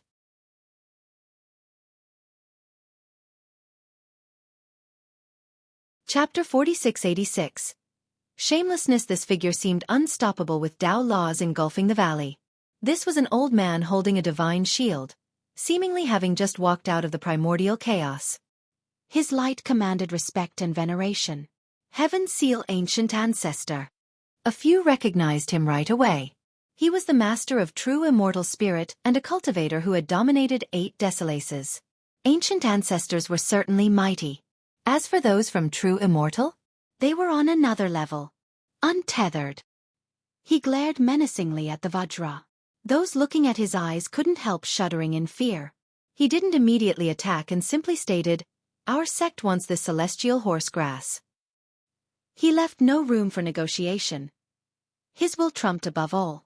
If anyone dared to compete with true immortal for this grass, they would immediately attack. Since he himself said these words, none doubted his ability to carry out the threat. All eyes were on the Vajra, eagerly awaiting his response. Ah, ha ha ha, how dare I not listen to you, Senior Heaven Seal? If you wish to have this grass, I will hand it over with both hands. The Vajra laughed. His sudden change in attitude surprised everyone again. A master like him should have ample pride and self-respect. The big shots here might not be able to fight Heaven Seal, but they would still speak strongly, not wanting to disparage their reputation. Now, the Vajra immediately flattered his opponent like a sycophant, faster than someone flipping a page and without any resistance. In their opinion, only a despicable and shameless scoundrel could do something like this. I can't believe he is this type of person. Bending the knee before a stronger opponent. An expert complained. This is unsightly to watch, so cowardly. A big shot shook her head with disappointment. This was especially true for the vagabonds. They became annoyed to see him so servile since he was considered the strongest of their type. Perfect. Heaven Seal was awfully satisfied with Untethered's attitude, thinking that the coward has been intimidated by his mighty aura. The grass is yours, Senior. Untethered smiled and bowed. I'll be leaving then. In the future, I will visit True Immortal and hope to learn from you then, Senior. Some spectators felt nauseous after seeing this act. The old geezer changes so quickly. Jian Ming murmured. You may go. Heaven Seal was in a great mood and benevolently waved his hand. Thank you, Senior. Untethered cupped his fist and disappeared into the horizon, managing to ruin his reputation. Of course, their contempt toward him was one thing. They wouldn't have tried to fight Heaven Seal either. True Immortal Saintess heaved a sigh of relief. She didn't expect an ancient ancestor to come for this grass. Capture it. Heaven Seal glared at the crowd before ordering his fellow sect members. He saw the fear in their eyes and loosened his god. Soaring Dragon. At this exact second when he relaxed, a golden dragon roared and attacked him from behind. Boom! The mighty dragon destroyed everything in its path. Be careful. The Saintess shouted. Soaring Dragon again. Everyone knew the ambusher's identity right away. Who else could it be but Untethered Vajra? Everyone thought that he was scared out of his mind earlier after seeing Heaven Seal. None expected him to return for an ambush attack. Heaven Seal himself felt the same way. He thought that the Vajra's balls could grow 10 times and the guy still wouldn't dare to attack him. Treacherous rat. He became furious and swung his shield back to block the golden dragon. Its force could break down the largest mountain range. Rah! The dragon disintegrated after slamming into the shield. The crowd thought that the Vajra was going to die to the remnant shockwaves. However, he appeared right next to the grass and captured it instead. Heaven Seal realized that the ambush was only a diversion, but it was too late. The Vajra leaped into the air and split into a million figures. All of them ran in different directions. I apologize again, Senior, hahaha. The Vajra's voice came from all directions. Chase him. The ancient ancestor was livid and flew into the air to give chase. The Saintess and Master of True Immortal stood there in a daze. Did this Vajra just steal the grass in front of their ancient ancestor?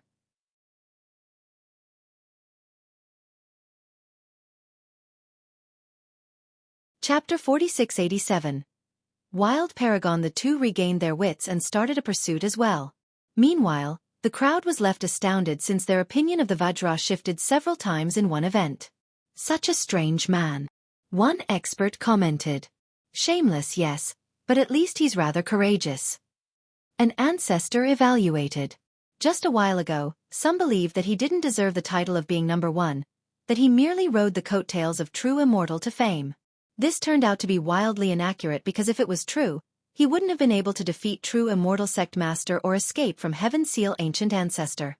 Right, few in the world dare to oppose True Immortal and take their desired item. A big shot admitted.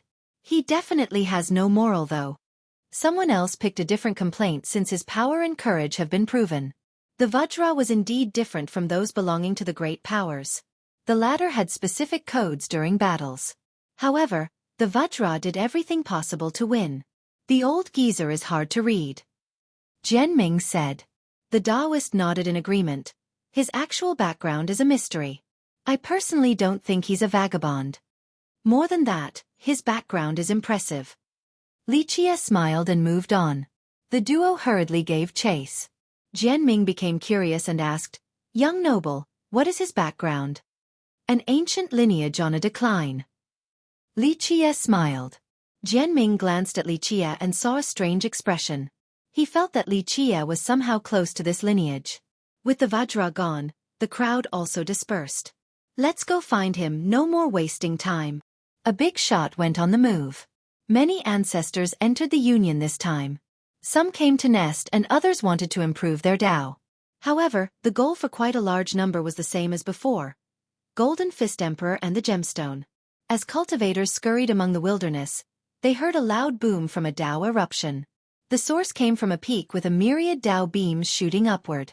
A myriad was actually literal this time, not just a vague description. Countless runes appeared, resulting in a magnificent spectacle. They seemed to be celebrating something. Next came a Tao melody, and many cultivators felt their own grand Tao resonating happily with it. A flood of chaos true energy surged out, eventually forming an ocean. Rumble. The overarching radiance continuously intensified. Eventually, a youth appeared, looking rather mighty with 3 heads and 6 arms. Normally, this would be a frightening sight, but due to the presence of the Tao, he looked divine and dominating. He held a different treasure with each hand. A sword, banner, jewel, mirror. The treasure each had a unique property and light. Nonetheless, they were equally powerful. Boom! The strongest aura of a heavenly sovereign emanated from him and swept through this independent domain. Those nearby felt as if they have just been hit by a tsunami. Myriad sovereign, actual 10,000 Tao. An expert shouted. He has proven himself and is on the way to the true apex. Heavenly sovereigns cultivated the Tao after the golden level. The more Tao they had, the stronger. Becoming a myriad Tao sovereign meant achieving an important milestone. Some considered this to be the start of supremacy. Anything before this realm was trivial in comparison. Wild Paragon, the #1 genius of the East. A youth recognized him. Right, the saint child of desolate sacred ground. Another chimed in. Your information is outdated. He has been serving as the sect master for a long time now. An Eastern cultivator shook her head. Wait, isn't the #1 genius of the East 5-Sun King? An unaware cultivator became confused. That's later on. The Eastern cultivator explained. Wild Paragon debuted earlier than 5-Sun King. The latter didn't show up until after Wild Paragon was rather famous. He swept through the young generation uncontested and only lost to 5-Sun King by a little bit.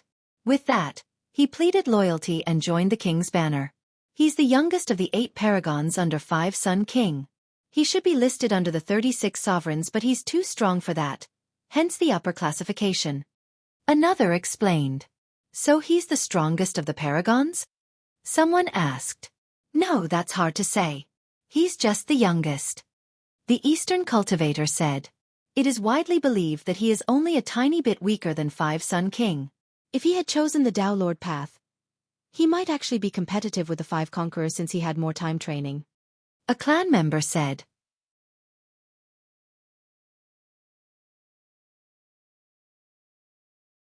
Chapter 4688. Myriad Heavenly Sovereign Wild Paragon's position was blindingly bright, and so was his current achievement. He was so young, yet he has reached the myriad milestone. Only the 5 conquerors could match this. Given his talent, it is only a matter of time before he becomes a supreme sovereign, and then immortal sovereign. A last-gen expert whispered. Immortal sovereigns. They are unbeatable when there is no Tao Lord around. An ancestor responded. There weren't that many immortal sovereigns in the entire world. Some were capable of competing against Tao Lords. Another Tao Sanqian then? A third member joined in. Tao Sanqian has lived for a long time and even taught several Tao Lords before. Getting on his level required immaculate talent and effort. He can do that. Another said softly. Remember, his talent is on the same level as the 5 conquerors. If 5-Sun King becomes the next Tao Lord, the 2 can rule the world together. Ruling the world together. Listeners became emotional. If Wild Paragon could reach the immortal level, he would definitely be equal to Tao Sanqian. Most importantly, Tao Sanqian was getting high in age. Therefore, he would certainly live longer and might overpass this great being. Peerless talent indeed. The Taoist said. Yes, he might actually become a second Tao Sanqian. If it wasn't for 5-Sun King, the East would have been his. I'm sure he can't be that much weaker than the current 5-Sun King. Jian Ming said. True, working for 5-Sun King doesn't mean he's inferior. The Taoist agreed. Li Qie stared at the youth from afar and nodded. An exceptional talent. It is true that he is on the same level as the 5 conquerors. Back in southern Desolace, the sect master of Dragon was also exceptionally talented and reached the myriad Tao level. Here, Wild Paragon did it at a far younger age. Calling him a supreme genius wasn't unreasonable. With the successful session, he recalled his energy and Tao before descending from the peak. Congratulations regarding the myriad-level Paragon. Many came over to celebrate. Though he picked the sovereign path and couldn't become a Tao Lord, some considered his future to be potentially brighter. After all, any of the 5 conquerors might die in the competition. No one knew the final victor. As for Wild Paragon, he didn't necessarily need to fight to the death. Therefore, his future survival rate exceeded that of the 5 conquerors. In a sense, befriending or joining a conqueror was a huge gamble. The reward was certainly handsome in the case of success. Alas, to join a losing combatant? This meant throwing all of the investments away. This wasn't the case for Wild Paragon. If he were to become an immortal sovereign, that would be the same as climbing up the branch of a Tao Lord. Therefore, geniuses, ancestors, and sect masters all came over to greet him. He simply nodded in response, looking both confident and prideful. After all, he was qualified to be haughty given his talent and power. Most ancestors from regular sects were weaker than him. Only the 5 conquerors can hope to compete against you. A genius flattered. I will pave the path for Brother 5's son, flattening all obstacles. He smiled brightly with all 3 heads, capable of seeing everything around him. This powerful declaration made others become emotional. It seemed that he was determined to participate in the competition as well, going as far as being in the vanguard. Paragon, which conqueror will you challenge first? Someone couldn't help but ask. True Immortal Young Emperor, Firmament Mortal King, Tian Feng, and Shen Jun Tian were the choices. Most thought that he would challenge Firmament Mortal King first. After all, the young emperor of True Immortal was considered to be the strongest by many.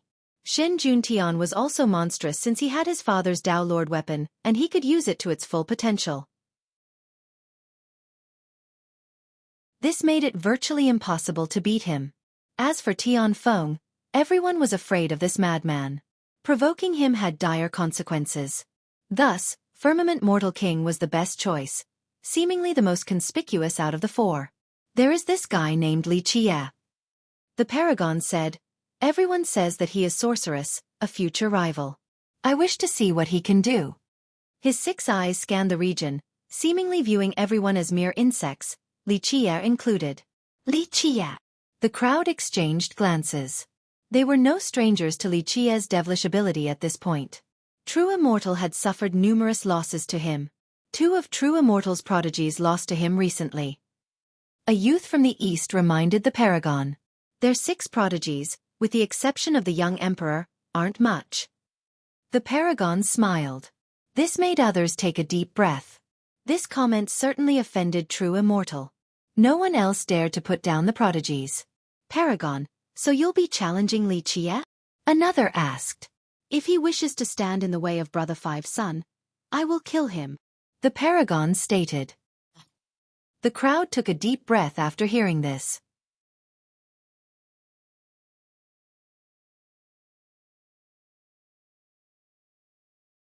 Chapter 4689. One toss. The comment sparked rumination among the crowd since they have seen Li Qie in action previously, and unanimously thought that he was comparable to the 5 conquerors. Just a while ago when 5 Sun King confronted him, there was no clear favorite in that duel. Therefore, they thought that Wild Paragon was being careless with this claim. Li Qie was no longer the nameless junior he once was. His fame was now justified. Paragon, you are capable of lifting the sky with your 6 hands and won't have any problem slaying Li Qie. Someone took advantage of this to flatter him. Your grand Tao is finished, so you are unbeatable. His methods, albeit wondrous, are no match for you. Yes, who can stop you when you use all 6 treasures? A different youth flattered. Some cultivators nearby frowned after hearing this. Though everyone wanted to please the Paragon, lying like that was rather nauseating since they didn't actually think he could kill Li Qie. Wild himself knew that these were mere flatteries, but he still enjoyed them. Don't let me see him or I'll make him the first paved stone. He confidently said. Visit freewebn.com for the best novel reading experience. His cocky attitude made the crowd actually want to see a fight between them, to see if he could back it up. You'll be triumphant for sure. Another sycophant didn't find this embarrassing at all. Young noble, someone wishes to challenge you. Meanwhile, Jian Ming was paying special attention to their conversation and became irate. Li Qie chuckled and bent down to pick up a stone, then casually threw it forward. Boom! The spatial fabrics suddenly trembled after an explosion in the sky. Everyone looked up and saw a meteor falling down with an apocalyptic momentum. A long fiery trail could be seen as the air was burning. Despite Li Qie's playful toss, the stone still had immense power and appeared to be a meteor. Those near Wild Paragon were sure that everything within 1,000 miles was going to be obliterated by the impact. Back off! They hurriedly leaped backward and flew away. Humph! Wild Paragon remained calm and waved his banner, blowing away winds and clouds due to the gales. Dao laws then poured down like waterfalls and blocked the path of the meteor. Boom! The disastrous meteor broke down before the banner despite its incredible momentum. The power of the banner was rather impressive, creating a barrier as tough as an unbreakable mountain. Nice! Spectators cheered instantly because Wild Paragon only needed to wave once to stop a meteor, fully displaying his might. They thought that given his age and talent, he might actually become a second Dao Sanqian. However, they didn't notice a tiny pebble still flying toward him after the crumbling of the meteor. Wild Paragon, on the other hand, became startled. He reacted quickly and channeled his energy for defensive purposes. Pop! Nonetheless, the pebble struck him in the face with the force of a merciless slap. He spat out blood and a scar was left on his cheek. The loud supporters immediately stopped cheering and stared at him in astonishment. Wild Paragon was livid. He had just proven his Dao and became a myriad sovereign. He thought that even ancestors couldn't take him, let alone other geniuses. Now, someone had publicly humiliated him during this glorious moment. This was impossible to endure. Coward, where are you? Come out and accept death. He roared thunderously and nearly ruptured listeners' eardrums, causing them to bellow in pain. The rage of a myriad sovereign was rather serious. He alone could take down a regular sect. His 3 heads looked around while his eyes pulsed intimidatingly. He resembled a furious god looking for offenders. So this is a myriad sovereign. The ancestors yet to reach this level paled in comparison. Come out! He roared again and released a tsunami of aura. The crowd became intimidated right away and understood why he was livid. Though the wound was not serious at all, it dealt a considerable blow to his pride and prestige. He needed to kill the offender in order to rid himself of frustration. You said you wanted to kill me? Li Qie's leisure voice could be heard on top of a peak nearby. Li Qie! Everyone knew Li Qie at this point since he was considered equal to the conquerors. All eyes were on Wild Paragon due to his strong words earlier. He talked about killing Li Qie. Now, would he actually attempt to do so? Boom! His 6 eyes turned cold as he released his energy. He immediately leaped toward Li Qie. Each step left behind a clear print in the sky and caused the region to quake. His pace brimmed with power. Everyone felt as if he was stepping on their chest, rendering breathing difficult.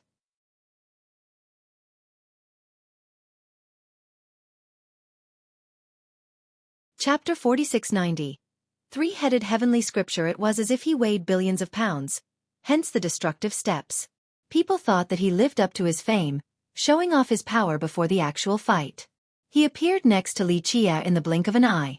His opponent still had a smile, not intimidated in the slightest. He also had 0 aura compared to the Paragon's suppressive presence. Their auras were akin to a dragon facing an ant. Of course, Li Qie was no ant. By this point, some ancestors felt as if Li Qie's lack of aura meant that he was one with the Grand Dao. Since his rhythm coincided with nature, it didn't become conspicuous. His calm demeanor also told them how little he cared about Wild Paragon. There was an inscrutable air to him now, a complete shift of perspective due to new information. Li Qie! Wild Paragon roared nefariously and grew larger. His heads became as tall as the sky and his feet crushed the ground. Many watched his colossal form with bated breath, thinking that he might be the strongest genius when not counting the conquerors. The battle between these two might start the competition for the Dao Lord position. This would serve as an effective scale for people to judge the power of the top contenders. How strong would one be in terms of the sovereign realm? Visit freewebn.com for the best novel reading experience. At another peak, True Immortal Young Emperor and True Immortal Saintess also observed this development with great interest. What do you think? The Saintess had a serious expression. A good time to see Li Qia's true ability. The young emperor responded. What? Li Qia smiled while facing the three-headed giant.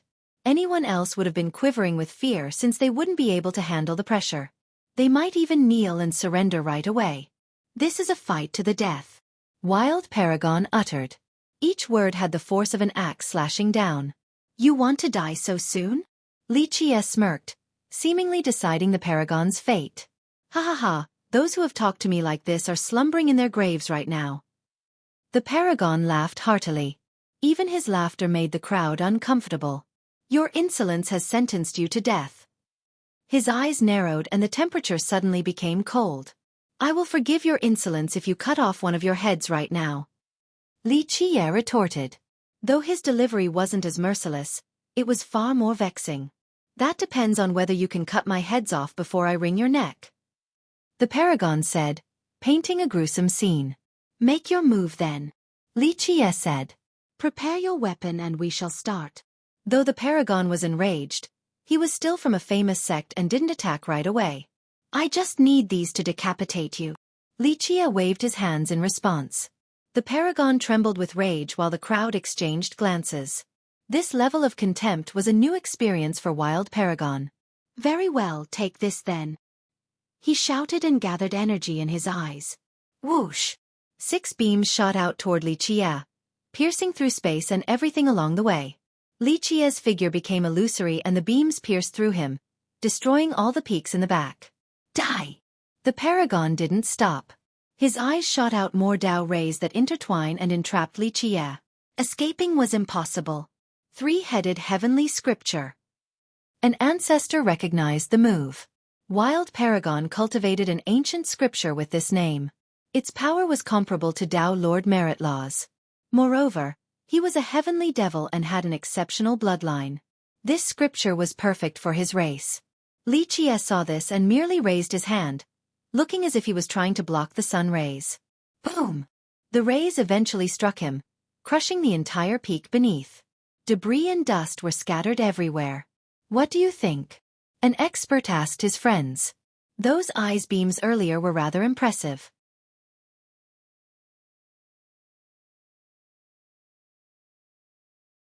Chapter 4691. 3 heads. As if it's that easy to kill Li Qia. Remember, he's a qualified competitor now. A big shot shook her head. Others agreed with this logic. If he couldn't block this move, then how could he compete against the 5 conquerors who should be stronger than Wild Paragon? Look. Experts finally got a clear view once the dust settled. Li Qia stood among the rubbles in the same pose as before. The move seemed to have missed him completely. He patted the dust off his robe and smiled. That's it. Wild Paragon's expression became unsightly. His complexion turned red as a result. His 6 eyes flashed with murderous intent that hurt spectators. Buzz! Li Qia suddenly teleported in front of the Paragon. Ha! The Paragon shouted and caused a spatial ripple. Visit freewebn.com for the best novel reading experience. 3 gigantic heads appeared and surrounded Li Qia in a triangular formation. They looked as big as stars and filled up the entire airspace. Li Qia was smaller than an ant in comparison. Spectators looked up and only saw the heads. Wild was fast enough to attack before Li Qia could after his teleportation. So this is the technique of the scripture. One spectator shouted.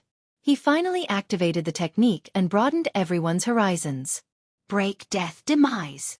The 3 heads chanted at the same time. 3 devastating sound waves rushed towards Li Qia, capable of blowing an ocean or a desert away. This was enough to destroy a great power. The sound waves were accompanied by special mantras and Dao power. They coiled around Li Qia and tried to refine him. Essentially, the 3 heads became a mobile cauldron. 3-headed mantra cauldron. A big shot murmured. This technique could instantly seal and refine the enemy down to liquid. Its speed and effectiveness made dodging rather difficult, usually managing to catch combatants off guard. The sound waves aimed to crush Li Qia first before reducing him to nothingness. However, once they struck him, It seemed as if they were hitting the toughest yet also most elastic piece of metal in existence. Boom! This resulted in the power bouncing back straight at the paragon. He reacted quickly and chanted a mantra to stop the attack. The two powers collided and the sky nearly exploded from the impact. The paragon staggered backward. A drop of blood streamed down the corner of all three lips. This naturally shocked the crowd because Li Qie didn't need to do anything to injure his enemy. Break! Li Qie chanted and attacked. The myriad Dao caused the world to change color. They gathered in the air and turned into a massive palm. Go! The wounded paragon became alarmed and used all 6 of his treasures in unison. The jewel became resplendent and sent out waves of light to stop the incoming mantra. This blinded most weaker cultivators temporarily. He also raised a mirror up in the air, erecting a mighty wall that separated the realm into 2 halves. A sword was thrown into the air. It slashed and released a sword Dao consisting of countless energy swords flying straight at Li Qie. He swung the banner as well. It contained the power of thunder and fire. Lightning bolts descended against the incoming mantra. At the same time, an inferno coiled around Li Qie, wanting to incinerate him.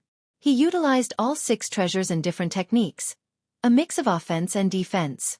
He possessed a great advantage in battle due to having 3 heads and 6 arms. It was as if 6 different combatants were attacking Li Qie at the same time. How could 2 fists oppose 6 arms? Boom! However, Li Qie's mantra blew through all the treasures. The 6 mighty attacks stood no chance since it encompassed the power of the myriad Dao. It pierced through the inferno and broke the blinding radiance before penetrating the Great Wall.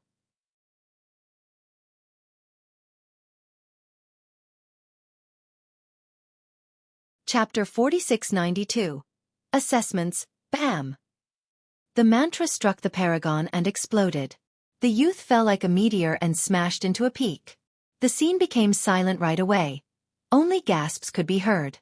Wild Paragon had all the momentum before coming into this fight since he has just reached the myriad level. People thought that he was qualified to challenge Li Qie. A few thought that he would be able to win. Those who doubted him believed that Li Qie would need to try rather hard and show some ace cards, meaning that it would be a fierce battle. No one expected his victory to come so easily. He didn't use a supreme merit law or top technique at all. This made the disparity rather apparent. Just how strong is he? One ancestor whispered. It's hard to truly assess him. He looks weak in terms of appearance, but once he makes his move, he looks unbeatable. A big shot said. From a distance, the saintess looked rather somber. Senior brother, this is your strongest rival. We must eliminate him. Visit Freewebn, O-Vel-C-O-M, for the best novel reading experience. Yes, he's a big threat on the Dao path indeed. The young emperor admitted. There's nothing about his background, he doesn't give any hint with his attacks. She tilted her head, pondering. He is so attuned with the Grand Dao, every movement is natural. The emperor had a serious expression since he lacked confidence in going against Li Qie. This wasn't the case for the other conquerors. Though they were relatively even in strength, he thought that he would emerge triumphantly. Li Qie was the sole exception. You are at a great disadvantage against him, senior brother. She became worried. Despite a lack of information, the young emperor said, it's not just about personal strength and talent. It's too early to be pessimistic, and most importantly, he is alone. One man can't change the tides. This was proven historically since countless supreme geniuses died before becoming the Dao Lord. Though their talent gave them the greatest chance, they still failed to last to the end due to the perilous nature of the competition. I believe in you, senior brother. She answered. On another side, the handsome Shen Juntian has been watching as well. Next to him were God Whip Princess and Paramount Scion. His mastery of the Dao is unreal. Shen Juntian couldn't help but praise. His knowledge exceeded that of some ancient ancestors. After all, his father was a Dao Lord. He had met plenty of top masters before, so he had a good glimpse into true invincibility. He had sensed his father's power previously. We must eliminate him somehow, God Whip Princess said. Shen Juntian revealed a smile that completely captivated her. He replied, this path doesn't end well for most. The danger doesn't end after becoming the Dao Lord either, since more powerful foes will show up. This is just the nature of seeking the Dao. Your Dao heart puts me to shame. She had nothing but love and admiration in her eyes. "No, I merely had a fortunate upbringing. I would be nothing more than an ordinary person if it wasn't for father's augmenting my physical constitution. Definitely inferior to the two of you." He shook his head. "You're joking, senior brother." Paramount Scion disagreed. "Even if you aren't the descendant of a Tao Lord, your heart and mind alone make you exceptional, no different from an immortal from above." "Well said, senior brother Paramount." The princess agreed. "You are the most benevolent person we have met, unstained by the mortal coil. We shouldn't be muttered in the same breath as you." "You're too kind." He smiled again. Any girl would fall head over heels for him right now after seeing this dazzling scene. Godwhip Princess was proud and arrogant due to her status and accomplishment. Shen Juntian was the only one who made her feel this way. "Paramount, do you know his identity?" Juntian asked. Paramount Scion shook his head. "I know very little about young noble Li, but I speculate that he is deeply related to ancestral divine temple." "I see." Shen Juntian's expression became serious. "In my opinion, he might actually be related to the Supreme Monarch." Paramount became quieter as he uttered this title. The Supreme Monarch. Shen Juntian shuddered once and stood up straight, looking dignified to show respect. The monarch's direct disciple? He wondered. "I don't think the Supreme Monarch ever had a direct disciple. The most likely person was Thousand Hand Tao Lord." Paramount Scion responded. "That's one possibility." Shen Juntian nodded. "Why would the monarch recruit a disciple after so many years? Even if he is the monarch's disciple, you are still stronger, senior brother." The princess said. In her eyes, no other youth could compare to Shen Juntian. "You are the son of a Tao Lord and the disciple of a patriarch. He has no advantages to speak of. In terms of background alone, not even true immortal young emperor could match him." "No," he said. "The Supreme Monarch stands at the apex. Not even Master dares to be careless, and father once said that she has something capable of killing Tao Lords." The other two geniuses gasped after hearing this. They believed that Tao Lords were invincible in this world. Just beating them was hard enough, let alone killing them. They would have laughed at anyone else for saying this. Alas, Shen Juntian's information came from his father, an actual Tao Lord. This might also be the reason for Dan Sanqian's prudence. "Senior brother, all of this don't matter. The one who will become the next Tao Lord is none other than you." She still had absolute confidence in him.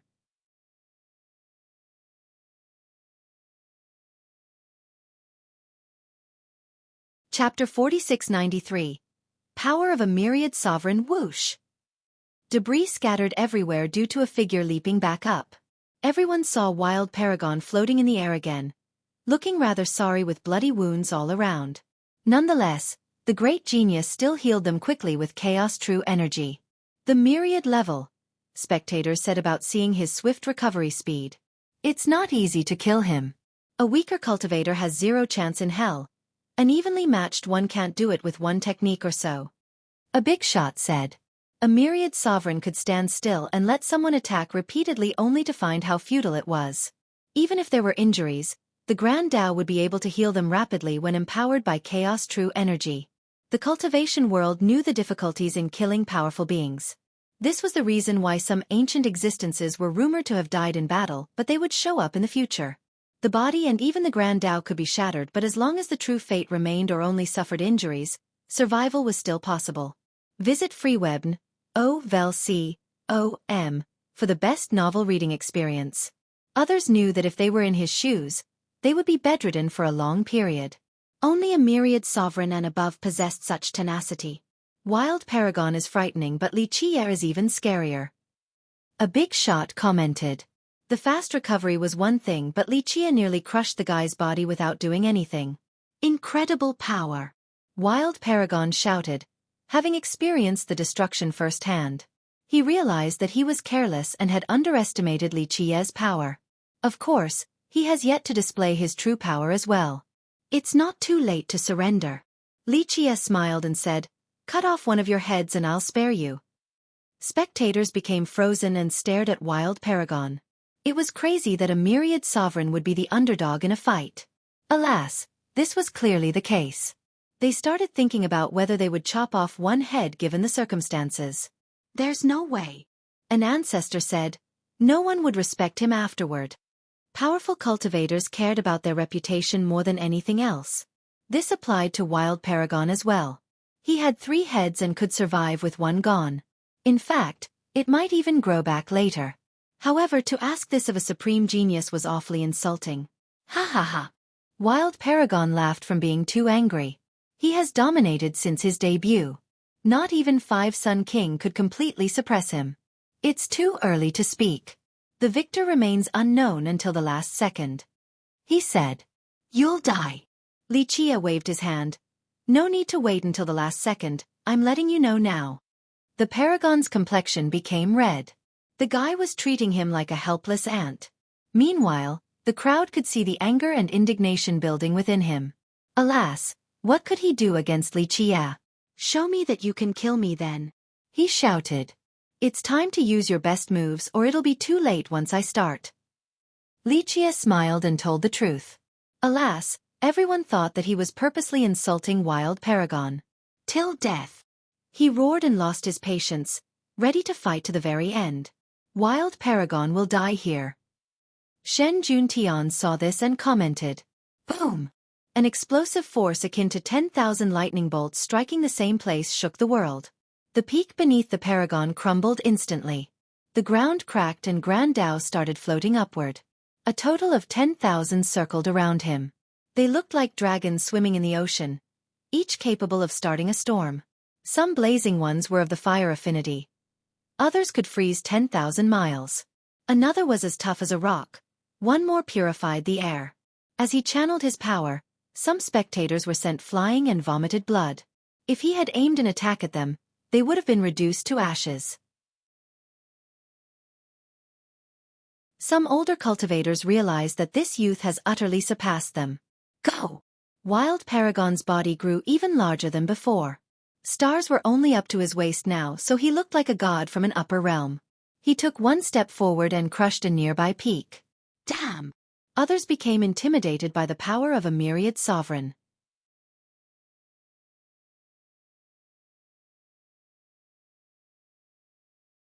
Chapter 4694. Heavenly Six Treasure Annihilation. As tall as the heaven while crushing the earth, his arms looked like 6 mountain ranges looming above. He activated all of his power, resulting in a dreadful spectacle. He still controlled his energy, but the aura alone instilled fear into the crowd. Waves and gales emanated from him, a natural phenomenon from someone so strong. People looked up and his eyes looked like 6 suns.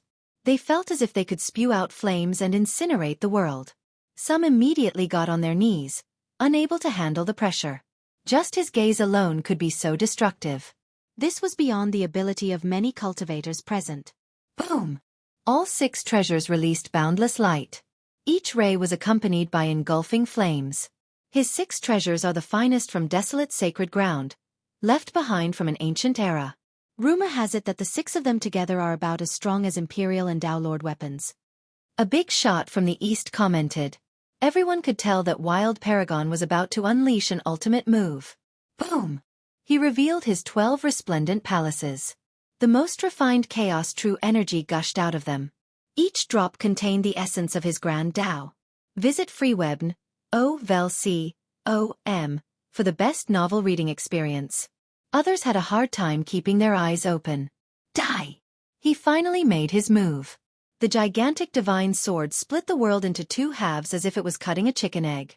Others bellowed in horror, feeling their own body being separated. The pagoda released a vortex of chaos true energy that could draw everyone in and refine them. Even the myriad Dao could fall victim to its pull. As for the banner, it covered 1,000,000 miles of land. It released strands of Dao energy with a refining property as well, turning the land beneath into hell. Anyone below would be reduced into blood. Run! Those affected by its coverage immediately turned and fled. Next came the jewel. It became the heaviest item in existence and crushed the fabrics of reality. The world and its inhabitants couldn't withstand the jewel's weight. Heavenly 6 Treasure annihilated. Wild Paragon channeled all of his merit laws and energy into this dreadful move. By this point, weaker cultivators were no longer interested in watching the fight. They only thought about running away in order to be safe. Unfortunately, some of them were too weak and dropped to the ground, paralyzed. "This is it," one expert said. "Can Li Qie stop this devastating strike or would he fall?" "Impossible. Li Qie is on the same level as the 5 conquerors. He can't die to a single move." A big shot with a strong understanding of Li Qie said. Others nodded in agreement right away. As the attack descended, it heralded apocalyptic signs. Verdant hills and rivers disintegrated into nothingness. Li Qie smiled and made a fist. Buzz! It pulsed with a golden light. Golden Fist Dao. Others recognized his technique right away. Some had seen it back in Golden Gate when he controlled its foundation and borrowed the power of Worldbreaker. However, he didn't summon any external help this time. His punch alone created an eternal golden radiance. As he punched the air, the golden light left behind an everlasting mark. Spectators became amazed at its splendor and thought that a heavenly kingdom could come from it. They didn't have much time to think because its power manifested and sent them flying. Some vomited blood while others couldn't handle the pressure and were reduced to blood. Fuck! Many screamed in horror and kept on running. Boom! The punch faced the combined might of the 6 treasures. Despite their impressive power, the punch reduced everything back to the origin. The grand Tao and true chaos energy of the treasures were immediately defeated. It moved onward and struck one of the paragon's heads. Though it was larger than the sun, he still screamed in agony. In the next second, it exploded from the pressure. Blood and bits of flesh splashed everywhere. Ah! His scream made everyone shudder. Bam! He fell backward and smashed numerous mountains, shrinking back to his normal size. He was still alive since he had 2 heads left. Nonetheless, his courage was completely destroyed just like the head, so he turned to run.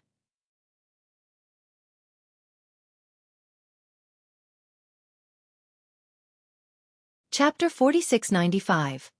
Forsaken, the head of a myriad sovereign was taken out from just one punch. This embarrassed everyone who praised Wild Paragon, singing songs of him becoming a second Dao Sanqian and that killing Li Qie would be easy. He was also running for his life in fear. The sudden reversal robbed the crowd of words and made them gasp in astonishment. Li Qie still hasn't used a treasure yet. That was just a physical punch. Where do you think you're going? Li Qie smiled and followed in the same direction. One opponent was running like a dog without a master, with Li Qie calmly following right behind him. The crowd watched intensely. One big shot said, "How terrifying, do the conquerors have a chance? He is most likely stronger than them, but this is only taking into account of personal power." An ancestor responded, "Don't tell me he's the future Dao Lord." Someone else murmured. By this point, a fair number of cultivators believed that Li Qie was actually stronger than the 5 conquerors. Visit free web .com for the best novel reading experience. Do you see an alliance forming because of Li Qie? A young disciple boldly speculated. That's certainly plausible, a senior said while others contemplated. If Li Qie was superior by a large margin, the 5 conquerors might team up to eliminate Li Qie. Otherwise, the competition seemed hopeless for them. They then thought about the behemoths at play here. True Immortal, 3000 Dao, Divine Dragon. 5 behemoths would team up to suppress Li Qie. Even the mighty Li Qie couldn't possibly beat this alliance. The same applied to the rest of the world. Meanwhile, True Immortal Young Emperor observed the fleeing youth with a heavy heart. He had a good idea of Wild Paragon's power, but this wasn't enough to force out Li Qie's true ability. Who knows if the guy even used 30% of his power in the battle? Under this assumption, the guy would be a terrifying opponent. None of the 5 conquerors could have replicated this task when using only 30% power. How did he do it? The Saintess whispered, failing to analyze Li Qie. A terrifying opponent. The young emperor replied with a serious expression. She nodded in response and felt immense pressure. A battle between them was inevitable. The outcome remained uncertain. Please go invite 5 Sun King and the others. He made up his mind. The Saintess left to carry out the order without saying anything. This person is unfathomable. Shen Juntian was invested in the pursuit as well. Senior brother, you can still take him on. Godwhip Princess was shocked to see Li Qie's punch, but she maintained confidence in Shen Juntian's probability of success. I can fight him, yes, but winning? Unsure. He smiled. No one can defeat you, senior brother. The princess insisted. He shook his head and said, It's too early to say that. Everything about Li Qie is a mystery, but I do want to fight him. It's rare to have an opponent of this level. His eyes became determined after saying this. You're itching for a spar with young noble Li, senior brother? Paramount Scion asked. A spar is not enough to see his true power. This requires a fight to the death. That's when the truth is shown. Using kingdom toppling to describe Shen Juentian's appearance was appropriate. Do not fight right now. A fourth cultivator interjected. We lack intelligence on this person. Observe on the sideline instead. Shen Juntian followed the direction of the voice and saw a middle-aged man standing there. First brother. He bowed, having great respect for Spear Grasp. First brother. Godwhip and Paramount did the same. Heed my warning. Spear Grasp repeated. To which Shen Juntian responded, The Tao Lord path is perilous, constantly testing one's courage. If I'm not prepared to die, I can't become a Tao Lord. Knowledge and strategy are also a part of this path. Spear Grasp responded, Tao Lords aren't impulsive and reckless. Wisdom is required. I understand, first brother. Shen Juntian smiled and said, Nonetheless, a battle between us is inevitable. Fighting him seriously is the only thing that will satiate my thirst for the Tao. There was no doubt that Li Qie's power had stimulated Shen Juentian's desire to fight. You got this, senior brother. The princess didn't hide her admiration. Paramount Scion, on the other hand, didn't say anything. Although he was on Shen Juentian's side, he lacked the same confidence in his victory. Wild Paragon mustered all of his strength to run. Alas, he couldn't lose Li Qie. This was utterly humiliating since he threw away his face and dignity. Boom! A figure suddenly landed and blocked Li Qie's path. Is it Five Sun King? Spectators looked around.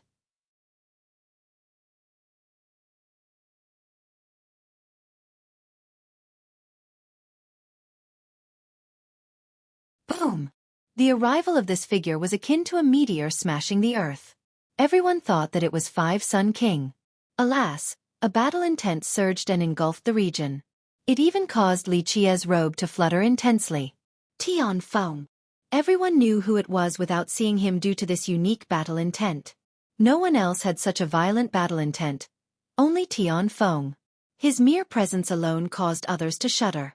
Anyone with the slightest bit of sense would stay away from this madman. They found his involvement to be surprising. Five Sun King should have been the one to appear since Wild Paragon was his follower and sworn brother. This didn't make sense because Five Sun King was one of Tian Feng's rivals. Why would he help Wild Paragon?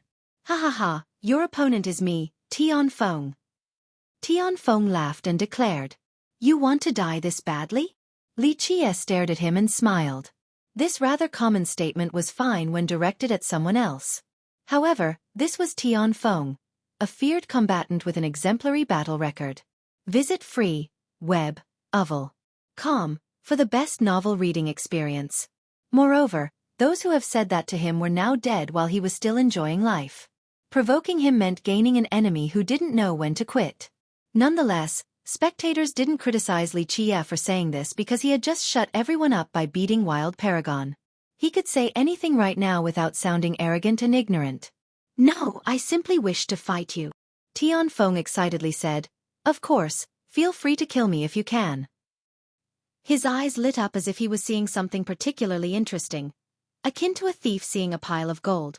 Many couldn't understand his excitement because the risk of death was rather real in this case. On the contrary, Tian Feng found joy in fighting a potentially fatal battle. Very well. Li Qie accepted the challenge right away. Haha, you are far more interesting than those other conquerors. No need for pleasantries then, witness my true form. Tian Feng laughed. Boom! He spun around and reverted back to his original form. His sheer weight created a pit. He turned into a gigantic frog. Of course, he looked different from regular ones. He was the size of a hill and brimmed with strength. His skin was rather thick as well despite looking soft. As he crouched on the down, it drooped down and looked moldable. Another thing separating him from other frogs was the battle intent. It turned into an inferno, no longer as formless as before. Vegetation started burning and lakes boiled. Instead of being a red flame, it had a gray color and caused the area to turn dark. Everyone felt that there was an invisible hand gripping their neck. His battle intent was already dreadful, but after reverting to his true form, it intensified and became several times stronger. Mad Frog! Some shouted. This was a rare demon race with a precious and powerful bloodline. They loved fighting, and this was the case even before they became demons. Capable of fighting venomous snakes, centipedes, scorpions, and other dangerous creatures. After becoming demons, this race would want to fight even more. Tianfeng managed to relatively restrain his natural instinct but still became famous for it. He was strong enough to fight using a human form. He only reverted back to his original form against truly mighty opponents. This revealed how highly he regarded Li Qie. "I'm starting, eat this!" Tianfeng shouted and leaped into the air, crushing the ground beneath him. He didn't resort to using any technique or merit law, only his body as a weapon. Li Qie's fist became resplendent again as he used the golden fist Dao. Bam! He struck Tianfeng's chin and knocked the frog back, causing it to roll into and smash several mountains. Just one punch again? Spectators became slack-jawed.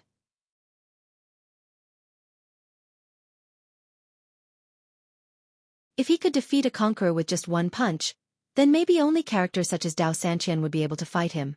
Bam! Tianfeng jumped up and got back on its feet. Whoosh! Suddenly, his body seemed to be inflating and growing larger again, from a hill to a mountain. What's happening? A spectator asked. An influential demon among them said, "If you can't kill a mad frog in one move, it'll just become stronger and bigger after receiving attacks. It is tenacious." 1. We finally know what he is now. The original word included too many different animals to pick without context, so I used demon.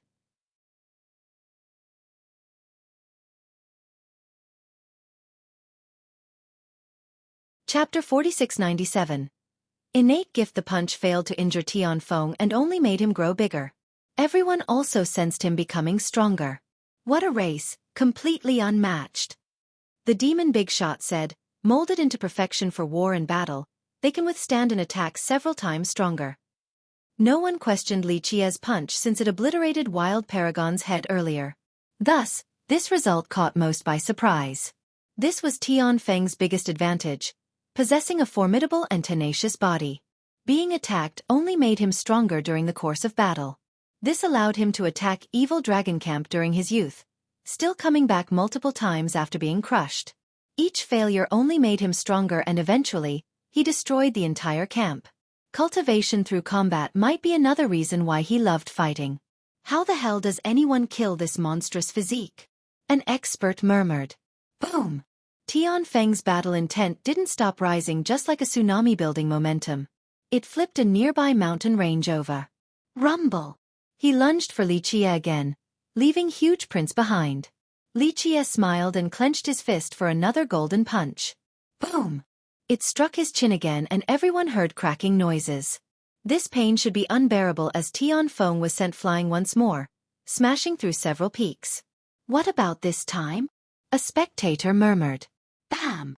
Tianfeng answered by getting up again. His body doubled in size again, becoming a high mountain similar to Wild Paragon earlier. This time, blood was seen streaming down his mouth. Nonetheless, he still became stronger and the radius of his battle intent increased. He's unkillable. Another commented. The demon Big Shot spoke again. They're truly unique, this physical prowess is unmatched. It's hard to find a weak point. Some believe that in order to deal lasting damage, the opponent needs to be several times stronger. Several times stronger? Listeners exchanged glances of astonishment. Tianfeng was one of the 5 conquerors, strong enough to dominate the realm. Being several times stronger than him required a frightening level of cultivation. Since Li Qie was from the same generation, he could be stronger but not by several times. Boom! The same thing happened again. Tianfeng coming and being sent away by another golden punch. He smashed into the ground and changed the landscape, being awfully bloody this time. Once he got up, his body grew again and resembled a large grind mill taking up too much space. It could overfill the entire world in time. Shit! Those standing at what used to be a safe distance were assaulted by the gales of intent. The unlucky ones got caught and became bloody mists. Others realized why Tianfeng was so feared. He merely tried to crush Li Qie without using any merit law. Though he had been beaten several times, this only made him become stronger. Is his body truly unbreakable? Godwhip Princess saw this and became frightened. No wonder why he was so fearless. Difficult with ordinary methods. Shen Juntian shook his head. An immaculate weapon with an ultimate strike should work. Piercing his body will make him feeble. Would your Tao Lord attack be enough, senior brother? She asked. He only smiled and didn't answer. Seems impossible with a fist. Paramount Scion became worried. Shen Juntian looked eager to watch and said, "This innate gift of Tianfeng might be enough to force Li Qie to show his cards. We can then figure out his background. Only through observing Li Qie's techniques would he be able to guess Li Qie's origin and merit laws. From that, he would have a good grasp of Li Qie's actual power. Otherwise, it would be impossible to come up with an actual plan." He was a believer in the popular adage, "If you know the enemy and know yourself, you need not fear the result of 100 battles." Bam! Tianfeng lay flat on the ground. He opened his mouth, capable of swallowing the celestials. "Your fist can't pierce my defense. You will never beat me this way." His voice echoed thunderously, "Take out your weapon." He was also eager to experience Li Qie's true power and top weapons. "These 2 hands are enough." Li Qie smiled and waved his hands. "I'm telling you that it's impossible. I'll lend you a weapon, let's see if you can pierce my body." Tianfeng laughed and summoned a weapon, throwing it down in front of Li Qie. This was a long spear of the lightning affinity. Thunder erupted along with a billowing Tao Lord aura.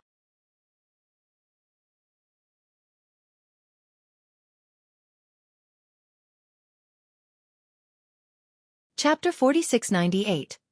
Lightning. It seemed to have been made from lightning itself and sculpted by a Tao Lord supreme force. Within was an endless amount of this affinity. Runes occasionally pulsed and exuded the power of their great master. Spectators became frozen after sensing its penetrating capability. It came from an ancient past with a tribulation power of the high heaven. Tribulations were feared by all cultivators since most couldn't withstand them. Not even the strongest master could do so. A patrimony weapon. A mighty cultivator took a deep breath. The demon Big Shot nodded. "Yes, lightning from 8-step Dragon Tao Lord." All listeners gasped after hearing the grade of the weapon. Patrimony weapons were rare since not all Tao Lords left one behind. 8-step Dragon Tao Lord was a mighty existence, one of the strongest in history. No one doubted the power of his spear. "Use the spear, see if you can pierce me." Tianfeng's voice ruptured listeners' eardrums. This showed just how much confidence he had in his innate gift. This has been proven by his own life experiences. He faced opponents far above his station, but eventually, he alone emerged triumphantly. Though he was sent flying several times, he refused to believe that Li Qie could take him down with his bare hands. The injuries were only external, unable to touch his Tao foundation and true fate. He decided to lend Li Qie a patrimony weapon to make this fight more exciting. Of course, others thought that he was insane for doing so. "You can't find a second cultivator like this," an expert said. "No one would ever willingly hand a patrimony weapon to someone else, let alone an opponent. Start, let's see if you can kill me with lightning." Tianfeng laughed heartily. "What a madman," Godwhip Princess commented. "This is Tianfeng. He has the qualification and potential to become a Tao Lord. His love for fighting is commendable. In his mind, nothing is more beautiful than dying during battle." Shin Juntian said. Paramount Scion smiled wryly after hearing this. Few in the world could understand his crazy conduct since they feared death. Li Qie chuckled. He picked up the spear and took his time looking. Spectators held their breath because Li Qie was already mighty with his punches alone. Now, he had a patrimony weapon in his grasp. A tiger has just grown wings. It's a good one. He praised and then channeled his energy into it. Boom! A tempest of Tao Lord aura erupted, sweeping the crowd off their feet. Ah! Some were sent flying thousands of miles away. Crack, crackle. Lightning bolts danced in the sky like spirits even before an attack. Bam! Bam! Bam! Unlucky souls were struck by them and fell to the ground, no longer moving like electrified fish. So strong. Many were forced to the ground, not even daring to think about resisting. You actually managed to muster this much power from it? Ha ha ha, yes. Come, see if you can kill me. Tianfeng shouted excitedly while lightning bolts caused his huge frame to tremble. He showed no sign of fear but seemed to take pleasure in being struck by the bolts. Remember, numerous cultivators were paralyzed on the ground, still twitching helplessly. Only Tianfeng's physical constitution allowed him to enjoy it. He's not just a madman, he's a pervert too. One spectator concluded. Buzz! Li Qie suddenly stopped and the pressure dissipated. The air became clear again, only the spear was still pulsing with lightning. No need for a weapon to deal with you. I do appreciate the kind intent though. He tossed it back to Tianfeng and said. This astounded spectators. Some thought that Li Qie was being a fool. Tianfeng's innate gift was peerless and hard to break. A patrimony weapon was a gift from heaven itself. The chance of winning was boosted with the spear. No one would want to give it back. Li Qie seemed to be an exception. That's a true genius for you, that mindset, how brilliant. He can become a Dao Lord. A mighty big shot praised. Dao Lords are a different breed. Ordinary people can't understand them. The crowd appreciated both Tianfeng and Li Qie's choice even though it appeared unwise. You insist on being bare-handed? Tianfeng became disappointed.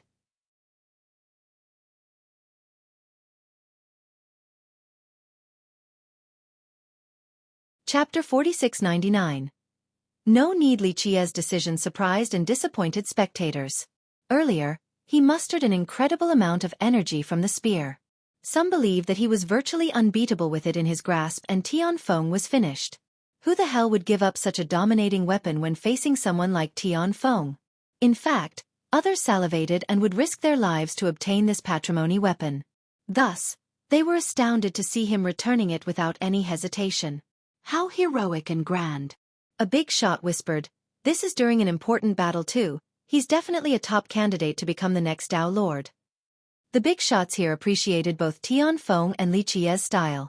The former wanted to test himself and went as far as lending his opponent a patrimony weapon. The latter returned it without a care, not showing a sliver of greed. Don't worry, I'll fulfill your wish of destruction, Li Qie said. Others exchanged glances and didn't think that this was possible. Nonetheless, they gave Li Qie enough respect by not calling him out on it. Ha ha ha. Tianfeng laughed heartily, releasing unbearable sound waves. Listeners from a safe distance felt their chest being hit repeatedly. I refuse to believe that you can take me down with your bare hands. No one in the world can. He stated. Come. Li Qie gestured provocatively. Fine, take this. Tianfeng leaped into the air again. Due to his massive frame, his body actually smashed some stars along the way. During the descent, it caused non-stop explosions and the ground started shaking. This was akin to another planet shooting downward, leaving behind a fiery trail. His body became ablaze. I'm coming, he roared. A terrible force came before the gigantic frog and flattened everything about the impact point. God damn! Some cultivators bellowed in horror after seeing this. Once Tianfeng struck Li Qie's area, the peaks nearby immediately turned into dust. Only a crater was left behind for the frightened spectators to see. Not to mention one person, even a sect would have been annihilated regardless of its defensive measures. Is he dead? A cultivator calmed down and asked. I think so. A clan disciple's knees were still buckling. In his opinion, no one could survive that impact. No, he's still there. A keen-eyed ancestor noticed something and shouted. Sure enough, Li Qie was completely unharmed while standing in the center of the crater. He managed to block Tianfeng's gigantic frame with his index finger. This was akin to an ant using its antennae to lift up an elephant. The impossible occurred in front of everyone. What? How? Many couldn't accept this illogical development, a finger pushing up Tianfeng. Before they could calm down, they saw Li Qie gripping Tianfeng's leg and spinning him in the air. This started a vortex of unthinkable proportion. Trees and the water of rivers started being pulled into the vortex. The rotational speed was out of this world. Eventually, it became a spatio-temporal vortex, a void zone of death. Run away! Big shots regained their wits and started running away. This is insanity! A spectator shouted after seeing Li Qie capable of playing a game with Tian Feng. The latter was helpless and could only play along.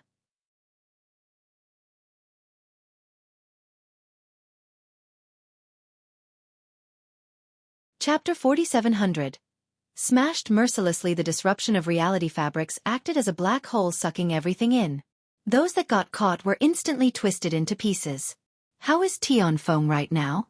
Someone asked. People activated their heavenly gaze to observe the maelstrom. Alas, Tian Feng was no longer there. No one could have imagined this development. A rotation fast enough to create this maelstrom. It broke everyone's common sense. It was one thing for him to use a powerful merit law or a peerless treasure, using the mysterious Tao to create this maelstrom. However, he simply spun his enemy and started this terrifying phenomenon. What kind of move is this? A spectator asked. Alas, not even ancestors can explain this to their juniors. Shen Juntian shook his head and said, there is no Tao profundity to this, only physical power and extreme speed. As long as you possess this ability, you can start this maelstrom by just waving a wooden stick. So his physical prowess is that frightening? Godwhip Princess became alarmed. She was not an inexperienced junior. In fact, she had met top masters before, but the maelstrom horrified her. He's monstrous. I've never seen such a terrifying foe before. Shin Juntian said earnestly. I still believe in your victory, senior brother. She believed that no one was more qualified than him to become the next Tao Lord. Not even Li Qie. Rumble. The spatial dimension suddenly stabilized a bit since Li Qie stopped the rotation. Bam! Tian Feng appeared once more and Li Qie smashed him to the ground repeatedly. Mountains went down and layers of earth were excavated. More cracks appeared that eventually turned into massive chasms. They were then flattened again by the next smash. Destruction and flattening and destruction. This process kept on continuing until a colossal basin was formed around Li Qie. It looked like the mouth of the world. Not long ago, this place had towering peaks, surging rivers, and shimmering lakes. All of this disappeared with Li Qie's brutality. When standing from above, it looked as if another planet had just smashed 8 desolaces. Once Li Qie got enough exercise, he tossed Tian Feng away. The guy reverted back to his original form, bloodied from top to bottom. He lay still on the ground, unable to move an inch. It appeared that all of his bones were broken, causing him to groan in agony. Jaws dropped to the ground as a result. The lords and ancestors became frozen, unable to form a single coherent thought. Tian Feng was a supreme genius, strong enough to fight any ancient ancestor. He was also an heir, meaning that he was qualified to become a Tao Lord. He might also be the most notorious among the 5 conquerors, having fought numerous battles since his Tao debut. Now, he was at his last gasp because of Li Qie. This doesn't make any sense. He didn't even need to use a weapon. A spectator couldn't believe her own eyes. No one would believe Tian Feng losing to an unarmed combatant, thinking that it might be a bad joke. Alas, Li Qie actually did it without using any merit law or technique, only brute force. A mad frog's innate gift is actually beaten today. A big shot murmured. The entire world knew about the physical gift of the mad frogs. Powerful treasures might not be able to break their physique. At best, they would only leave skin-deep wounds. Since Tian Feng was barely alive right now, Li Qie had clearly beaten the innate gift. Could it be so simple? The ancestors wondered. They only saw Li Qie lifting and spinning Tian Feng before smashing him repeatedly like a rag doll.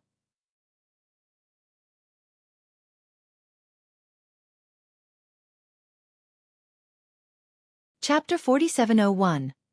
Being unbeatable is that simple. The Tao is long and arduous. I will spare you today. Feel free to challenge me again in the future. Li Qie smiled at Tian Feng before leaving with his group. The crowd watched his departing figure in silence. Bam! The dying Tian Feng also leaped up and disappeared. Some were impressed since he was still able to move despite his feeble state. Others wouldn't have been able to move an inch. The battle left plenty for the group to think about. They wondered how to recount this story accurately in order to get people to believe them. The youths, in particular, didn't know what to think. The majority of the young generation adored the 5 conquerors and thought that one of them would become the Tao Lord. Alas, a new monster has arrived. Li Qia. He suffocated them and shattered their faith. It seemed that he had a far greater chance of winning versus the other 5. Li Qia, debuting late yet, is still ahead in the race. An old ancestor concluded, "He's absolutely first place right now in my eyes for the Tao competition. The other conquerors aren't even close." No one refuted him and pondered in silence instead. Li Qia's vocal supporters were no longer mocked. Meanwhile, the big shot started thinking about the implications. Who can actually stop Li Qia from becoming a Tao Lord? One youth asked. His senior stared at the horizon and said, "No other conquerors can beat him in a one-on-one fight, not the young emperor or Shen Juntian." It's unbelievable but true. Others had no choice but to accept this reality. Though the conquerors had peerless talent and resources, they couldn't touch Li Qia in a fight. Tian Feng's utter defeat was the perfect example. Li Qia made it look effortless since he only used his bare hands and simplistic movements. This made his standing clear, somewhere far above the geniuses. Fortunately, the competition doesn't only consist of solo fights. The Tao fruit, sure, it requires personal comprehension and enlightenment, but as for external matters such as enemies, it'll be an intersect conflict. Sure, the heirs would need to search for the mysteries of the Tao fruit during the process. This required personal enlightenment regardless of how much help they got from their ancient ancestors. If they couldn't prove their Tao, then becoming a Tao Lord was impossible. Their background and sect couldn't do anything about this. This process has been recognized and accepted by cultivators for eras now. The heirs would have to face many perils and opponents. One of the most important factors included their own lineage. This became rather important given the current situation where Li Qia was far above the rest. "I wonder what Li Qia's background is." An expert whispered, "True immortal young emperor has the monarchs from his sect, the same for Shen Juntian with his 6 monarchs and even Dao Sanqian. If Li Qia is truly alone, it doesn't look favorable for him." Once true immortal or 3,000 Dao became serious, these top masters could actually take action to eliminate Li Qia. If he didn't have sufficiently powerful Dao protectors, he would die on this path. The 5 conquerors might team up too. That's another unsolvable dilemma. An ancestor said. Others knew that such an alliance would be the greatest force in Sky Border. In this case, Li Qia would face a dead end for his Dao path. "I think this might happen because Li Qia is too frightening." A clan ancestor agreed. Li Qia shined too brightly currently. The 5 conquerors must eliminate Li Qia for any of them to have a chance. Therefore, an alliance to kill Li Qia seemed inevitable, and it wouldn't be difficult. On top of a verdant hill with a heavenly waterfall, true immortal young emperor sat underneath the shade of a pine tree and enjoyed fine tea. A majestic and regal aura suddenly arrived. The guest was none other than 5-Sun King. He stood in front of the emperor and smiled. "You're in a good mood, brother. You are a welcome sight for sore eyes, brother 5-Sun." The emperor smiled, looking like a lord from an upper realm looking down on his subjects. 2 disciples from True Immortal hurriedly prepared a mat for 5-Sun King to sit down. Next came the tea. "It's good." 5-Sun King took a sip and said. Immortal energy then manifested out of nowhere, yet it was pleasant like the autumn wind. A person unstained by the mortal coil appeared, inciting gasps of admiration everywhere he went. Shen Juntian. "I've received your invitation." He sat down next to the 2.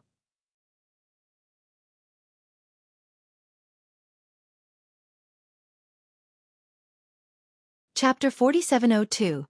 Tao Discussion. Drinking with you is a rare occasion. The young emperor smiled and told fellow disciples to bring tea for him as well. "Wonderful. True Immortal's resource is enviable indeed." Shen Juntian took a sip and also praised. "It cannot compare with the tribute teas for a Tao Lord." The emperor said. This was indeed the truth. The son of a Tao Lord must have seen plenty of wondrous things before, having access to the most coveted treasure since youth. Some immortal teas were highly inaccessible. Brilliant cultivators such as heavenly sovereigns could toil for a lifetime to get a single bottle only to fail. This didn't apply to Shen Juntian. He probably grew up drinking this type of liquid as if they were water. No big deal at all. Of course, this didn't mean that the young emperor was subservient to him. He also grew up in the perfect scenario, speaking to Shen Juntian as an equal. His childhood was likely on the same level. Therefore, Five-Sun King might have the worst upbringing relatively. Of course, the guy didn't mind this at all and never felt inferior. I'm sure we're not here to drink tea alone. Shen Juntian got straight to the point. It has been a while since our last meeting, so I prepared some tea. Let's drink and have a discussion regarding the world and the Grand Tao, yes? The emperor smiled. Discussing the Tao with you would be my pleasure. Five-Sun King smiled. But if you have any other matter, feel free to bring it up. The emperor stared at the two for a second before asking, Brothers, who do you think among us three is most likely to become the next Tao Lord? The answer to this question naturally intrigued the other two. I would like to know your opinion on this. Five-Sun King answered with a question. All three of them have been toiling for a single goal, proving their Tao. In fact, this path has been decided for them since their very birth. In terms of innate talent, I beat the both of you, brothers. The emperor was direct. The lack of humility normally offended others. This wasn't the case because the emperor had a primal fate palace.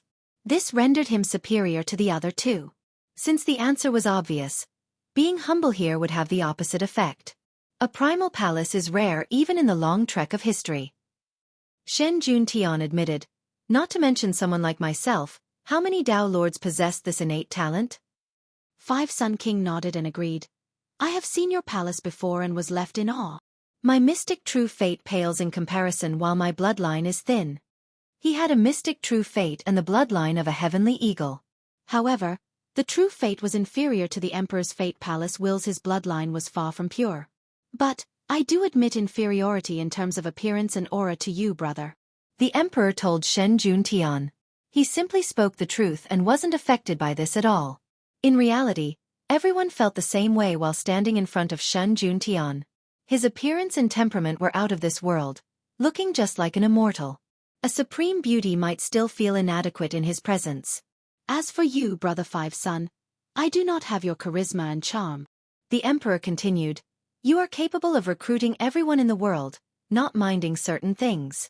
As for me, I hold prejudices. You're too kind. Five-Sun King smiled while shaking his head. It is true, if we were to switch spots at birth, I would not have the same success as you who are supported by the sects of the East. This must have been difficult, requiring both determination and at times, enduring humiliation. I am too prideful and hot-headed for that. The emperor elaborated. He was born as a member of True Immortal and immediately became its jewel. Though Shen Juntian's background was slightly more impressive, the young emperor certainly couldn't complain in this regard. Five-Sun King didn't have the same luck. Five-Sun School was only a great power.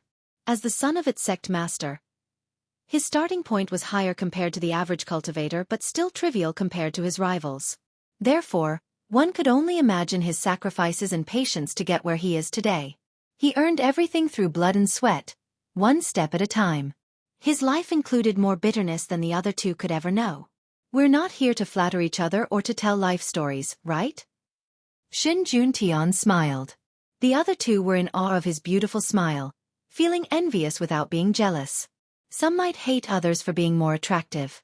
However, Juntian also possessed an innate quality that prevented others from hating him. The competition has started, so if you would like, let's discuss the future. The emperor said. A fight is inevitable between us. Let fate determines the victor. Shen Juntian replied. Brother, you know fate has nothing to do with this and all of the previous competitions. The emperor smiled. Not just the three of us, the other two are also unique in their own way. It's hard to predict a winner right now. Five-Sun King interjected. I agree with you, brother Five-Sun. The emperor nodded. Though Mortal King and brother Tianfeng aren't here, we are indeed unique, so it's too early to determine the last person smiling. There are too many uncertainties on this path. There is one thing we are sure of. None of us can beat Li Qie. Shen Juntian said. The young emperor and Five-Sun King paused for a moment. Who among us could have beaten Tianfeng bare-handed? I know I couldn't without the help of a Tao Lord weapon. A mad frog's physique is insane, and given his nature, he'll keep on fighting until I am drained of energy. Therefore, fighting barehanded against him is hopeless, at least for me. Shen Juntian revealed. Keep in mind that Shen Juntian had a special bond with his Tao Lord weapon, capable of reducing the strongest foe to ashes. On the contrary, fighting barehanded would greatly diminish his prowess. I couldn't have one either. Five Sun King said. He had sparred with Tian Feng before and experienced that freakish tenacity.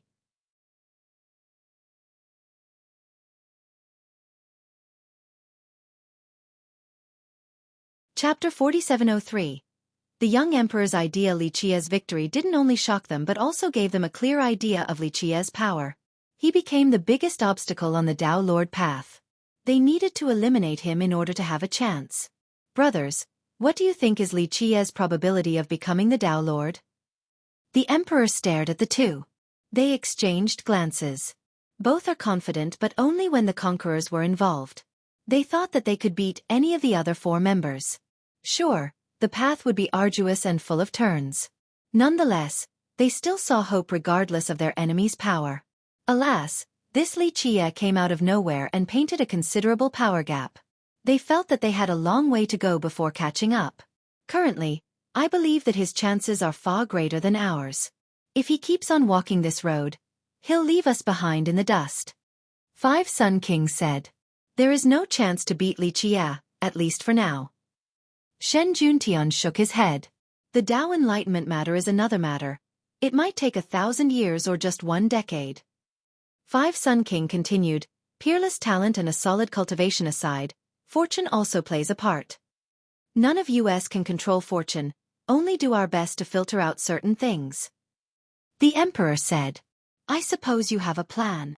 Five Sun King smiled. The emperor earnestly responded, we should put aside our differences and walk hand in hand as of right now.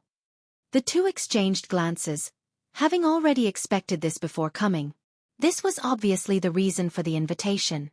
After all, Li Qia's heaven-defying ability caused all of them to feel immense pressure. They needed to get rid of Li Qia first due to his paramount Tao attainment. This issue was rather urgent because Li Qia might prove his grand Tao at any second and become the Tao Lord. At that point, all of their effort would have been for naught. You wish to form an alliance against Li Qia? Five Sun King wanted a clear response. Not just that, we should also train and learn the mysteries of the Grand Tao together. That's the best method to catch up to Li Qia. The Emperor added. As supreme geniuses, they all had a unique understanding of the Grand Tao. If they were to reveal their gained knowledge and spar with each other, the benefits would be immense. It would accelerate the process of understanding the Tao fruit. It's fine to spar and learn from each other. Five Sun King nodded. This had happened before between them, but only for brief periods and including surface-level content. We learn together until the last moment before the Tao fruit. We'll see who will be the first pluck one and become the Tao Lord. It is up to our own ability, effort, and luck. The Emperor said. It's fair. Shin Juntian said. As the saying goes, 2 heads are better than 1. Despite their personal talent and achievement, working together was still rather beneficial and helpful. It would be foolish to refuse. I'm sure this is not your only goal, brother. Juntian went on. Right. Our foremost goal should still be eliminating Li Qia. His very existence kills our hope. The Emperor paused for a bit and said, otherwise, he'll be 1 step ahead of us in taking the Tao fruit. Our whole life will be meaningless then. Shin Juntian and Five Sun King pondered silently. If Li Qia kept on improving, it wouldn't be long before the end of the competition. At that point, their Grand Tao would be wasted. For Shen Juntian, he came out in this generation in order to become a Tao Lord. He was confident enough that victory would be his. Otherwise, further hibernation was acceptable.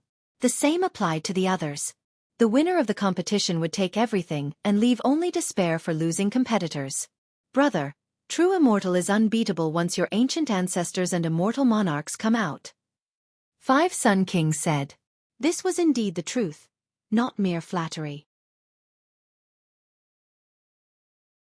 True immortal was the closest sect to being described as unbeatable. Many believed that they had a good chance of taking Li Qie down if they wanted to. Its monarch should be able to do so unless Li Qie had capable Dao protectors. This is the time for us to be honest. The emperor said, I'm sure you two understand that when the sandpiper and clam go to war, the fisherman catches both. He implied that true immortal wouldn't be the only one to act against Li Qie. After all, the losses might be heavy. They weren't foolish enough to do so. Our alliance will not only take care of Li Qie but also the rest. The next Dao Lord will be one of us. The emperor continued. Outsiders would be startled to hear this. The emperor wanted to eliminate Firmament Mortal King and Tianfeng as well, causing the duo to exchange glances.